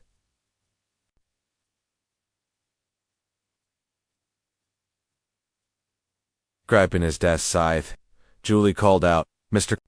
Black Scythe, are you sure about this?" "I'll be back in a flash," he replied. Under the intense gaze of the crowd, he headed straight for the boss. Even the players who had already cleared their quests couldn't tear their eyes away from him. Could he actually pull this off solo? Black Scythe glanced around at the hundreds of eyes locked onto him. This was his stage. If he obliterated the Minotaur chief instantly, their skepticism would turn into absolute. Terrifying. Eyeing the roaming Minotaur chief, he activated his skill. Instantly, the beast sensed a lethal threat and whipped its head around. Black Scythe dropped into a low crouch to channel his power, his weapon humming with deadly energy. His scythe crackled with dark energy. The crowd watched in awe as he calculated the precise distance. The second that beast stepped into range, he'd strike. Unaware of the trap, the Minotaur chief roared and charged. It lunged, aiming to crush him into dust. Black Scythe took a single step back. With the boss just 3 feet away, he triggered his skill. Suddenly, the beast's senses went completely blank. His Death Lotus was fully charged. Moonlight Ruin / Several crescent energy blades erupted forward. The strike was so blindingly fast that the boss didn't even notice it until it was right in front of its eyes. The blade swept cleanly across the beast's neck. Before it could even whimper, its head slid from its shoulders. The entire kill happened in the blink of an eye, leaving the crowd screaming in sheer disbelief. He just one-shotted the Minotaur chief. Spectators stared, completely dumbfounded. Was it really dead? No one could even process how he did it, but Black Lotus remained deadpan. This went exactly as planned. A system notification chimed. He had slain the Minotaur chief, earning a rare hide and a Minotaur armor blueprint. The hide was crucial for high-end crafting, and the blueprint was extremely rare. He smiled. Bundle these together, and they'd fetch a fortune. Something wrong. His voice snapped the crowd back to reality. AI Weiwei looked at him with pure worship. "Mr. Black Scythe, you are literally my god." That intense gaze made him shudder. He internally muttered, "Man, I do not roll that way." Suddenly, a beam of light enveloped him. As an angel's voice boomed down, Those who failed the quest are eliminated. Time for the trash to vanish, the angel sneered, instantly vaporizing the failing players. Now for the fun part, rankings. Black Scythe held the #1 spot globally and regionally. The crowd lost their minds. Let's look at this together. How did the system calculate the rankings? We were the first team to kill the chief, a player protested. The angel just laughed. So what? I never said speed mattered this round. This trial was actually a test of patience. The winner is whoever got the final kill closest to the deadline. Black Scythe. Taking a minute was perfect. Hearing this, a player cleared his throat. Excuse me, Black Scythe, didn't take a minute. The angel blinked in confusion. What? He glanced down at the leaderboard. His jaw dropped. It was 1 single second. Dumbfounded, the angel scrambled to hide his panic. He couldn't lose face in front of mere humans. Composing himself, he muttered nervously, well, I guess the boss was just too weak. Meanwhile, Black Scythe stared at his screen. His reward: an epic helmet selector box, along with a global champion chest. He clicked the voucher without hesitation, bringing up 3 epic options. Without a second thought, he chose the Hermes helmet. He knew exactly what this gear could do. It had a built-in active skill: invisibility. Sure, it had a 30-minute cooldown and didn't mask sound, but paired with his stealth rune, he would be a literal ghost, completely silent and invisible. Next, he opened the global champion chest and went straight for the crafting materials. He chose gold powder, an essential ingredient for crafting divine tier gear. Specifically, angelic gold powder, harvested from the hair of angels. With his rewards claimed, the round officially ended. Ma Tianlu materialized back in his room, head spinning. But before he could catch his breath, he heard Anishanje's voice echoing from right outside his door. I just got back too, Ma Tianlu said. Since you ran with Black Scythe's squad for 6 hours, you must have leveled up crazy fast.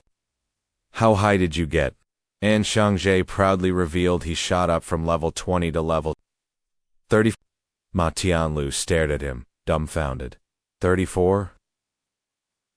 That's insane. An Xiangje nodded. I know. Honestly, just keeping up with Black Scythe was exhausting. His power is unreal. I never dreamed I'd gain this much. I'm still in shock, An Xiangje admitted. Ma Tianlu sighed. I can't believe you surpassed me. I'm only level 29. And Xiangje went quiet. Ma Tianlu waved it off. Relax. Seems I'm lagging behind everyone now. So, tell me. Ma Tianlu pressured. Is he really that fast? He deleted the Minotaur Chief in literally 1 second, and Xiangje replied. Ma Tianlu had seen the leaderboards, but hearing it confirmed was chilling. He used a skill I've never even seen. And Xiangje added, it was just a blur. Ma Tianlu's face darkened. Was the gap between them really this massive? His Dark Knight class was top tier, yet he was eating dust. I have to level up faster, Ma Tianlu muttered. And I need to pool my dark mana. Black Scythe is putting serious pressure on me. Go find the prophet. See when we can meet. And Xiangje hesitated. Sir, will they even survive? That's your job to find out, not mine, Ma Tianlu snapped, staring blankly out the window. Black Scythe, I will surpass you. Meanwhile, AI Weiwei lay in bed, staring at the ceiling. He couldn't shake the image of Black Scythe's godlike power. To him, Black Scythe was an absolute deity. He felt a wave of frustration. He had been completely useless in the trial, unable to help in the slightest. I need to be useful to him, he muttered. He's a god. And what do gods need? Followers. Meanwhile, back in his room, Black Scythe suddenly shivered. He looked around, feeling an eerie chill. Why did he feel like he was being watched? Just then, his phone buzzed. It was an international number. Daniel's excited voice came through. "Thank you, Black Lotus. If you hadn't warned me, I'd be dead. I already booked my flight. I'll be there soon." He was stunned. This never happened in his past life. The timeline was shifting. Still, he welcomed Daniel warmly. The next day, the two met up. "You sounded incredibly hyped on the phone," Black Lotus remarked. "Of course I am. Let's sit down and grab some food first." Daniel stared at the feast, realizing he hadn't eaten real food in ages. "Eat up. My treat," Black Lotus offered. Daniel shook his head. "No way. I'm paying. You literally saved my life. Though, if you want to thank me, let me repair your gear." Without hesitation, Daniel restored his gear to full durability. "So, what did you mean by saving your life?" Black Lotus asked. "I took your advice and grinded levels for 6 hours straight," Daniel explained. "I barely survived. If I hadn't pushed my level, that Minotaur would have slaughtered me." "Glad it helped," Black Lotus smiled. "Honestly, I'm now the highest level blacksmith in the game. That's why I came to join your crew." Black Lotus was thrilled. "Welcome aboard. This will get you to the top faster. By the way, did you invest in that company I mentioned?" Daniel nodded. "Dumped 70% of my cash into it. No clue what they actually do, but I trust your gut." They stood in front of a sleek corporate tower. "I appreciate the trust," Black Lotus said. "But you should know what they do. This startup caters directly to players. Soon, it'll become the world's largest digital trading hub. It's going to be the absolute #1 player platform." "Wait, can we just walk in like we own the place?" Daniel asked. Black Lotus smirked. "Well, I'm not the CEO, but I am the majority shareholder. I bought it and rebranded. I'm just a simple blacksmith. I don't get business. I just trust you." Daniel shrugged. "Let's head up." But the moment they walked into the lobby, the receptionist's face paled. Upstairs, and Sheng-Jae stood guard outside the office. "Mr. Black Lotus, what are you doing here?" And Sheng-Jae asked, startled. "I have business with Ma Tianlu," he replied. "Wanted to introduce a friend." And Sheng-Jae stammered nervously. "Mr. Ma is currently meeting a private guest." Black Lotus, knew Ma Tianlu, had ordered him to block anyone from entering. And Shang-Jae was loyal to a fault. But who was inside? And Shang-Jae was sweating bullets internally. Why did Black Lotus show up right when Ma Tianlu was visiting? Thanks to his mind-reading rune, Black Lotus heard every word.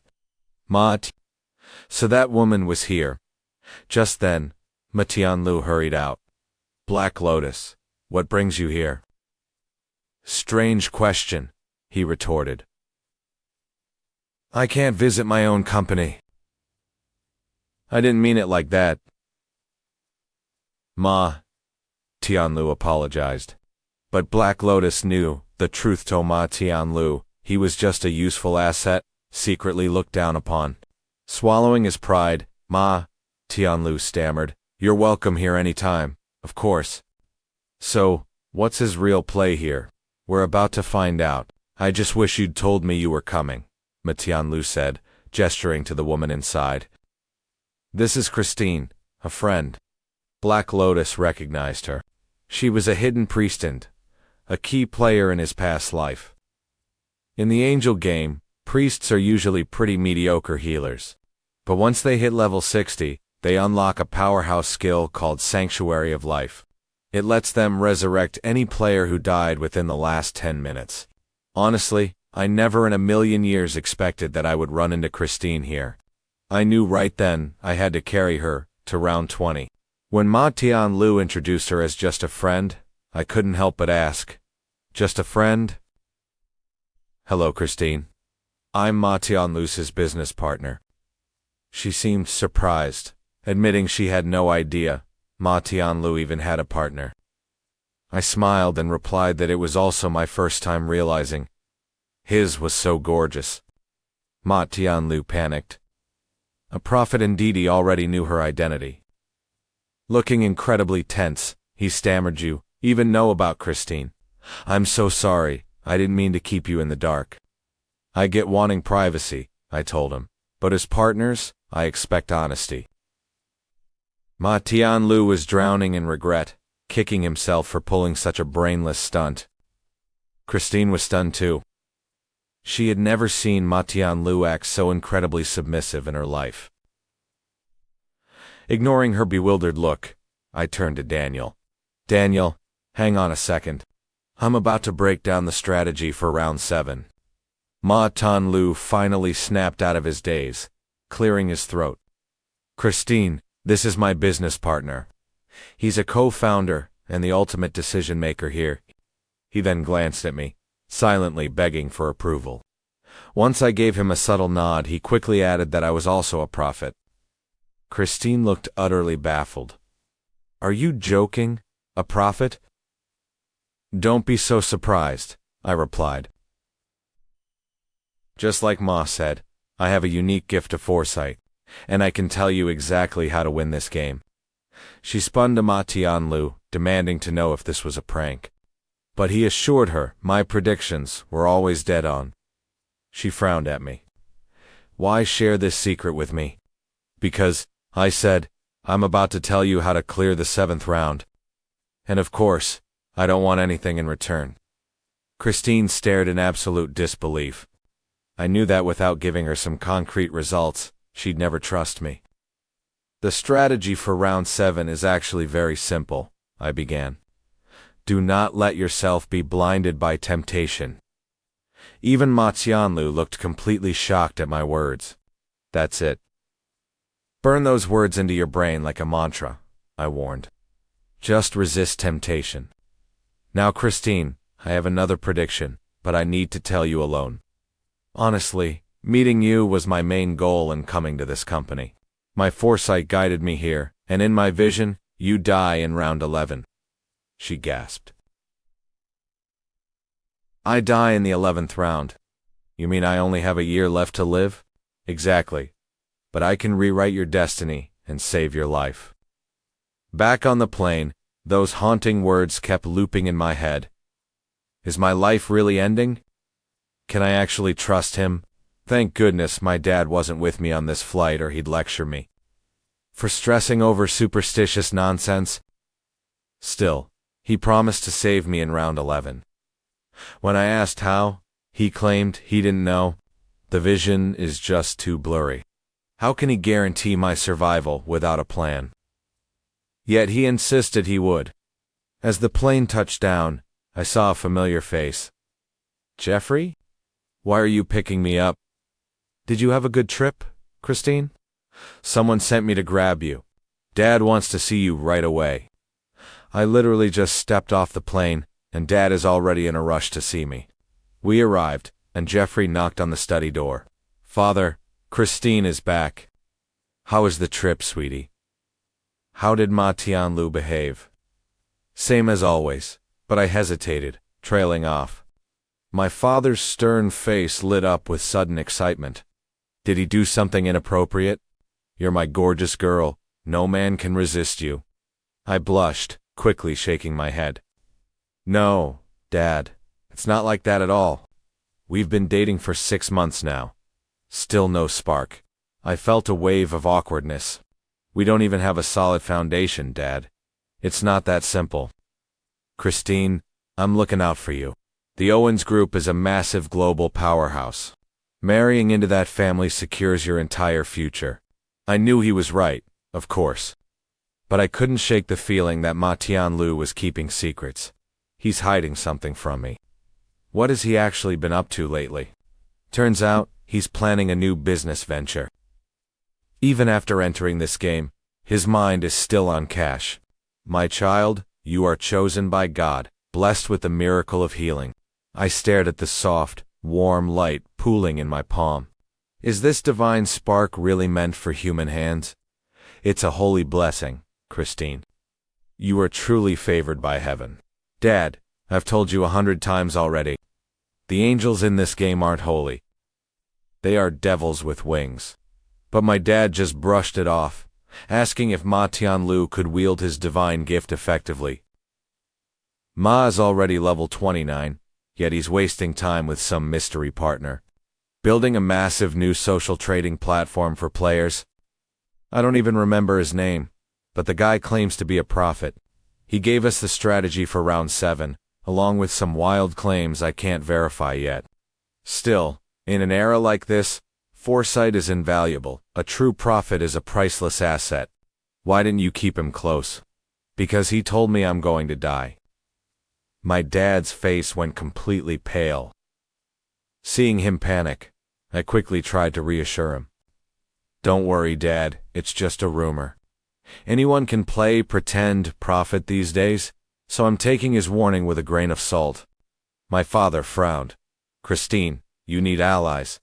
I shook my head. I don't need to look for allies, Dad. Did you forget I'm a regional representative? Most players are eager to protect me anyway. Still, don't let your guard down. I get it, Dad. I'll watch my back. As I walked away, Jeffrey watched me leave with a dark look. I leaned in and whispered to Jeffrey right away. Ma Tianlu's partner claims to be a prophet.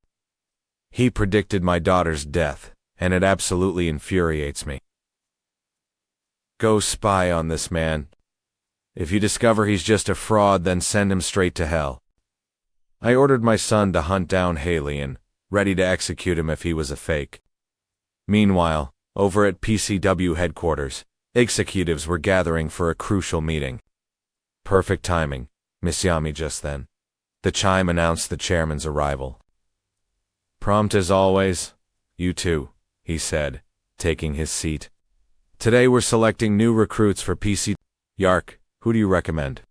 I filtered the applicants by level, choosing 30 candidates, ranking 30 top-tier players. After rigorous testing, only the top 5 will join our ranks. Next on the agenda, the U.S. Congress is vetting a candidate who could heavily restrict PC. We must figure out how to neutralize this threat. That's our agenda for today. By the next morning, I was absolutely blown away. I had no idea our player trading platform would be this wildly popular. In just one single night, tens of thousands of players registered and put their items up for sale. Scanning the rare materials listed on the platform, I realized upgrading my custom gear would be incredibly easy. I now had enough resources to forge 3 unique Tier 2 quality pieces of gear. Spotting cheap magic stones listed at only 200,000 each, I snapped up every single one without hesitation. 2 days later, my younger brother complained that I was working too hard lately. But when he opened the front door, his jaw dropped. Why are there so many packages? Don't sweat it, I laughed. A player needs his gear. He stared in disbelief as mountains of raw gems piled up in our living room.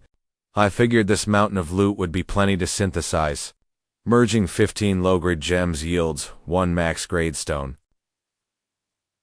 Soon, the entire pile flashed with brilliant light, and success notifications started chiming repeatedly in my ears.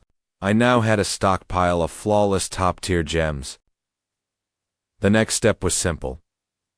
Slotting them into my gear. I slammed a red gem into my weapon, and a notification popped up.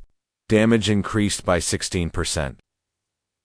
Next, my Haramo's helmet got a boost of 32 strength.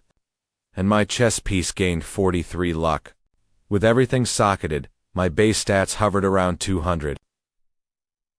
Toss in my runes and Julie's buffs, and my overall power would easily hit a massive 2,000 stat boost.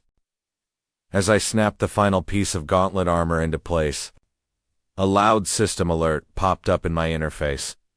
7 max-grade gems equipped. Rainbow Aura unlocked, boosting all status resistance by 50%. I grinned widely. My total status resistance now sat at 82%. making me virtually immune to any status debuffs.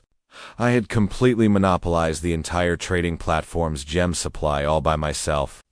I clearly remember these gems eventually skyrocketing to 20 million gold pieces each. I had to load up my gear now while they were still cheap. I'll organize my remaining loot once I finally hit level 60. With my own marketplace at my fingertips, I knew I had to keep a sharp eye out for rare drops. Suddenly, my eyes widened in sheer shock. Skin of the Immortal. That's an essential material for legendary gear. In this game, gear ranks from common to rare, epic, unique, and legendary. Finally, topping out at divine. Anything above epic tier must be manually upgraded. And the materials aren't easy for regular players to get. Most players are stuck with epic tier gear. To get legendary resources, you have to slay absolute monstrosities. I couldn't help but wonder, could someone really have looted this already? Skeptical of the seller, I decided to purchase the skin of the Immortal anyway. It only drops from the round 5 Orc Chief, and the drop rate is microscopically low. Did someone actually solo that beast? Suddenly, a memory clicked inside my mind. Could it be him? He's definitely skilled enough to pull it off, and he specializes in rare items. But if he's the seller, this is highly likely a setup. He wants an in-person trade, which is a classic trap. Still, I absolutely needed that material. I fired off a quick message, proposing a meeting spot. Once he agreed, I smiled. The guy really thinks he's the hunter. Using legendary bait to reel in his prey, other players eventually kill for loot. I need to meet him before he hurts anyone else. Meanwhile, the seller was completely speechless. His price was 1 million, and this guy actually wanted a discount? Doesn't he know the tier of this item? I only got it by slaying the 5th round Spirit Lord, almost dying in the process. But even though it's incredibly rare, its actual purpose remains a complete mystery. The buyer must know. Once I see him, I'll torture him thoroughly. Meanwhile, another trader was begging on the ground. The man sneered. I didn't expect you to be this broke. Of all your items, only this weapon is barely worth looking at. Without hesitating, his dagger stabbed the poor guy to death. What a I hope the next buyer is more entertaining. Since childhood, he found life incredibly boring. Nothing could spark his interest. He once tried focusing on school, but effortlessly became the top student. So he eventually just gave up on studying. But when his grades slipped, his parents lashed out. That was the day he found his true joy. Right in the middle of their screaming, he murdered them. That twisted rush drove him completely insane. Since he was just a kid, he escaped legal punishment. But he didn't reform. Instead, he became a psychopathic serial killer. When the Angels game arrived, he became even more obsessed with the thrill of the kill. Equipped with a drop rune, he amassed Hivali loot. But what truly consumed him was the round 4 player slaughter, which he became hopelessly addicted to. Craving the high of murder, he wanted to turn the real world into a battlefield. Luring and killing players. This guy was his 7th victim. Dragging the corpse, I prepare for number 8. I drag the corpse to a dumpster, sneering. Once that buyer gets close, I'll trigger corpse explosion to blow him to pieces. Even if he somehow survives, I can still subdue him with my fear curse. He was thrilled. Before ending him, I'm going to have some fun. Just then, heavy footsteps echoed from behind. He grinned with excitement. Finally here. Just get near the dumpster, and I'll blow you sky high. Suddenly, Black Lotus appeared, heavily disguised. The man watched, muttering under his breath. Just a bit close, serious 5 more steps. But Black Lotus stopped. The man grumbled. Why stop halfway? The disguised Black Lotus asked. Are you the seller? The man gritted his teeth. Just 2 more steps, and I can trigger my skill. What are you doing over there? Didn't you want to sell the immortal skin? The man smiled. Didn't expect you so fast. He realized if he got closer, he'd be in the blast zone. But that would be too boring. Aren't we trading? I'm here. Why aren't you? The man lied. My leg is hurting. Come over here. Black Lotus scoffed. Do you know how far I walked? Do you want to trade or not? Were you lying about having that immortal skin? Suppressing his anger, the man insisted. My leg is just sore. Really? We agreed to trade, yet you keep stalling. Are you trying to lure me over to rob me? You're a scammer who doesn't even have the skin. People like you should just die. Hearing these insults from Black Lotus, the man shook with rage. He screamed, Look here. This is a genuine immortal skin. Black Lotus let out a sinister smirk and replied, So it is. The man's heart tightened. What is wrong with him? Why is he suddenly smiling? Suddenly, an invisible slash tore through the air, severing the man's arm. Screaming in pain, he couldn't comprehend how. The opponent hadn't even moved. Then, a whisper echoed in his ear. Are you looking for me? He was baffled.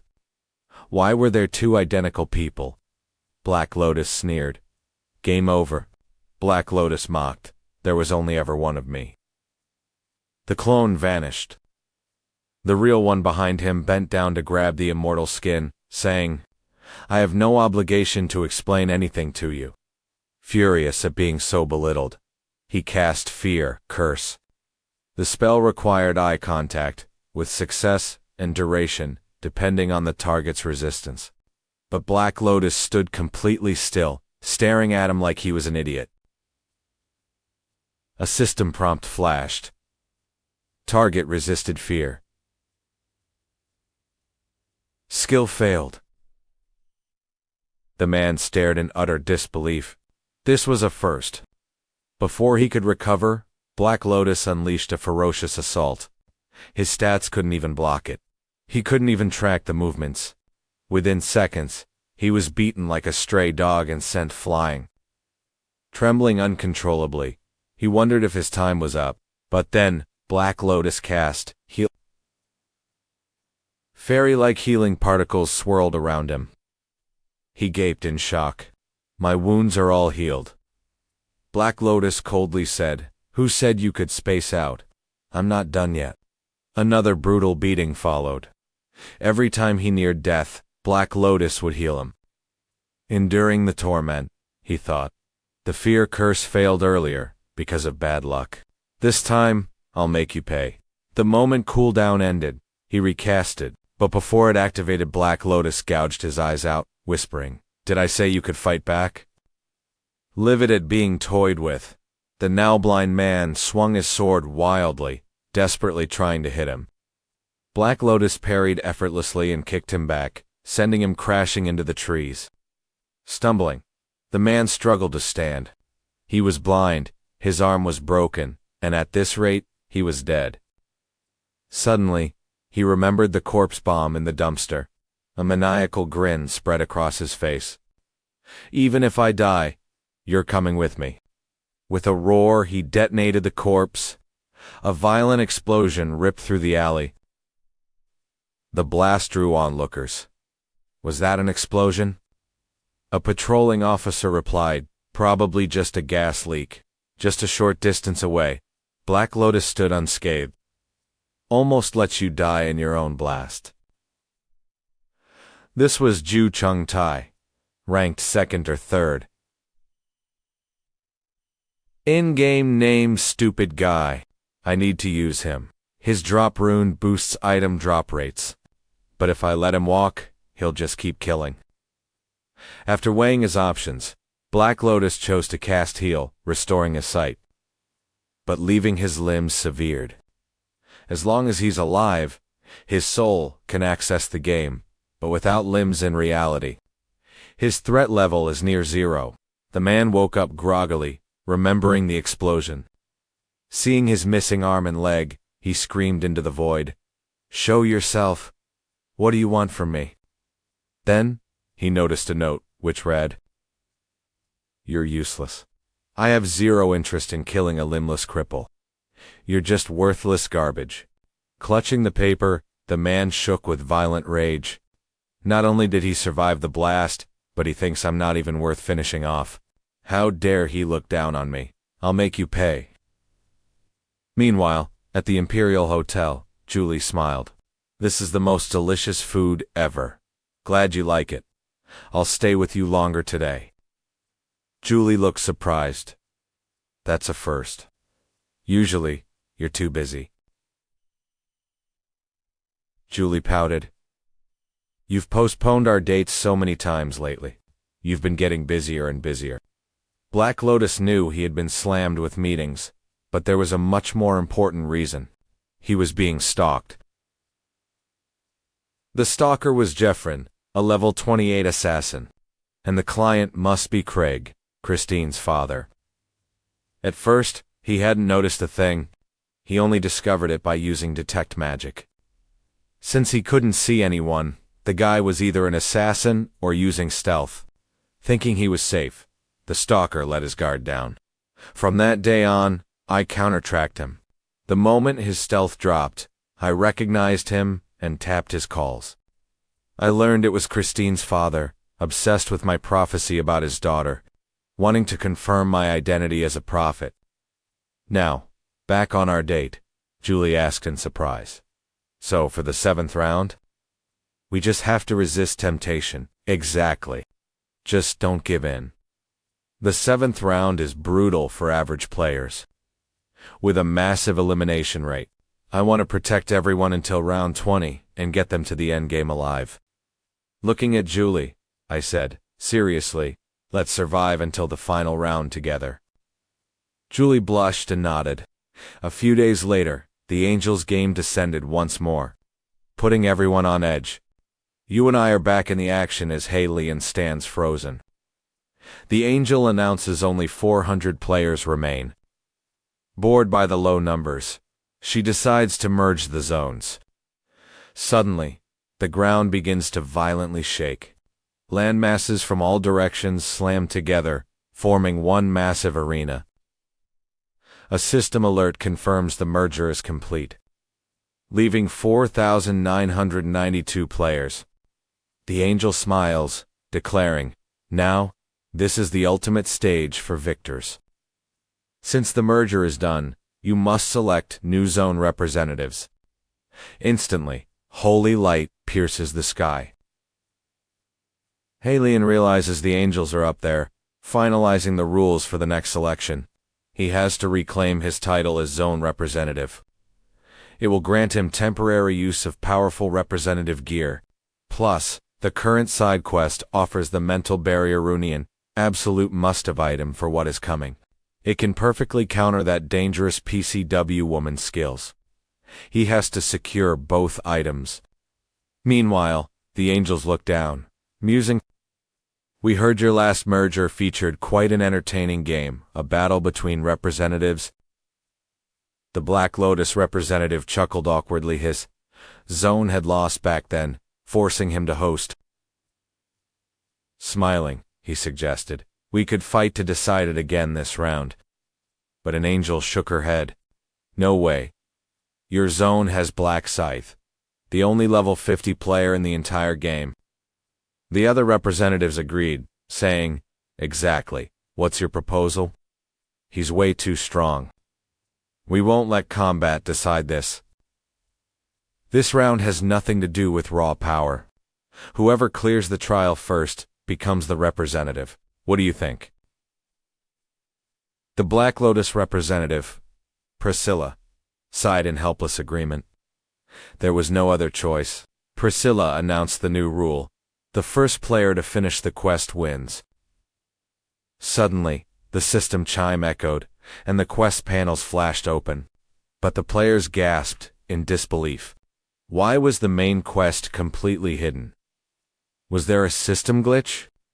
The Angel chuckled. explaining that the seventh round was always meant to be a hidden phase. The crowd panicked, demanding to know how they could clear it blind. How you clear it is not my concern, the angel shrugged. The briefing is over. Let the game begin.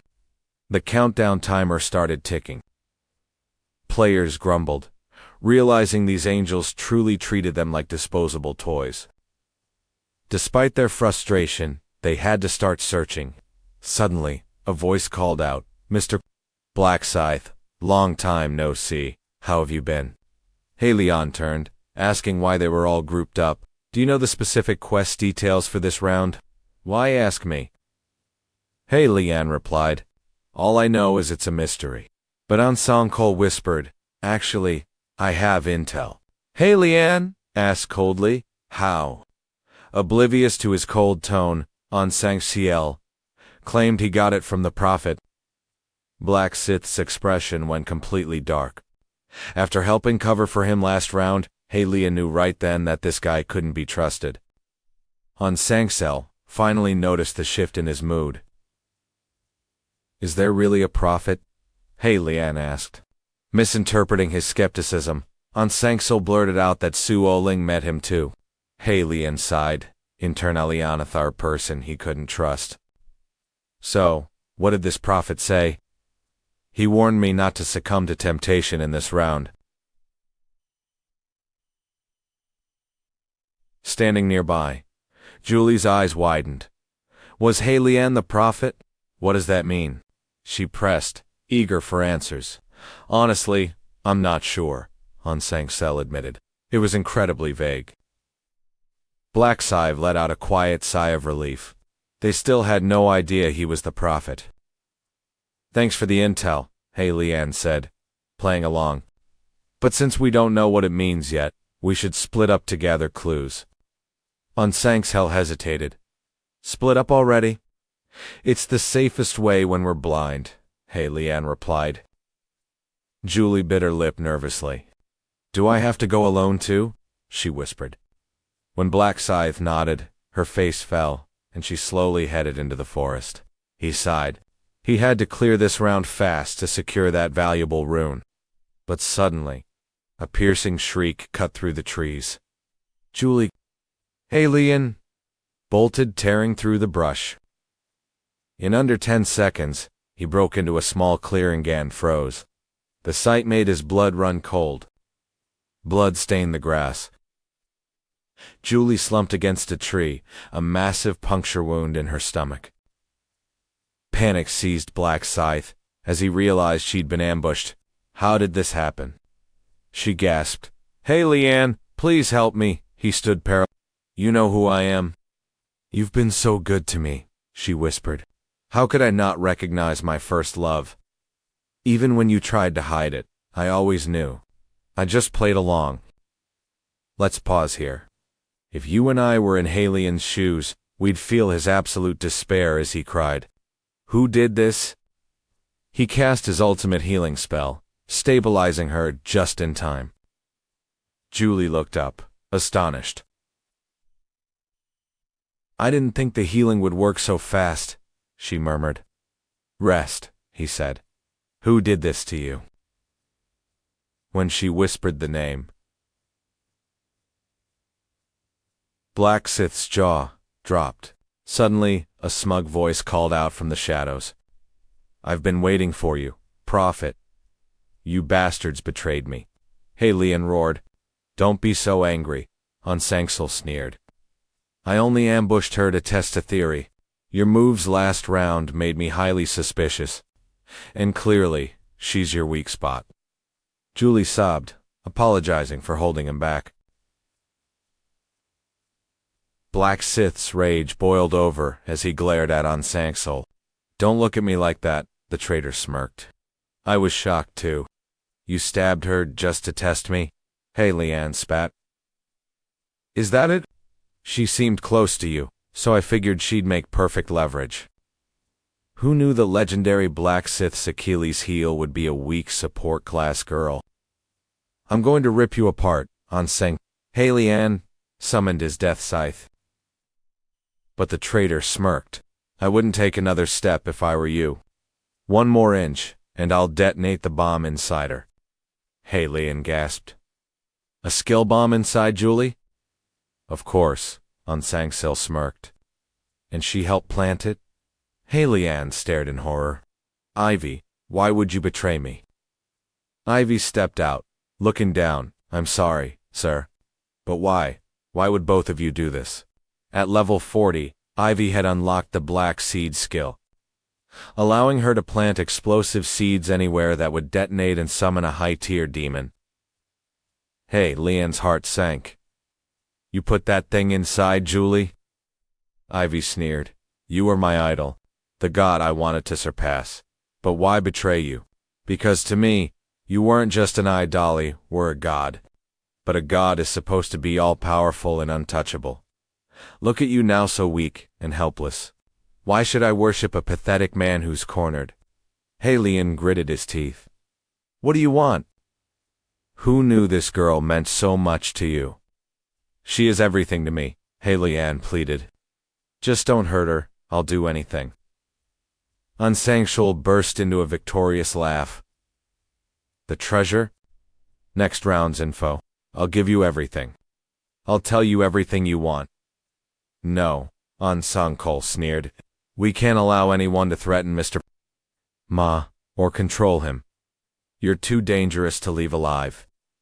End your own life, right now. Julie wept. No, don't.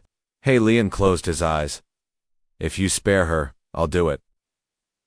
Keep your promise. He raised the death scythe and drew the blade across his throat. Julie shrieked in absolute agony, trying to stop him. His body collapsed like a puppet with cut strings. In his final moments, his only thought was of Julie's safety. He swore he'd never forget those traitors' faces. Suddenly, a system notification chimed. Hidden quest completed. Quest.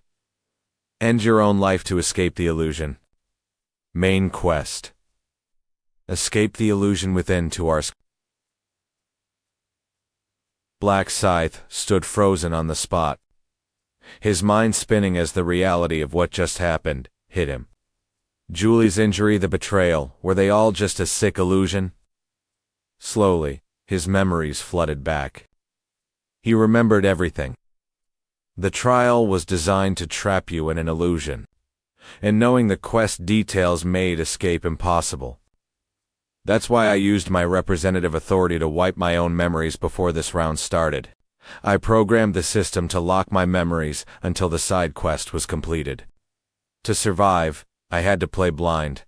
I had even placed a powerful psychological command on myself. Protect Julie at all costs. She is the girl I love. While others saw a simple illusion to my memory-wiped mind. It felt like a brutal, real-life betrayal. Erasing my memory and reinforcing my love for her forced the system to build the illusion around Julie. Everything went exactly as I calculated. Just then, soft footsteps echoed behind him in the quiet forest. Mr. Black Scythe, did you break free from the illusion too? Sue Alling emerged, sighing in relief. It was so hard to snap out of it. The others are still trapped. She blushed, looking down nervously. Mr. Black Scythe, this might be sudden, but I've liked you since the day we met. He didn't even blink. He just raised his massive scythe. Her eyes went wide with terror. Mr. Black Scythe, what are you doing? Before she could finish, his blade cut her down. She hit the ground with a thud. Nice try, he muttered, but that illusion was poorly timed. The main quest was cleared, leaving you and I to wonder what's next.